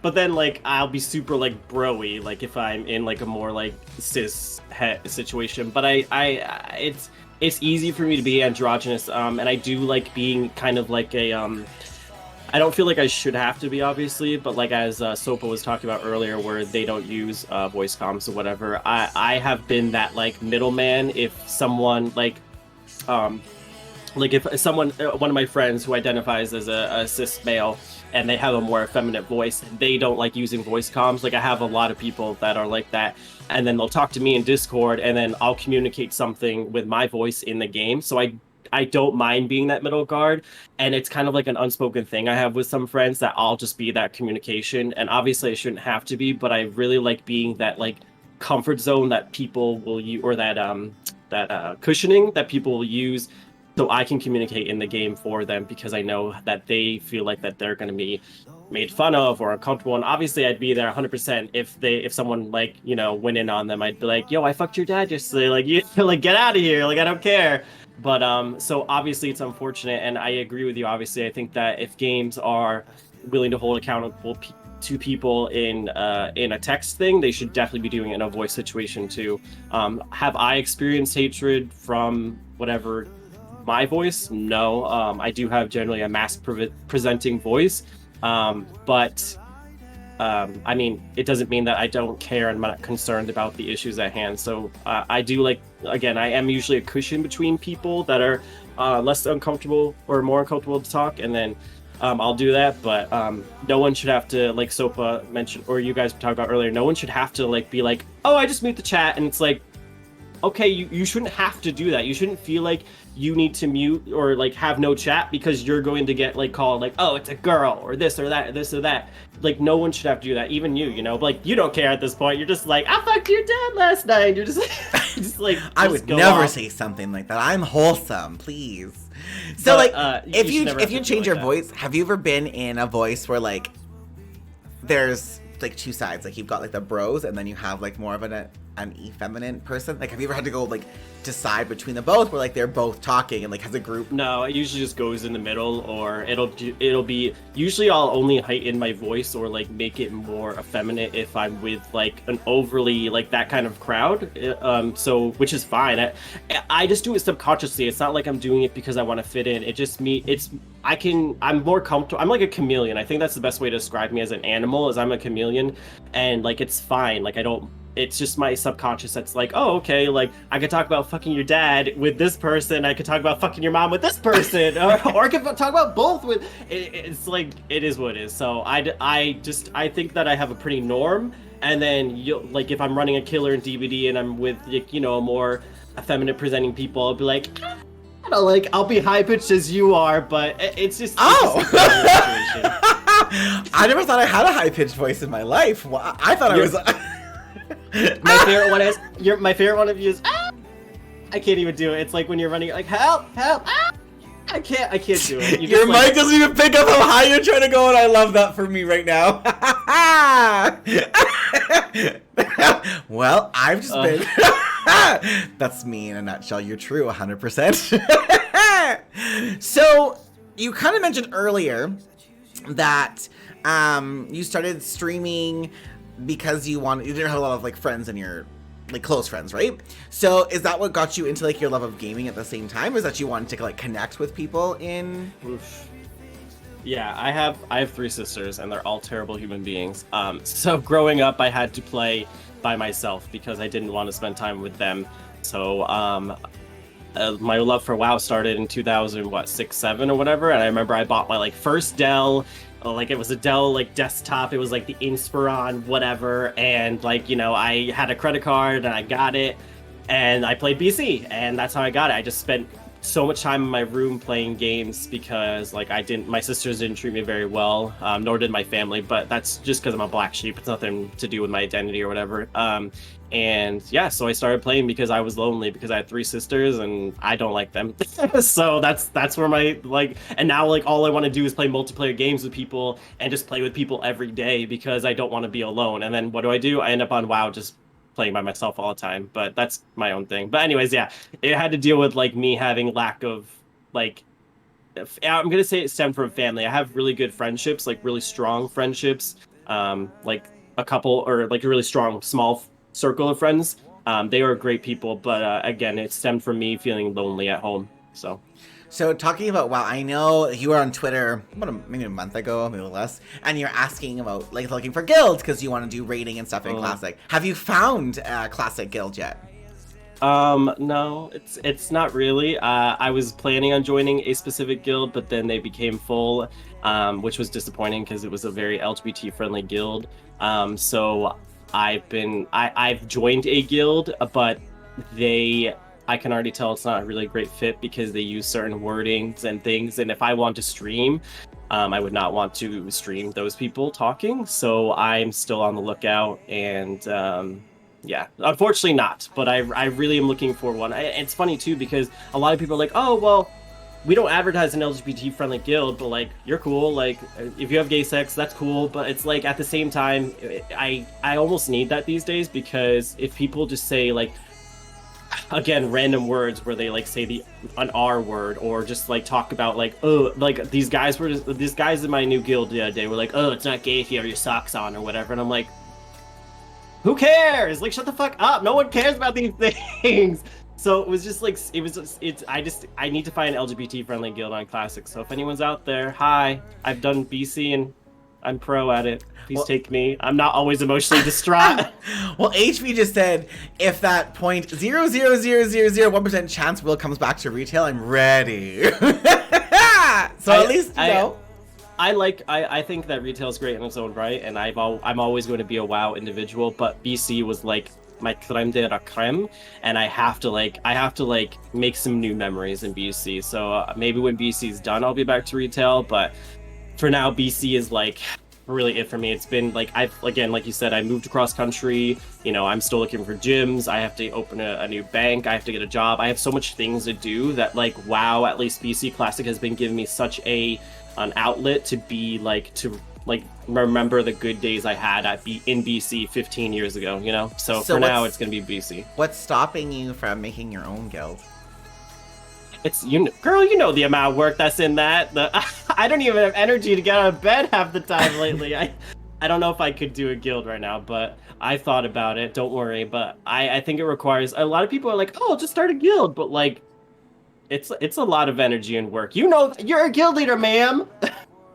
Yeah, well, I have some really good officers. I think that's something like running guild is really hard, but I had this discussion with someone the other day. I think if you want to create these spaces, a lot of guilds don't have them. And like Tilted Halos hasn't always been the best. Like, I am Tilted Halos. I'm the GM of Tilted Halos, and I have never been like. We've definitely had some darker days, like with some crude humor that wasn't like it. Now I would not be into it at all, but like it happens.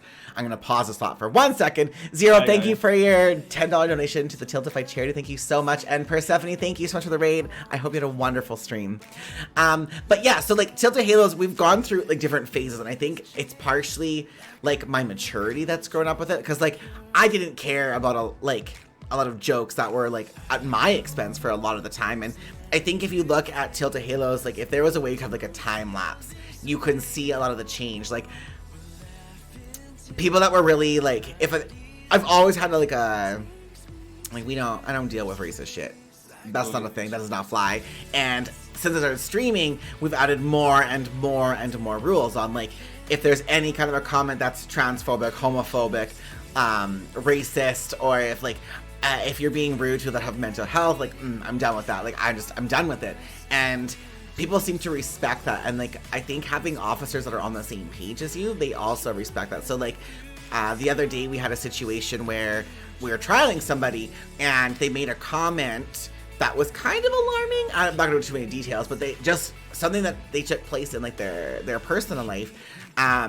So my mods took a picture of it, or my office took a picture, and they sent it to me like, what do you want to do with this? And I'm like, you know what? There's some things that I don't care if I don't have enough people to raid 1 week. If somebody says something that is like questionable and you call them on it and they say, oh, that's not a joke, that's how I really feel, then there's gonna be another guild out there for you. But I think like if you can create this space, create this area for acceptance and for being like, you can have fun, you can be friendly with people without being edgy with these jokes, or like without putting in some views that are like super dated. And if you're not willing to like to grow and learn from those, then bye girl. Like there's got to be something you can do to create that safe place, that area you want to be in, right? So like I know you've been looking for a guild, and we have a mutual friend who posted something on Twitter yesterday, I think, of looking for a classic guild, and you're like, well, maybe I'm thinking. And I was like, if this person is looking for a queer guild and this person's looking for a queer guild, maybe that's a match to make a queer guild. I'm letting you know that maybe I will say I was thinking of it. It's not like out of the realm of possibilities.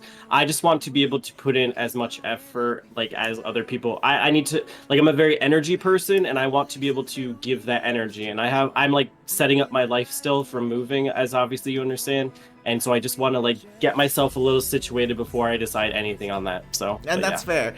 And the last piece of, I'm going to give it advice that maybe I will give you if you are thinking about doing this guild. If you can't find one, look what you have in your hand right now. Nothing. So like you could make a guild and maybe it doesn't work. Maybe it doesn't go the way you want it. But if you're not finding anything now, you have nothing to lose by trying. Right? And that's on period, because it's true. Where's your fortune cookie? I'm but like it's true. If you aren't happy in a situation, how do you get to that point? Like, what do you want? Oh yeah, right. And if you've got nothing to lose. But you said this earlier too. You're not a patient person. I'm not a patient person. I don't know if that's a good deal. Like, how do you like? Patience is such not my strong suit. So like, I don't know. I have a lot of qualities to work on myself, and a lot of like you said, officers. I would need like a strong backing. But anyways, new topic. But it's true. It's fair. Like, it's a current topic, and it's about WoW, and it's about being queer. We're all here. We're here. We're queer. There, I said it.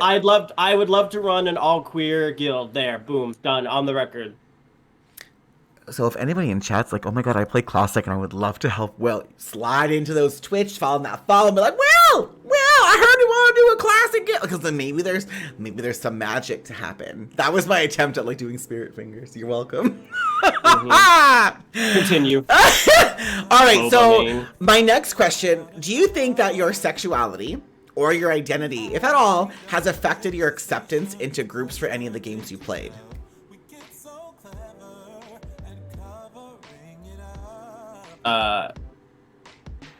Well, I mean, as far as like when I was talking about DVD, it did to an extent. I mean, yeah, I mean, I'd say like, okay, so I'm gonna just say it, like I was in a Discord the other day, right? And it was with a whole bunch of gay men, and I was like new to the Discord, and a person they were like asking me questions and stuff, and I was like, yeah, I'm pan, etc. And they're like, and then two of the people were like, oh, you're a breeder, and I really obviously like was like, wow, we're gonna start have that heavy now, aren't we? So it's not the first time, definitely not the last time that I'm probably gonna get something like that. But again, it's most of the adversity comes from gay men to me personally, because apparently sleeping with women is just disgusting to gay men, which I can understand to an extent, but I think that it's obviously wrong to like put people down to an extent. So I've had that happen. I don't think a specific game, but I've had it within communities before where like I'm kind of on the outlier because I don't just sleep with men. I guess it's just a very weird thing, and I would like to just specify for everyone. So in case you're wondering, pansexual basically means that I'm attracted to people regardless of gender, which is also bisexual, which is also valid, and of course the only reason why I pretty much chose to come out as pan recently is because there are people still in the bi community that are only attracted to a man and a woman, and I just want to make it clear to everyone, which is not most bi individuals. I did want to say that most bi individuals are basically pan, but there is a small subsect of bisexual individuals that are only attracted to a man and a woman. So I want to make it clear that for me, gender doesn't mean anything. I am attracted to a person. I can't tell you how I'm attracted to them, but so any gender, whether it's non-binary, etc., is like, that's just basically the definition for me, is that if you identify as a male or female, non-binary, transgender, etc., then I think you're cute, you know? So fair.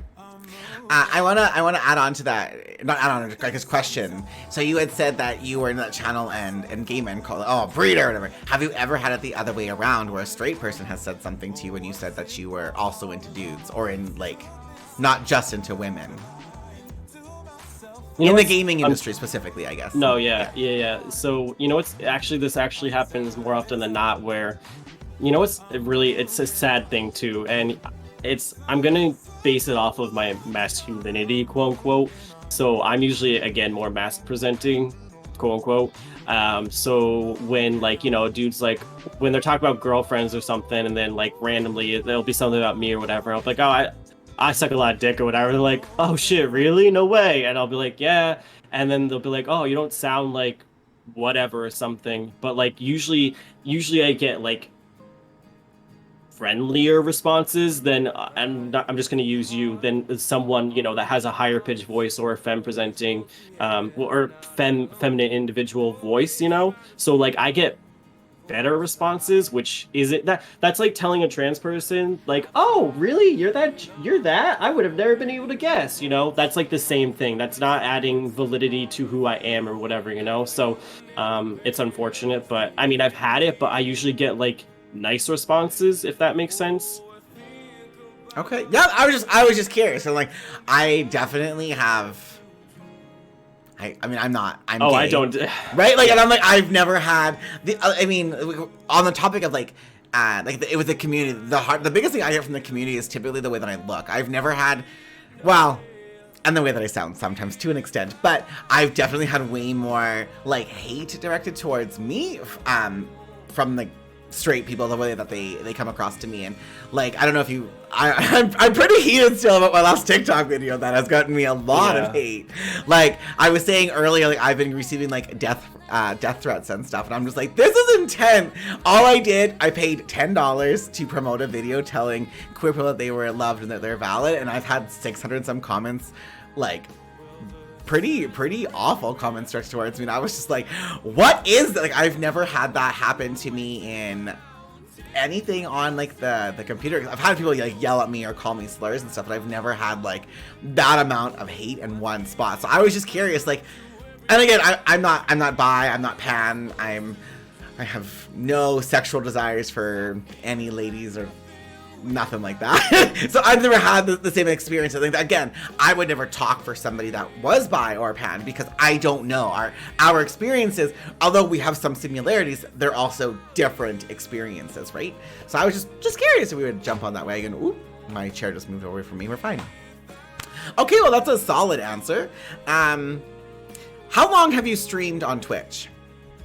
5 years. 5. So in that 5 years, with the experience you've learned from streaming, what would you tell somebody that wanted to start out streaming who was queer? What would you tell them? What would your first piece of advice be to them?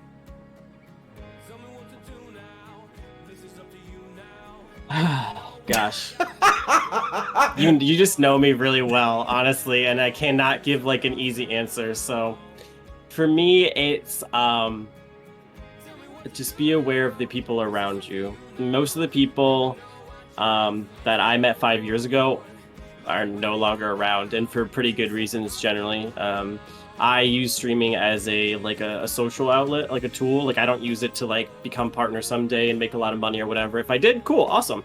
But I would just like, there's a lot of people that don't have your best interests at heart, and just know that there are people that do, but you do have to like swim through a sea of people that are kind of just there for themselves and not really for yourself.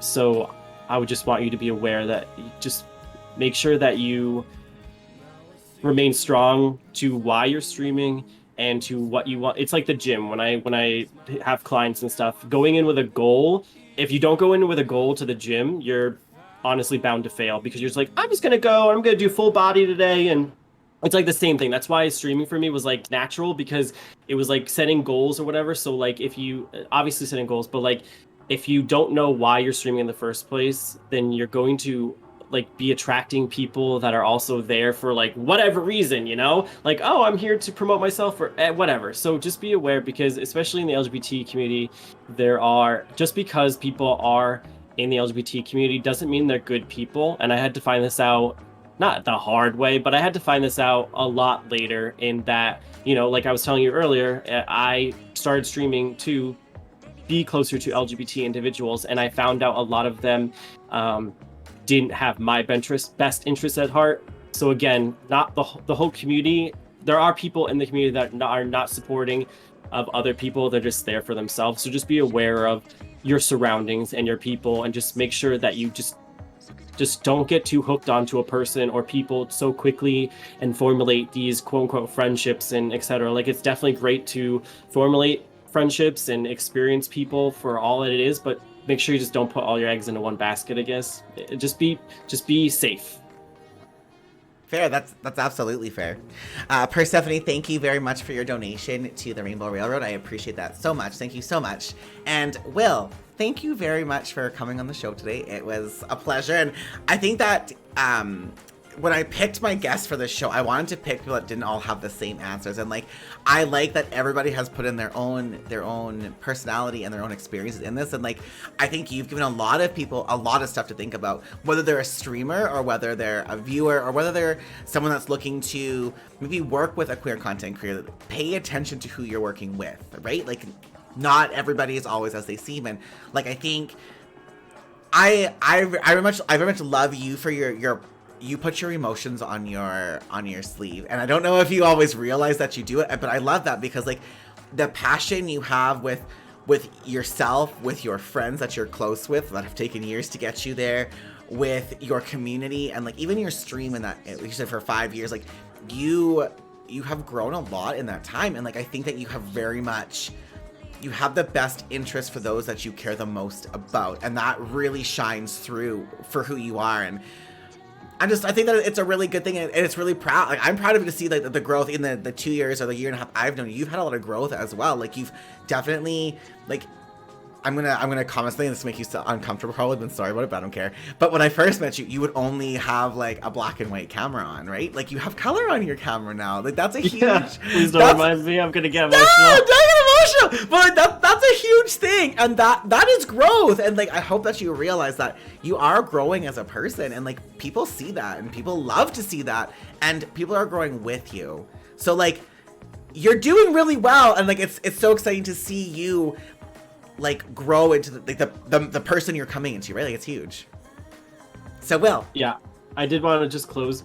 Yeah. And say that like there are, as in, obviously, thank you for bringing awareness to the whole community in general. There are going to be people in your corner. There are going to be people obviously not in your corner as well whether you stream or on Twitch in general, but there's people like me. I fight for, like, the trans tag is now a thing, and I have a few trans individuals in my life that don't even use the tag because of just their own reasons and stuff. And so being on Twitch and like doing these things for like the people like that don't feel as comfortable, and maybe they don't have their own voice or something. So it's people like you that give people platforms like this, and it's really important.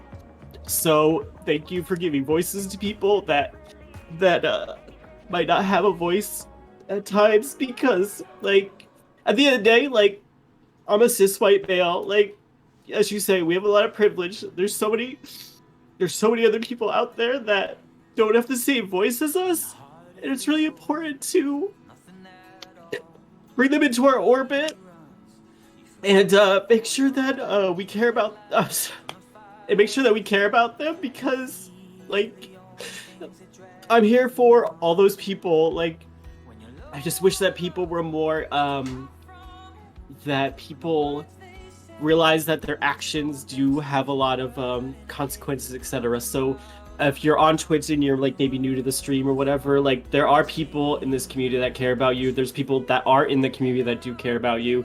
Just be safe, and know that like you're not alone. Obviously, everyone has different experiences, and everyone's valid, and you are cared about, I guess. I don't know what to say. I just again, thank you for this platform, because I'm here for the people that don't talk, and that feel like maybe they can't talk or something. So thank you. You're welcome, and thank you. Like, you do a lot, and like right now, like the chat is flooded with hearts for you. Like, you are literally you're such. I'm a mess. Person. No, it's not. I'm not usually like this. Usually I'm making fun of you. Well, I mean, you could do that too if you want, but like that's huge. And like, thank you so much for coming into the show, because like you didn't need to, and like you haven't needed to support me since you found me. Like, you are such an amazing person, and like you have definitely, I know that you're someone who's in my corner, and like that's huge. And people, you do so much for a lot of people, and I don't think you always realize that you do a lot for people. So thank you for all you've done. Like, people see you, they recognize you, you're valid, and they appreciate you. I appreciate you. All right, you're welcome. Well, thank you so much for coming on the show today. That is going to end up our little interview, and I'm going to jump back on WoW, and we're going to keep raising money for... I hope you're doing fantastic. I am. How are you? I'm good, thanks. How are you doing? I'm trying not to fanboy right now. Fanboy, get out of here. Who are you? I'm trying not to fanboy right now. Oh, I'm so excited. It's so nice to see you. I like your hat. Nice to see you. Thank you. You're welcome. It's really cute. So, Tuna is a gay classic streamer with a positive energy and good vibes. He's down to try a lot of things, at least twice. So much fun. Like, honestly, the streams are full of positive energies, and like, you're just gonna have a good time when you see Tuna. If you guys aren't following Tuna, please go and do so. That is the command ! Tuna Tornado in chat. You can see it, you can follow. Go follow. If you're not following, you're missing out big things. Like, Tuna is actually fantastic. Well, thank you. You're welcome. Do you want to tell everybody about your content? Okay, so content. I like to keep my content like positive, high energy, and, you know, just make it a fun place. I don't like to take it myself too seriously. And I think that's where I have the most fun, you know? I like to just mess around and just have a good time. Well, that's good. So you can't bully me. I played Classic today. I killed... What level are you? 17! But I killed two spiders, two night elves, and one of those cats with the big sharp teeth in Ghostland. So you killed five mobs and called it a day. It took me like an hour to kill them. So yes, I did. Yo. We're here for it. We are here. So I stream primarily World of Warcraft, retail version. We dabble in, but casual. I'm a casual classic cutie, like once a month.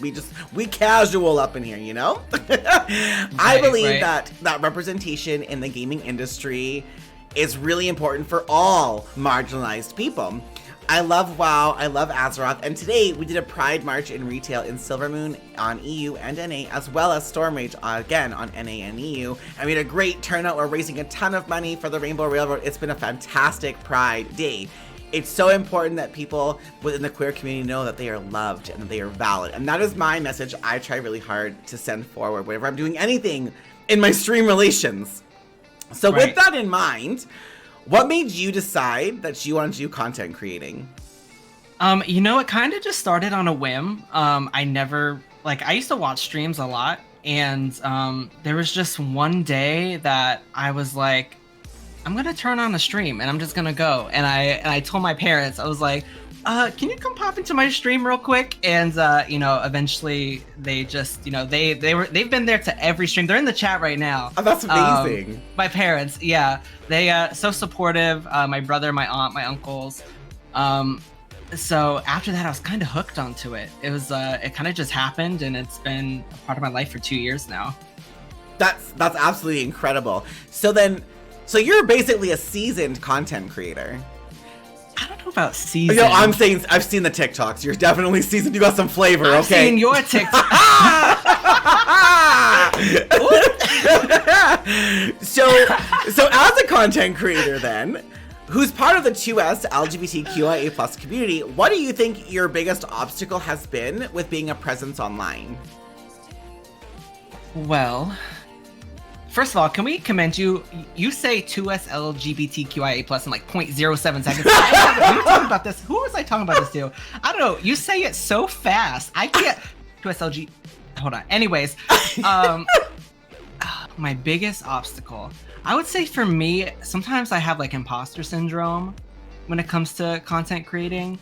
I'm just like, man, like, I don't know if this is gonna happen. You know what I mean? I don't know. It's just like, sometimes I feel like, especially being gay in the classic WoW, I feel like I mean, there's like 2, you know what I mean? So like, I think that's my biggest obstacle. Sometimes I'm in my head about it too much, but yeah, that's about it. So what is like do you think your goal, your end goal, like, are you planning to, like, as partner, you're big, is that your end game? Like, do you want to do, like, what fuels you to be there and like push every day? Because like, that imposter syndrome needs to get the fuck out, okay? Like, I've seen Get out of here. I've seen your content. Like, you're doing so well. Like, I was saying this earlier when I had Denug Life in my chat, but like, I see when I stream, my stream's in the background, I can see where people are. You're doing so good, Tuna. Like, you're constantly growing, and I love to see it. Like, you're such a big impact, and like, I don't know, again, like, you're doing so much for the community, and I don't know if you realize that, but like, you're doing so good. So check that imposter bullshit at the motherfucking door, because it got no place. Check it. None. Yeah, I know. I need to. I'm in my head all the time when it comes to that, and I think it's because when you look specifically WoW, in classic WoW, there's no gay men, right? And I'm trying to like see myself and try to see, you know, like see like, oh, it's possible, you know, and like that's where it comes from. And as someone told me to like be that representation, you know, if it's not there, you're gonna be there, you know. So you belong to be in that space, like, queer people, and you belong to be in that space. Right. So like, right, you're being a groundbreaker. Like honestly, if there are less than 10 queer World of Warcraft partnered streamers, that is groundbreaking, and you're getting close. Like, your community is growing, your TikTok is popping, people recognize you. Like, when I put you on the list, my mods were, girl, listen, when I wrote in my mod section, yo, I'm gonna try and get Tuna to be interviewed, they were like, oh my god, it's Tuna! Like, they were like freaking out. Like, you don't, I don't think you realize, like, you're literally changing people. And like, my mods, for the most part, they're all retail, or else they don't play WoW. Like, they don't even dabble in classic, and they knew who you were. Like, that's huge. That's huge. Oh my god, I love it. But you know, that's crazy. But you know what pushes me, just like, especially when it came to the pandemic, like, you know, we're inside every single day, and just like coming online and having that conversation, and you know, getting the energy from the chat, like that's what pushes me to keep doing it. So yeah. That's incredible. Just a quick pause. Tangle, thank you so much for your raid. Hey. Welcome on in. We're just doing an interview with the famous, legendary Tuna Tornado, a classic gay male streamer who is like groundbreaking, like phenomenal follow. It's really cute. And thank you so much. I hope you had a wonderful stream. So as a classic streamer then, you have been for a very long time. Like you played vanilla classic. You didn't just start in TBC on this hype train. You started with vanilla classic. How do you feel about being one of the only 2S LGBTQIA plus streamers that are in that classic space? I don't know. It's weird. I wish there were more. You know, I don't know. It's strange. I'm always like, especially with the tags now. Like I always go back and I refresh like every day. I'm like, where are they? Where are they? Yeah. You know, classic is very interesting. Especially with like the really hardcore community. Like I want to push like when I play classic, like I want to push parses. Like when classic dropped, I was staying up for 48 hours at a time. Like, and we got 61st week, and you know that like sweaty community isn't the most accepting. Okay. Not the cup of tea, you know what I mean? Fair. But you know, that's when you just have to say, you know, this is who I am, and you're not gonna change me, and you're gonna either learn that I'm gonna stay around and I'm gonna be here, and you're just gonna have to deal with it, you know? So But sorry, that's I was absolutely a little bit there. That's fair, and that like 100% fair. Like I don't know if you know who QB is or not, but like QB is another gay male streamer who plays retail WoW, and we were talking a couple months ago about how the same thing, like a lot of the sweaty crowd, they don't take gay males in retail in that pushing Mythic Plus parses. They don't really take us that seriously either, and there's a lot of like, you know, the slurs that get tossed out regularly and stuff, and like the only way you can like change it is by forcing yourself and putting yourself in that space, right? So exactly. like you're doing that, and I think like because you play classic, I love that there is that representation in classic, because classic and retail, they're World of Warcraft, but they're completely different games, right? Like they're different levels of intensity. One is more like for me, I think there's a harder end game in retail, but classic, I'm not done. I'm not dragging classic, but classic has a lot of firsts again when you're reliving, and like trying to handle the leveling. Like if I die one more time on that stupid holy priest, like it's taking me 40 minutes for a level. To me, that shit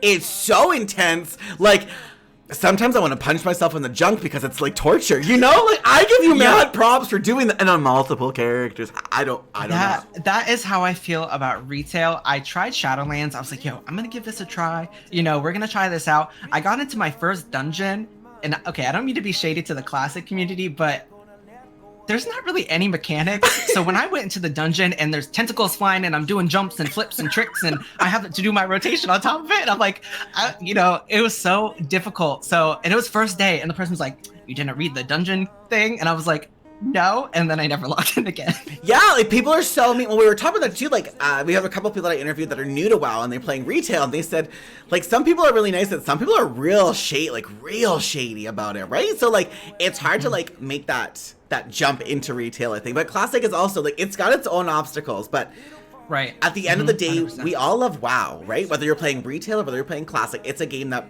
we enjoy, and it brings out community on both sides. Like, I wish retail had the same amount of community that classic has, because I think classic community is 10 times stronger and more like, well, yo, like you're by yourself. Yeah, you're getting wrecked. Here, I'll come help you. That's not really a thing on retail anymore. So like, I respect Classic for that. I also respect Classic Andy TV for giving a $20 donation to the charity. Thank you so much, Andy. I appreciate that so much. So in Classic, I see behind you, you've got a little Alliance flag. You got the little Horde flag. I hit the represent. And on TBC, you're playing in the Horde Guild. So what do you think you are? Are you Horde or Alliance, and why? I am Alliance at heart. I love Alliance so much. But you know, at the end of the day, it doesn't really matter. It depends on who you play with. And my mom is so pro Horde, and you know, was very much pushing Horde. So you know, I was like, I have to play with him this expansion. And so yeah, a lot of my friends are going Horde, so I'm playing Horde now. But I'm Alliance at heart. Fair. I love the Alliance too. Like, I love gnomes. Gnomes are my favorite race in the game. I agree with you. It doesn't really matter as long as you're playing in that community sense, right? And like, both factions, even if you're looking wherever, they've all done some really shitty things, and it's the game. Like, I'll play where people are, right? But like, gnomes are. I'm so really cute. big on. it's not even like a lore thing. I'm very big into like the animations, you know what I mean? Like the casting animation and all that stuff. So like I love female night elf. Yeah, they win. Like, they win. Love. Yeah, they win. Hands down. Hands down. Yeah, there's no competition. So with this wonderful adventure into classic and it being like a throwback for you, if you could tell your younger self something, what would it be? With classic, like no, like you as a person, like we're like you play classic WoW because you played it before, and like, you're going back in time almost, right? So like, what would you tell a young Tuna 10 years ago? What would you tell yourself, whether it's in real life, in content, like just in general? What would you tell yourself?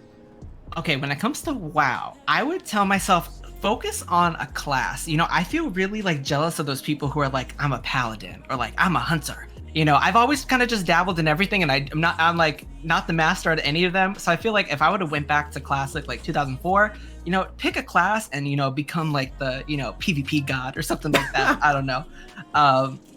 But real life, what can I tell myself? Don't be afraid to speak what's on your mind. You know, I think a lot of times IRL, I keep my mouth shut when it comes to certain things. And I'm learning that you need to just speak your motherfucking mind. Okay? Period. Exactly. But yeah, that's about it. No, that's so good. Pocket WoW, thank you so much for that $20 donation for the Rainbow Railroad. That's huge. Thank you so much.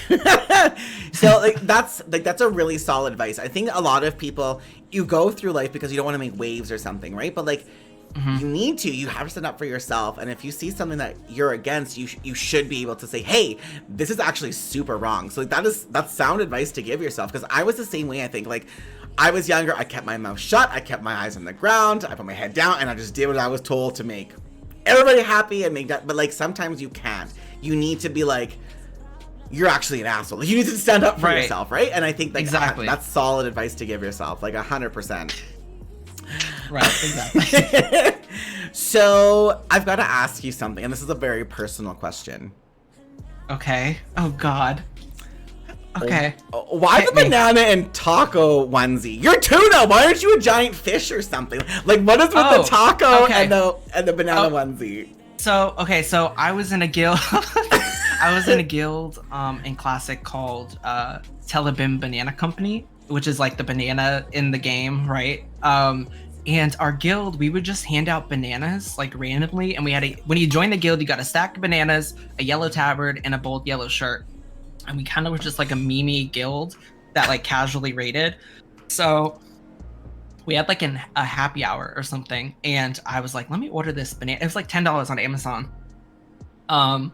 And yeah, that just became like the persona, you know? And then people were like, oh, let's do something more tuna related. And so I just typed in like tuna taco suit, right? And and then it got delivered, and now we have emotes and all that stuff of it. I will say people have been thinking, because I'm wearing these suits, that I'm a furry, which has been like the only, you know, if that's the spice of your life, you know, that's the spice of your life. It's not the spice of my life, but you know, I'm rambling again. No, that's fair. But yeah, I don't know. I don't know. It's hard for me to like just play WoW and stream it. Like I want to get like you do too. You know, you wear the makeup and all that stuff. I want to be entertaining, and you know, so if I gotta wear, you know, something crazy, I'll do it. You know. That's huge. Jordy and Papa Tuna, thank you guys so much for your donations. You guys, that is incredible. I think we just hit past $1,500 if I'm not mistaken. Yo, that's amazing. That means we've unlocked an incentive. I will be playing a spoopy horror game on stream at some point. So thank you guys so much. Your money is going to an incredible cause. If you don't know, Rainbow Railroad, it is a Canadian-based charity that helps get people out of countries where being part of the rainbow is illegal. So you're thrown in jail. Sometimes the result is death and or murder. So it's a great charity to get those people out of those countries so they can live their life to the fullest. So thank you guys so much for those donations. That's huge. Thank you so much for that. Back to Tuna. That's awesome. What is this bean? So you actually inspired me. Oh my gosh. I saw you with those hot spicy bean boozled. I don't do spicy. I think garlic is spicy. And no. oh, I almost puked twice already. They're so hot. I've drank almost all my milk, and every $500 I'm eating one. It was less, but then I had my first bean was the habanero one, and I thought I was gonna die. And then I got a Carolina Reaper, and I ate half a thing of frozen yogurt because it's so hot. How do you eat these? These are Satan beans. I don't understand how you eat them. I don't. There was one day people were upset about me not eating beans, so I said, you know what? I'm eating 10 Carolina Reapers, and that's exactly what I did. I regretted it. I don't know. The beans are a little too much. Oh, when this is done, handle. I'm heating them out. They're so hot. I'm like, who wants these? Like, they're so hot, and now I have to eat them. But we're doing it after because I gotta prep for. Oh Lordy, we gotta prep for this. You need some milk. Oh, I need milk. I need frozen yogurt. I'm not ready. Right. I'm not ready, but we're gonna do it. But yeah, you inspired me to try these because you were just like, oh, these are nothing, and you were just eating them like they were nothing. I was like, oh, they can't be that bad. And then I had one. And I was like, holy mother Satan asshole, what is this? Like, it was so hot. I wasn't ready. So that's. You need to try the nasty ones. I already have. See I think I overdid it with the nasty ones, and now, like, they're gross, but they don't have the same like effect on me. Like, I'm mostly like not used to them, but like, sour milk I can't handle. But right. I'm worried. I kind of got used to the flavors for some reason. Of the hot ones? Like the bad ones, because like I had so many of them. And you kind of have to play it up. Yo, I'm spilling too much, but oh my gosh, this is so gross. Even though it's like canned dog food again. Okay, let's just go ahead and do it. These ones you can't play up though. No, not the spicy ones. No, not the I'm just throwing them out. They're gone when this is over. Because holy shit, there ain't no way. I want to ask you how your sexuality or your identity, if at all, has affected your acceptance into groups with your desired game of like classic WoW. Ooh. Ooh. Like I said earlier, it's the parsing sweaty classic community hasn't been the most welcoming. I've had, troll raids like on Twitch, people flooding me with like Discord DMs or, in like Twitch chats, even stuff like that, like follow stuff. So it's been interesting. But you find your people, right? Like I feel like now I found my people, classic WoW, chill, Azure Song, hello, represent. But yeah, I feel now, it took a while to get there, to find the people, but yeah, I feel good now. I feel like I found my people. Well, that's huge. Mama Tuna, thank you for your donation for the charity. That's very kind of you. And I can tell both you and Papa Tuna, both of you are very proud and love your child. And can I just say from like, as a queer person, I also have a good relationship with my family, but like, thank you guys so much for being like amazing. Like you guys love your child. You love Tuna. Tuna, like you're so lucky. I've heard so many stories of like parents that don't support their child and like, I mean, I've seen them in your stream. I've seen the way you guys talk to each other, and like that, like it warms my heart to know that like people accept you and your family loves you and accepts you, and like every family should be that way. And like I just want like your parents need huge props. Like you guys did it right when you raised this child. You guys did it right how you supported this child. I got pointed the wrong way, but you guys did it all right. Like you guys are fantastic parents. So like thank you for being fantastic parents. And Tuna, like, crushed it. Good for you. Thank you. And, I'm sorry about the hate raids. I've only experienced one hate raid in my life, and I got view botted at the same time. So they tried to get my Twitch channel taken down. Only once! And it was when I was playing Fortnite. Listen, that TikTok stuff, I was scrolling through it, and I was getting so pissed. I was like, listen, call me up. We're gonna go scrap with some people Celheals. Yeah, the TikTok has been an experience. This is the worst I've ever had this experience in my life. I've never had death threats until this TikTok. And I'm just like, that's a little intense over me telling the queer community that they're valid and loved. Like, there is a lot of people with a lot of hate on that app. And I've been trying to at TikTok on other socials being like, what are you doing about this? And they've left me on red. So it's disappointing, but I'm not leaving that space because I make somebody uncomfortable with my existence, right? Like, I don't care. Like, I'm responding. I was getting mad at first, and I was responding to these comments because I was like, I'm done. So now I'm just making videos and I'm like singing that like everyone deserves basic human rights and dancing because like fuck them. Like I don't I don't know you. Yeah. Fuck you. Like, learn. Time to grow, honey. Realistically. I think eventually, like the discoverability will put you in the right place on TikTok, right? Because I feel like that plays a part into it too. Like once like certain people comment on it, then like that same kind of person comments on everything. So I'm hoping that they get this stuff together. Hopefully, like get me on the other side. I'm ready. Right. Right. But like, yeah, so like that's part of it. And when I played DBD once, there was somebody that was playing with me, and they were talking smack about me and the way that I sound, which leads into my next question.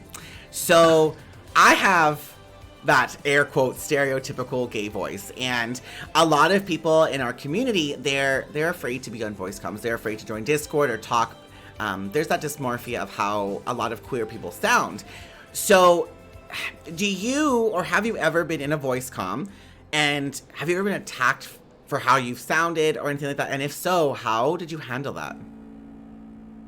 Well, I'll share two stories. I have one funny one more serious one. So the more serious one, it's like a weird passive aggressiveness. It's like weird, like homoerotic straight men. You know what I mean? Like I'll talk and then it's like weird comments. Like not at you, but like just because you're in that space, which is really weird.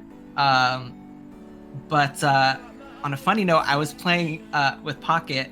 We were playing Grand Theft Auto. We were role playing, and we were just talking like on the road or whatever. And this like 15-year-old kid heard my voice and said, "Shut your dumb ass up," and then killed us. And I was like, "Yo, what? We're just like talking like normal. I don't know what's going on." But wow, yeah. Whoop. That's. So I've never played Grand Theft Auto. I've seen a couple streams. I can't RP. The only place I can RP is like Monka TOS. Otherwise, Are you on Moonguard? I can't do it in a video game, and it's nothing against RPing. Like, great. I can't keep.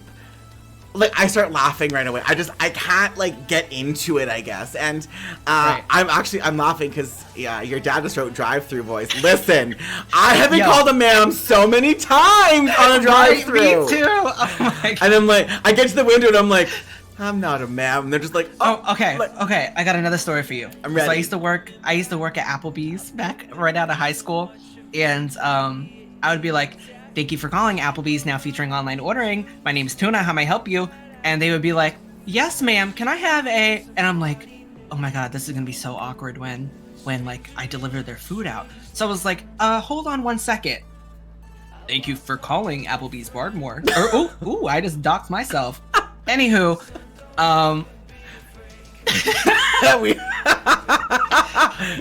doxed. We'll edit that out. We'll just edit that out. But So I work in the animal care field, and I had to call somebody to have one of our anesthetic machines service, and the parts for this place was in Kentucky. I'm Canadian, first and foremost, so I had to call America to ask for a part. And I called this lady, and she sounded so sweet, and I've got to listen, I love accents. Like, I love accents. And this lady called me a ma'am about 16 times, and I would just be like, I didn't have the heart to correct her, and I was like, "Thank you so." Like, I'm like, am I getting like higher? Like, I can't tell, but like I was so in love with her voice, like I can't correct her. And then I had said a story early about gaming. I was playing Call of Duty in an Xbox Live party, so like I knew these people, and one of them had invited in one of their friends, and he was definitely an older gentleman from the South, but like. That's all I'm gonna say. And my name on Xbox was Angel Maddie. That is literally the name. My first name is Matt. So like Maddie and Angel was the name. And this person goes, they start hitting on me. They think I'm a girl in this voice chat.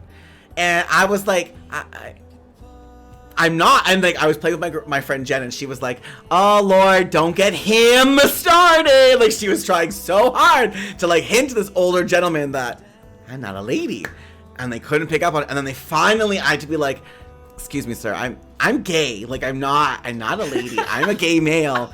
And it just was like silence in the voice chat. Then he left the voice chat, and we're like, oh, like what? Hello, where'd you go? Like, what? Hello?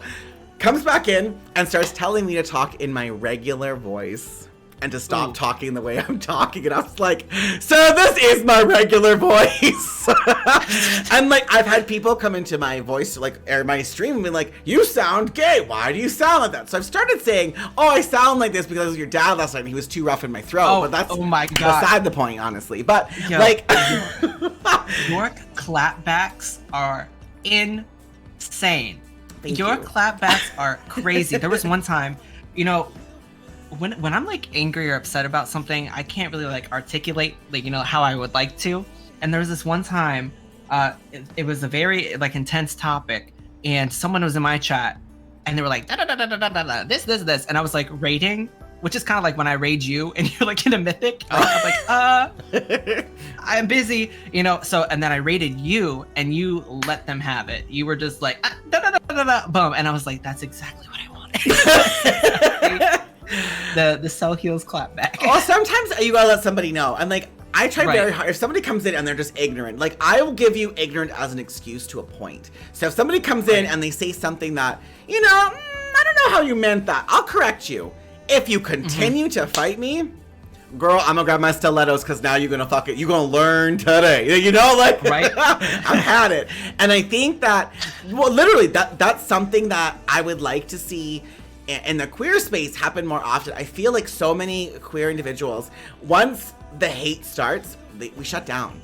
And I think that's from like years of verbal abuse. And that is something that, if you are a cis heterosexual individual, you will never have to experience the same kind of like slurs directed at us. And like, I had Will interviewed before you today, and he was talking about like cis gay men. There's a lot of us, and like there's different cliques and all that kind of stuff. And like a lot of the community can be a lot of high school like, and that is very true. Like I've said, there are wonderful people, and they're like, no matter where you are in life, whether you're straight, whether you're gay, whether you're an alien in outer space, wherever you are, there's always going to be somebody who's an asshole. But I want to see our community, everybody who's in that in the rainbow, in the umbrella, I want to see us uplifting one another. I don't know how this got so backward where it's okay to talk to a lot of us, like, especially, so I'm a single gay male, and I've been on the grinder, Haney, I've been on that Tinder, like, trust me, them else, I'm like, ooh, 1 second on street, I got a hot date in a minute, but like, people are rude. I've said this before to you, like, body imaging is a huge thing. There are so many gay men that have huge eating disorders because, like, you're never thin enough. Or if you're too thin, or you don't look like Channing Tatum, like, you get ripped apart, and like, I don't know where everything went so wrong. I want to go back to where we should be. Like, we all share a very similar experience. Like, if you're straight, you never have that coming out story. You never have that experience. If you're, and I'm not trying to compare everything, but like, there needs to be a comparison, because those are some of the hardest things I've ever had to do in my life. And for somebody to tell me, like, when I made that TikTok video and I said that all queer people are valid and loved, and people are, the first thing I get is, how come vets only get 1 day? And I was reading all these comments, and I was like, you don't need to hate on a marginalized group because you want something different to change. And like, Pride's effectiveness is international. Like, it's not just American, it's not just Canadian. And I'm not American, so like, people were throwing a lot of American facts at me. I'm like, I got no idea what this means. I don't live in your country. But like, I was trying to like do my research before I responded because I don't fucking know. But I found a clip actually later on, and it was of a woman in the military, U.S., and she said, stop using veterans for your internalized homophobia. We have discounts. She's like, we get an entire month in May. We have days in November. We get stacked. Like, she was going on, and that's great. And I responded to one video saying, I respect the military. I respect the First World War and World War II. Like, I respect how like somebody came in and tried to take over the world and literally wipe out entire populations because he didn't like what they were about. And when I get these comments of these internalized homophobia, I said it earlier too, that's literally acting like Hitler. Like, you hate a group so much that you want to tear them down and take apart their parts. And like homosexuals were in, like, we were in those camps. Like, not me personally. How do people have the time of day? Like people just, they don't go. seem, it's just, I don't know. I don't understand how we can live in a world that is filled with so much hate. Right. Like, having respect for somebody, whether you agree with them, which is none of your damn business, but whether you agree with them or not, you can still have respect for somebody without having to tear them down. And that's something I want to see. And that's something I want to see moved into the gaming industry. I want to see that respect given. And like something with Retail WoW that I give like mad props to, there is trans representation. There are 2 characters. One is iconic to Shadowlands and one is iconic to everything with Chromie. There's also a gay love story. Like, that was in Shadowlands. Like, that is huge. Like, I have never noticed it before. And, like, it's those little things that mean a lot to such a huge population. And, like, today, I'm not a big streamer. Like, I'm not a huge streamer.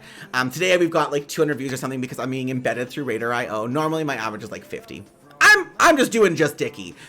But we had almost, like, I want to say we had close to 60 people across our small stream for people that were coming out for Azeroth Pride. That's a lot of people for somebody like me. Amazing. Like, if you were a streamer who was like Najura or Asmongold that have thousands of viewers, how big would that event have been for them? Right. Like, it starts small. It starts in a smaller step, but like that being noticed and moving forward is huge. And I want to see more of these people that are in the World of Warcraft space, whether you're playing classic or retail. I want to see you doing something with your platform. You know, right. I want to see that change happen. Sexy Batch, thank you so much for that $100 donation for the charity with a message of very proud of you, Tuna. Much love. Tuna, you have so much love in this chat right now. Oh, Tuna, you're amazing. Don't hype me up. Yo, that's so good. No! Speaking of hyping you up, you need to know, because I want to go back to this because you mentioned it and it bothers me. You come into my stream and you tell me that you have imposter syndrome. Like, this bothers me. Like, imposter syndrome, it's real, but like, you need to know, like, you putting yourself in that classic space, putting yourself in there with a heteronormative language, you're doing so much for so many people. And like, I think even from this event, like, there's so many people that are in the stream right now that are from your community. Like, you're like a tidal wave. Like, you're not a plastic bag drifting through the wind. No, I know. Like, and, you know, it's not like all the time that I'm just like, man, I'm an imposter. You know what I mean? But it's like randomly, right? Like, I don't know. I think Twitch can be very mentally taxing, right? Especially when it comes to numbers and, you know, staying consistent and all that stuff. So like sometimes we're just like, man, like maybe like, I don't know. There's some doubt sometimes, right? But well, like, so I talked about this earlier too, and this is my experience for you. That I'm going to tell it from me to you, and anyone else that's in stream, if you happen to be a streamer, this is like a hard fact for you. This is like no shade, all tea, honey. Whatever. Where's my tea emotes or something? Like, this is real. I have applied for partner 3 times. I have been declined 3 times. It sucks, but I do want to say you can do whatever you want without that partner status. The only thing you can't do is you don't have a stream team. But a big reason for me wanting to be a partner is I want to have this queer stream team. And you know this, I've talked to you about this. I want to have that queer World of Warcraft stream team. I want to uplift marginalized people, whether it's LGBTQIA+, or whether it's people who are part of the BIPOC population. I want to do something with a platform for better. And I don't need to be a partner to do that change. So like the number game, like you just said, like numbers suck, and it's hard not to pay attention. But like, realize that you don't need to pay it. You're impacting so many people already. Whether you get partnered in a month, whether you get partnered in 6 months, whether you never get partnered, that's okay. And it's okay to want something, and it's okay to want to grow. But you're already impacting so many people all the time. You're making people smile when they're having a shitty day. People can go to your TikToks and watch you shake the little fish booty tuna, whatever. We can see it all. I don't know what you're talking about. But you're making people smile and feel welcomed. And for a lot of people, they don't have that in their home lives. Like, if they're queer people that are watching you, like your parents are so supportive of you. In a lot of places, they don't have that. You're bringing that hope to people. And maybe you don't realize that, but like you are doing that, and that's huge for you. Like, that's a huge thing, and you should be proud of what you're doing, because everybody else who's in this chat, everybody who's in your community, they're proud of you. So no matter what, where you go, if you quit streaming in a week, like, you have done so much and so much good for so many people. You need to like be proud of that. You can boast about it. You can smile about it. Those are good things. Yo, thank you for that. I really appreciate You're that. welcome. Build. I'm your hype squad. Build yourself you're up. hyping me up. Yo, you need to, because no one's gonna do it for you. Nothing in life is free, and no one's gonna hand you shit. You gotta work for it, and you gotta know that no matter what happens, you're making a difference. And every single person I've brought into my interview today are making a difference in their own way, and you are no different. No different. You are there. You're bringing people. Even you're laughing, but like, look at this chat. Like all of the chat that's happening right now is for you. Like they love you. That's huge. So like those days you're feeling like, oh, the imposter syndrome. Like flick that bitch off your shoulder, grab your onesie and your iced coffee, and fucking work, honey, work. Let me see it. I'm ready. Like, yes. We know it's there. Like, there are big things coming for you in your future as well. Like, I know this. Like, I was told this. I'm gonna dox Hottie Chicken for a second. Not dox, but like I'm gonna dox the conversation. Hottie told me once a year ago. She told me, Cel, I see you. I see the difference you're making, and I see you will be a partner one day. Those are her words she told me, and like, that is true. There's thousands, hundreds of thousands of streamers. People see you. You've got everything it takes to make it in this world. People see you for what you're doing, and you're changing. You're changing the world. Even if it's one person, you've changed the world for that one person. That is groundbreaking, and that is absolutely huge. So like, thank you. Own it. Own it! Okay. Yo, I'm here for it. So I've got to ask you one more World of Warcraft question for you. Okay. Have you finally decided what you're maining, or are you still like, I might be a warrior, I might be a mage, I'm gonna be a paladin today? You know, there's a lot of back and forth. So as of right now, I'm maining a paladin. What's back? I'm going to be a ret pally. Are you sure it's a good choice? Well, okay, so I'm tanking in heroics, and I'm really enjoying it. But I want to do ret. I think end game, because like tanking just gives me anxiety. I don't know, there's something about it. But yeah, I want to do ret. I was thinking boomkin though. Something about meme specs. I have a little boomkin here. This might be my sign right here. So cute. Yeah, I'm thinking ret pally. So I didn't raid in TBC, but with ret pally, were ret pallies really good in TBC? Were there many of them in a raid? I don't know. You know, there might be lower on the totem pole. Maybe like a B class DPS, but we're gonna make it work. Yeah, that's fair. I'm a holy priest. If you like it, you do whatever you want to. Like holy priest has been shit since TBC, so trust me, you do what makes you happy. Priest. I mained a priest for like 5 years, and you abandoned the priesthood. I did. I banded it for a hunter. Even worse, hunters. Oh my! Because I couldn't make any money on my priest, so I was like, I'm gonna be a hunter. You weren't shaking it hard enough. Were you on those mailboxes? Were you doing the little? I've seen you do your tuna dance as a Draenei. Were you dancing? I got my epic mount. I roleplayed for money. No, I'm just kidding. I didn't do that. Anywho, what were we talking about? Your class and being red, and if you can make it work. Oh yeah. We're gonna go red. We're gonna go red. Well, I wish you all of the luck with that choice. Oh, thank you. You're welcome. Maybe listen. I can do prot and maybe boost your priest. Oh yeah. I'm playing. Okay, we have to get you into a raid, right? Oh yeah, a raid. I mean, that doesn't sound terrible. So much fun. I love that idea.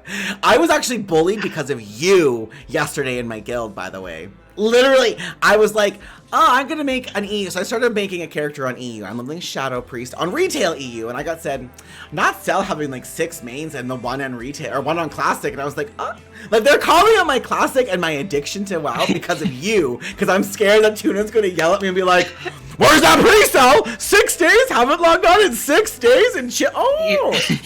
You know, I prepped them beforehand. I'm like, yeah, we're gonna go say hey to Cel. Let's ask Cel why they're not playing their TBC character right now. Oh, I'm aware. Trust me. I'm gonna get told. Sal, why aren't you, where's TBC? Where's the priest? I'm like, I logged on her today. She's in the inn. She's getting rested. Girl, it was a day today, okay? We're having some sangria. TBC when? Can we get any TBC whens in the chat? Well, thank you for coming out today.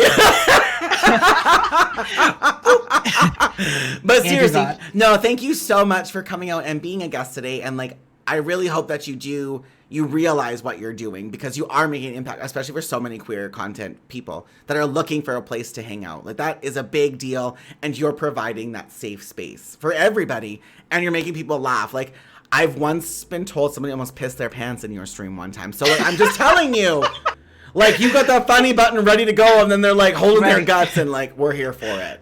Oh my gosh. But Tuna, thank you so much for coming today. I appreciate that.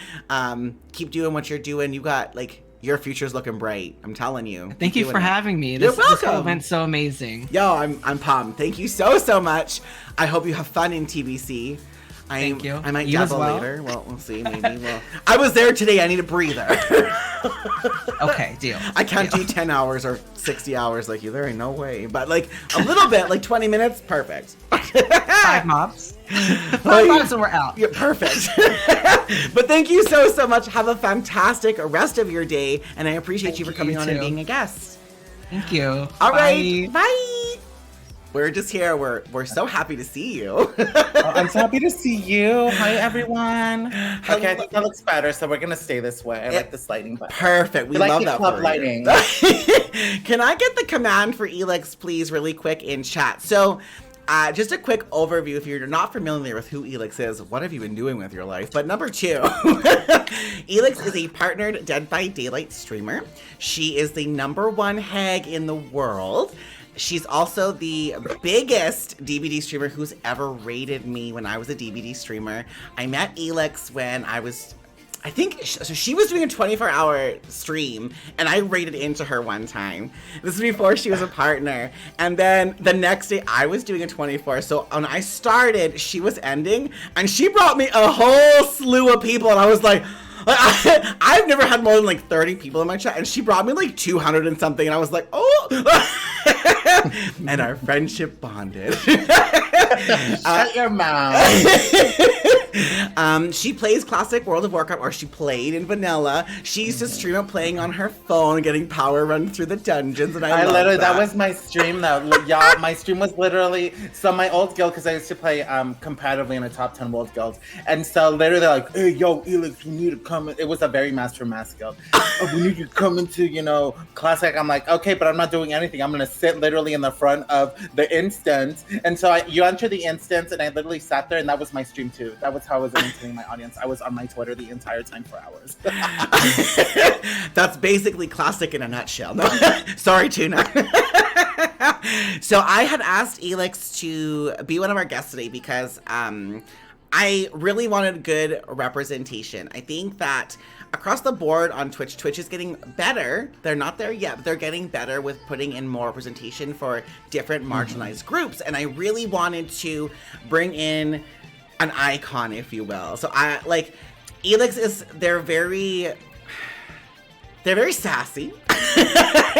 But I love that you can go into her stream. She talks to everybody, she reads her comments, and she knows how to deal with a troll. And as an advocate for somebody who's in the LGBTQI+ community, she is very good with putting the right terms in people's mouths.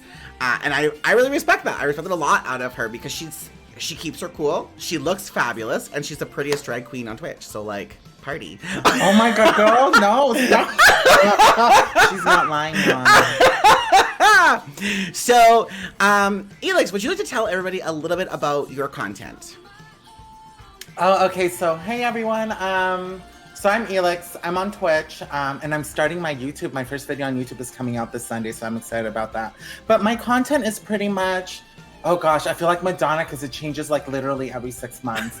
But my content mostly revolves around Dead by Daylight, but mostly relatable stuff. Like, at first, I just played Dead by Daylight for fun, and that was my content. But then I got really competitive and really professional about Dead by Daylight. I really strive to be one of the best killers, at least in North America, which I'm so glad it's something I achieved based on the leaderboards for people with Steam accounts. So my content is mostly, chaotic. It's we try to facilitate a safe space for everyone. We're very inclusive. But we mostly revolve around DBD, how to get good on DBD as a killer, on Survivor, and just also get drunk and let's have some laughs. I don't take myself seriously at all, y'all. Like, we need to make fun of ourselves, especially, you know, through COVID and now even post-COVID, where people are starting to, you know, refine their social skills again. Fair, absolutely fair. So I stream World of Warcraft, and like my biggest message is representation, and I want to see more queer people in a lot of these straight dominant genres. So I was a Dead by Daylight streamer, but I thought there was a lot of queer representation already in that game genre. So I made the transition to World of Warcraft about a year and a half ago. We just did an Azeroth Pride March in Stormwind and Silvermoon on NA and EU, and we've raised over $1,600 for the Rainbow Railroad today. So it's been a fantastic day. So for my message for streaming is I really want to push representation, and I really want to push that like we exist, excuse me, and that it matters. What made you decide that you wanted to do content creating? Oh gosh, so I mean, I've been a gamer since I was like literally 3 or 2. I think I got my Nintendo and then I got a Sega Genesis. But I stopped gaming when I really took my career seriously. My background is in human resources. And so I got this job at Tesla, and I had no time to game anymore. So I really moved to Vegas, didn't game for about 7 years. And then we hit 8 years and I was just like, I really miss gaming. Like, I really miss, you know, having fun. And then someone's like, hey, you know what? You're funny. You should play games on this platform called Twitch. And so that's kind of where my content creation started. I mean, at first it was just, you know, to play games, have fun, and make people laugh. But it's just turned into something else. Like, that's not the reason I keep doing it anymore. Now I get so many positive messages about people, you know, telling me, hey, you've given me the confidence to really be who I am, accept who I am, come out to my parents, my family. And that's just something so beautiful to me. And that's literally what has kept me doing this for almost 4 years. That's incredible. Like, those are such positive feedback, and like I love that you're doing that and you're staying true to who you are. That's huge. So as a content creator who's part of the 2S LGBTQIA plus community, what do you think that your biggest obstacle has been with being a presence online? My biggest obstacle to having my presence online, like just online in general, like no certain context. Yep. So I mean, I feel like newer generation, or no, you know, I'm not gonna go there. I went through high school. I went through a lot of bullying, physical and verbal bullying, you know, at school, at home. And so one of my biggest obstacles when I started this was really the haters. But because I went through that at a young age, and even through high school, and even just throughout my life, like, I call it real life. I know Twitch and streaming is real life, but when you're on a computer, it's very hard for me to say, you know, IRL. Fair. But I don't know. One of the biggest obstacles for me is people who really want to find out who I am, find out where I live. And people have figured that out, and people have stalked me, sent me death threats. So to me, the biggest obstacle are just those people who really just want to dox you and fucking, oh, I'm sorry. And and swat you. And so that to me is the biggest obstacle, having that in the back of my head. But other than that, like, regardless of what's going on, I'm not going to let anyone really dim my light. But yeah, it's just stuff like, to me, that would be the obstacle. And also, on top of that, representation in gaming. I think we're going the right way with a lot of games right now, or just the game industry in general. We're on the right path, but we're not there yet, if that makes any sense. So I think that's another obstacle. And I think content creators like us are really, you know, helping pave that way for others. I mean, from almost 4 years ago that I started Twitch, I could literally count, you know, LGBTQIA2S plus people in one hand. And now, literally, I can't even keep track anymore. It has just blown up. I think with content creation, it's really just helping, and it's just a sign that, hey, things are getting better, especially here in, you know, with the primitive mindsets of, you know, the cis straight male, that, you know, this is a heavily dominant industry, and it's all just cis men, and it's not. It isn't. There's just so many flavors here. Absolutely, for sure. So we talked a little bit about World of Warcraft and Classic. So you are a WoW player, or you were a WoW player. I have played WoW for 10 years, yes. And really, like, oh gosh, if I open my account, I don't even remember, but I think I had like months playing on one account, like straight up months playing on a different account. But yeah, no, I played vanilla. I played Burning Crusade. That was my like golden era was just Burning Crusade. Played Wrath also competitively, and then skipped the expansion after that, and then Mists of Pandaria. I came back, and then I couldn't get back into the game after that. Like I would turn on my account, I would renew, I'd log in, look at all of like my heirlooms, look at my gladiator mounts, my love rocket, and I'd be like, okay, 10 minutes later, I'm gonna log off now. That's absolutely fair. So when you played, you were a priest, right?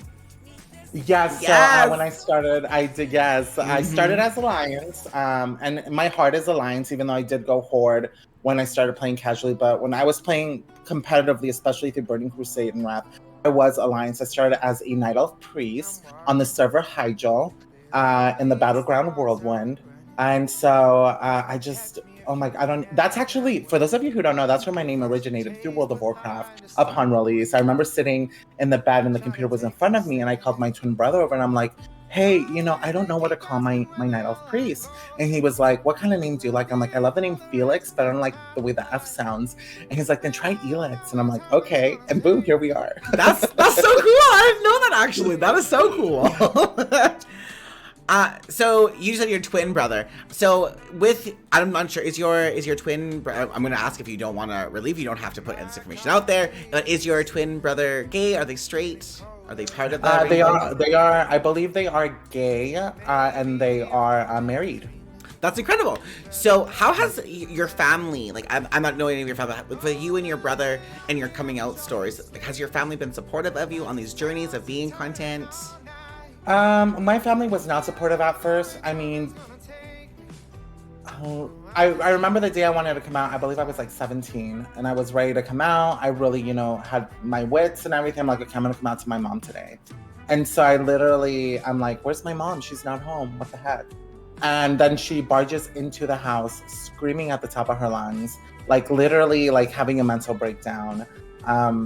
And I'm like, are you okay? Do I need to call an ambulance? And she's like, I just found out your brother's gay. Oh my God. And then she's like, just literally, because we grew up, okay, we're first generation Mexican Americans in the United States. We grew up in a very homophobic, verbally and physically abusive household, and very Catholic, extremely religious and Catholic, to the point where we were brainwashed and shackled by this organized religion, Catholicism.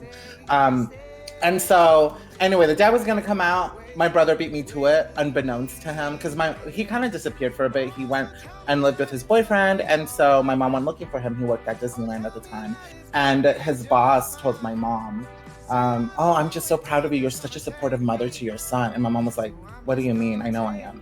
"Well, you're just so supportive for accepting your son for being gay." And my mom had no idea, and that's how she found out. And so that's fast forward to, that's why she walked into the house screaming at the top of the lungs. She literally needed to be sedated. Like, I took her to the ER, and so I did not come out the day I planned to come out. But that was that was kind of his coming out story.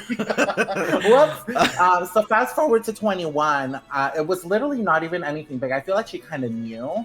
I've always been a very feminine person. I love my, effeminacy. Love it, embrace it.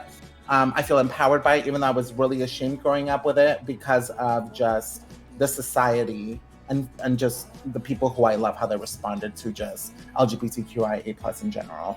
But we were literally on the 57 South. We were going to, I believe, Anaheim. And we were literally on the freeway, and I'm like, Mom, I gotta tell you something. And she's like, yeah, mijo, ¿qué? And I'm like, I'm gay. And she was like, oh, okay.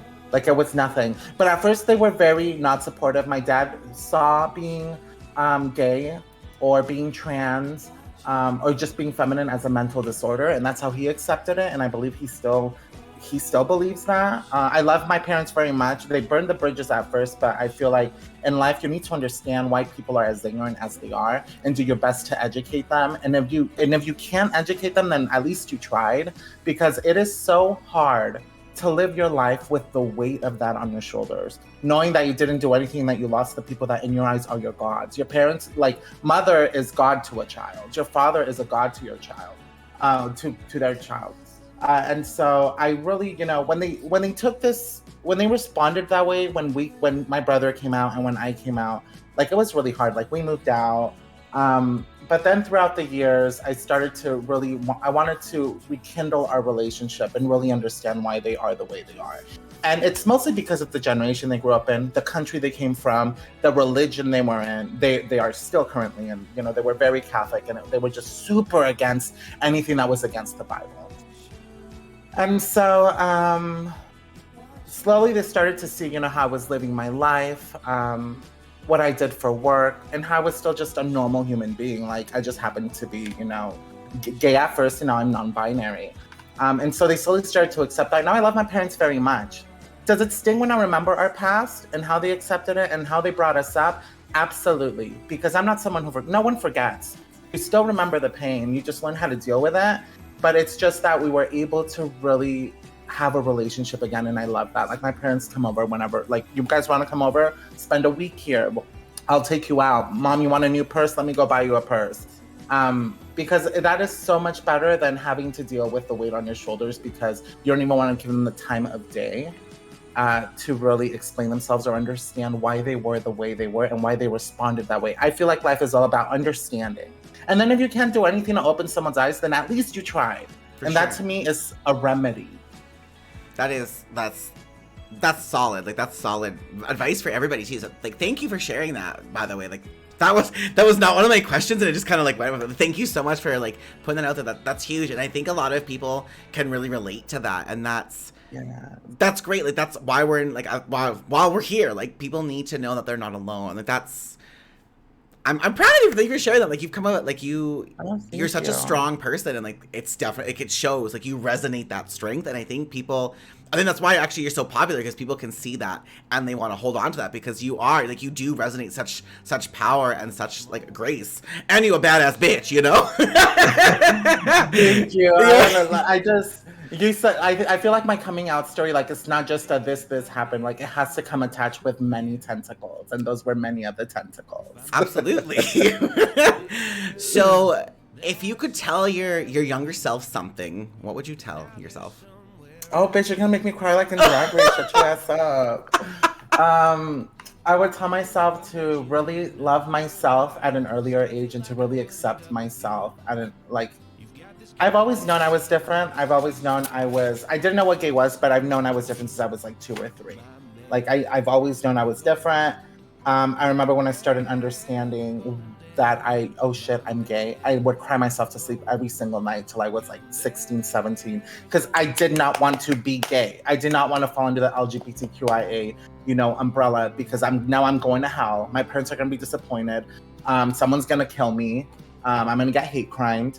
And so I would just tell myself really, really break the shackles of the religion you were conditioned to believe was reality, society, how the media, my generation portrayed LGBTQIA, really, and just love yourself and love your body because your body's going to be skinny, your body's going to be fat, your body's going to be skinny again, and you're going to be beautifully fat again. And just love your body regardless of what size you are at an early age because I tell everyone in my stream, the younger you are, and the moment you realize that you're unbothered and you have confidence not only in your character, but your physical appearance, bitch, nothing can stop you. You can amount to anything. So that would be the message to myself. Come to that realization at a young age. That's solid advice. Like words can't even like that's so solid. It's so important to love yourself and to forgive yourself. And like we've interviewed 6 other people today, and like the advice that it's all in that same kind of like that umbrella, if you will. Like you need to like love yourself, and you need to like take everything you get and just like be ready. You can do anything you want, and like I love that message so much. And like it's just it's so empowering. I've said that already, but like it really is like it gives strength to so many people to know, yo, I'm fine. I've been knocked down, I get back up again. We're not doing a 90s remix song to that or anything like that, but like I think it's really cool that is what our community is. Like we've all been through our own ordeals, right? And that we're still here is a really big impact. So you had mentioned Drag Race, you didn't want to cry or whatever, but I gotta ask you, how has drag changed your life? Oh my God, so How has drag changed my life? So, as someone who does drag or someone, you know what, I'm gonna take it the way I processed it. The way drag changed my life, it made me love my body. I have always been a really big person growing up, huge person. And I hated that because, again, going back to my culture, being Mexican, it's all about your looks and it's about how light your skin is. The darker your skin, it's very racist. The darker your skin, that means you work out in the crops, in the fields, and that you're not royal or whatever the fuck. And then if you're fat, nobody wants you, you're ugly. Fat is ugly. And so something that drag really helped me love my curves. Because of the way I was brought up, I went through anorexia for about a year and a half. And I almost died of cardiac arrest one night. And my doctor's like, you have to eat, blah, blah, blah. And so it was all because of the way I was just brought up. So getting into drag and starting to gain all the weight that I had lost, because I turned into a skinny mini, but it wasn't in a healthy way, really helped me embrace being at the weight I wanted to be. Because in my mind, I was conditioned to think this isn't beautiful, this isn't handsome, no one's gonna want you. But drag really, that is the number one thing that comes to me from drag, is that it really helped me love my body.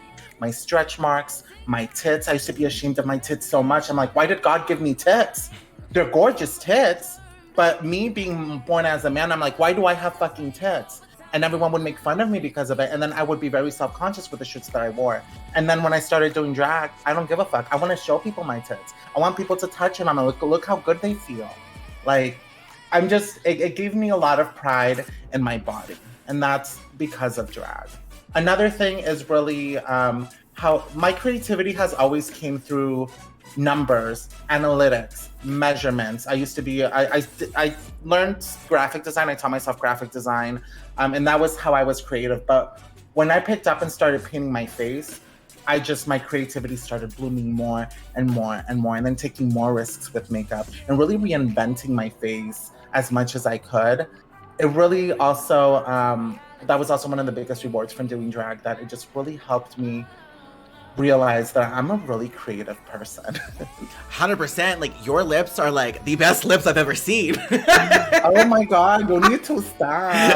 But that actually leads into my next question. It's about your creativity. So what inspires your looks, and how does your heritage inspire you to create these goddesses you make? So I grew up watching a lot of telenovelas until maybe I was 12, 13. I kind of lost interest. But I always loved the regal look. Sometimes it's matronly, but I also love a modern regal villainous look from a telenovela, but it has to be Mexican aesthetic. And I feel like you can see that in most of my looks. You can see how regal they are, rich, wealthy. And so that's when I'm putting a look together, and with makeup as well, with the way I do my brows, it's very inspired from just how I was brought up and my family too. And just where we strive to be. We wanted to be those rich ass telenovela villainesses. That's incredible. I was talking to my mods, we were going over questions that we wanted to ask everybody, and one of my mods was like, you have to ask, because there was this look and they had like the Princess Leia and the hair, and I was like, okay, we're gonna go into it, because because your looks are so good. Like, every time you paint your face and you go on camera, your looks are always like fucking mint. Like, they're perfect. You got it all. You're always like, I don't know the best, like, I don't know how to do it. Like, I've done drag a couple times, and like, I can't hold a candle, but like your makeup and your artistry is just like, it's phenomenal and out of this world. And I think when I first met you, you said you had never done drag in person. I had never done, the only thing, okay, so once I put eyeliner in my eyes because I dressed up as a llama and I glued some horns on my forehead, but that's it. I had never done drag. Now, do keep in mind that for the first 7 months that I did drag, I was not doing my makeup. It was my my partner that was doing my makeup because he knew how to do makeup. Okay. And then from there, I started teaching myself. And I'm like, okay, baby, you need to stop or I'm not gonna learn. And boom, Elix was born. Drag Elix was born. So with the pandemic like starting to like calm, do you plan to go to clubs and stuff so regularly, or is that not really what you're wanting to be in? The success that I found online on Twitch and other social media platforms, probably not. I mean, I quit my job in December. I could have the time for it. It's something I really need to think about, but right now, no, it's not a priority. I really want to focus on really developing my presence online and my brand more than, you know, jumping into a new venue of, okay, let's go perform live at this club, or let's try out for that club. So do we think we'll ever see Elix on RuPaul's Drag Race? Maybe. I would love to be on RuPaul's Drag Race, don't get me wrong. I need to create a video and submit it first to even be lucky for them to see it and then tell me no. Listen, you are talented. You would I think for sure you would get on that. You are so talented. Don't sell yourself short. Like, don't do it, because like you are so talented. Yeah.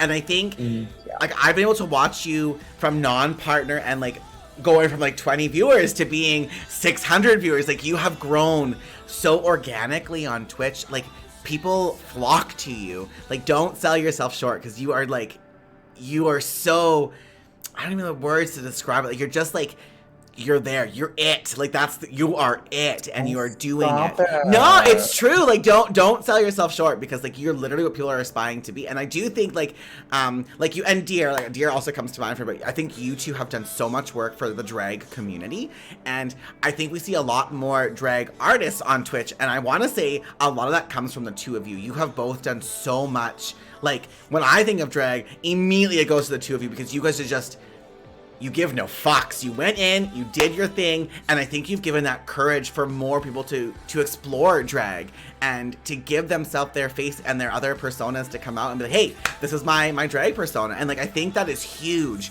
and you need to own that, because that is a huge thing to give someone that confidence to try to do something and maybe go out of their comfort zone and actually really enjoy doing that art. Like, please, like, don't, you know, you own it, you got it.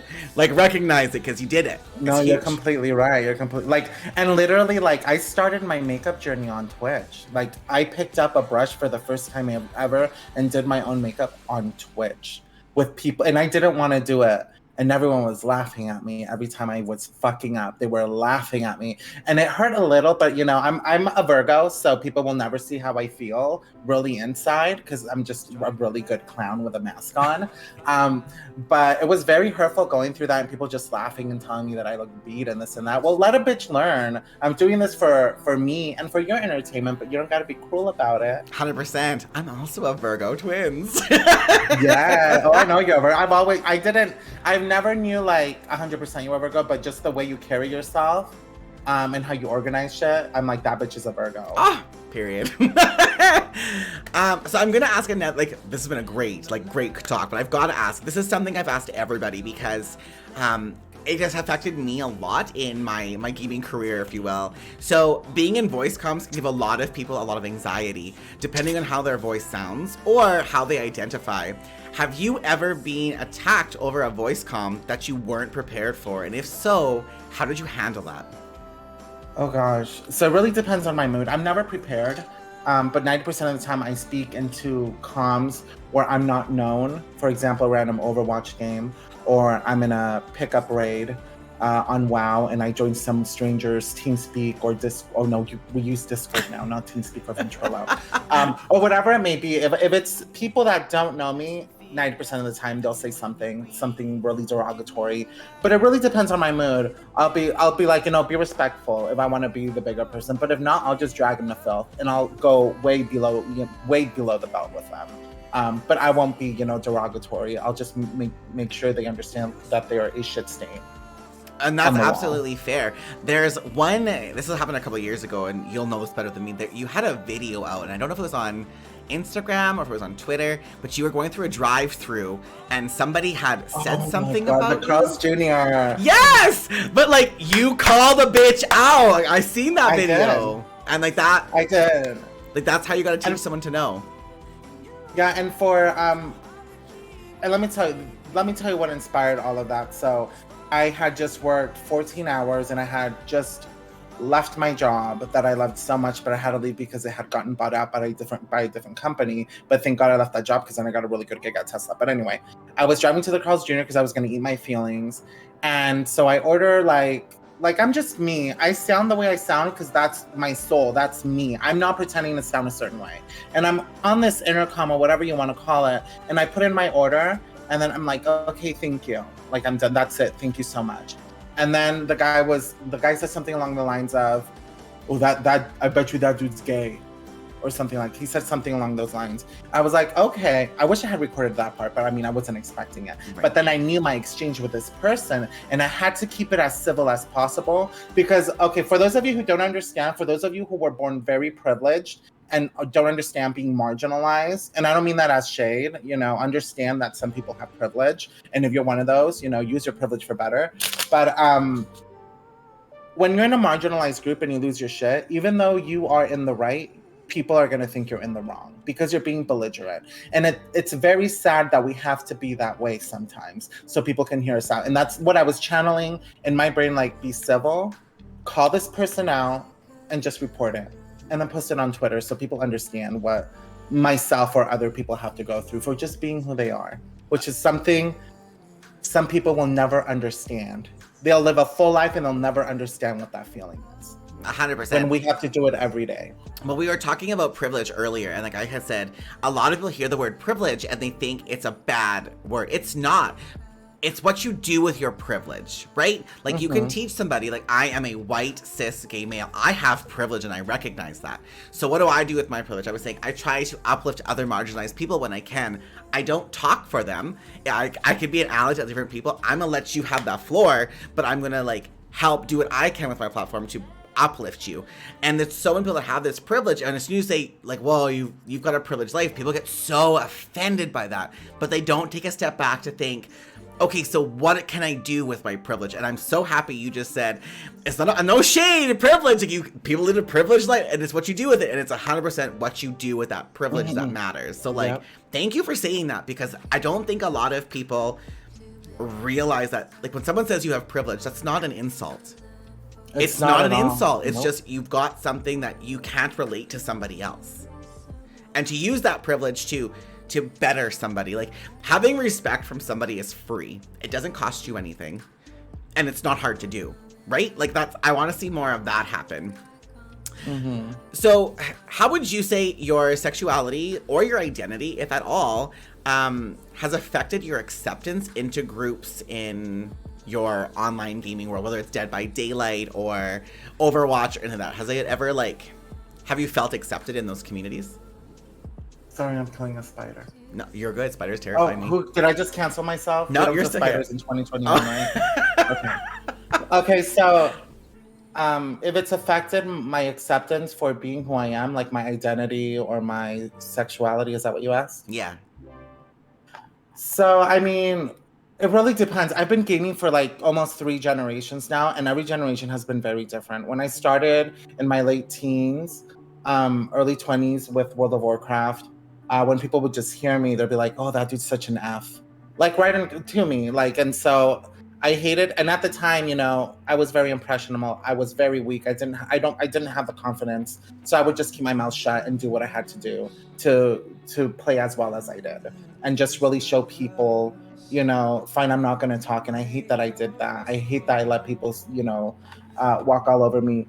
But it really put a stigma in me, like I shouldn't talk when I'm playing games. When, if you know, World of Warcraft, you need to be communicating constantly, especially if you're playing, you know, very competitively. So that impacted me in a really negative way. But then as time went on, I don't know, I just stopped giving a shit. You know, you just stop giving a shit. But yeah, it really put a stigma on, at the time, you know, I was gay, and it just really made me very self-aware or very insecure of my voice. And then being non-binary, I don't even like that. To me, that's new to me, but I know I'm non-binary because I just don't identify within any structure. Sure. And so with that, the way that affects me sometimes is I'm like, okay, you know, someone just, you know, called me and I'm like, they or she or whatever. But yeah, I don't know. I don't even think I answered that question correctly. So no, it's tough because, like, I also have a very effeminate voice, or whatever you want to call it. People know that when I open my mouth, unicorns start flying out. Like, that's just what it is, and I embrace that. Same. Right? Yeah. Like, I can't change it. It's the voice I've been dealt, and I have a lot of voice dysmorphia. We were talking about this earlier that I through drive-throughs I get called ma'am all the time. If I've got a phone for surgery parties, it's right away ma'am. And like I had somebody in an Xbox Live party that was hitting on me thinking I was a female, and then they found out I was like, God, I love that. once they found out I was a male, then they left the party and they came back and told me to stop talking that way, talk like a real man, stop. Like I was assaulted, and that is verbal abuse. And I don't think a lot of people realize that when someone talks down to you, that is a verbal abuse, and you shouldn't just take that and be like, well, you're right, I sound this. You should, like, it's your voice. Own your voice. Everybody has such a strong voice, no matter how it sounds. Use that voice and make change happen. And that's like, we were talking about Twitch, like, it's happening. The gaming industry, it's happening. We're moving in that direction. But you can't be silenced. You got to keep on like pushing through. We were talking about earlier too. For the first time, I made a TikTok video a couple days ago, and I paid $10 to promote this TikTok video. And it telling me, I wrote saying that like if you are part of the queer community, you are valid and you are loved. And for some reason, I got put on the homophobic side of TikTok.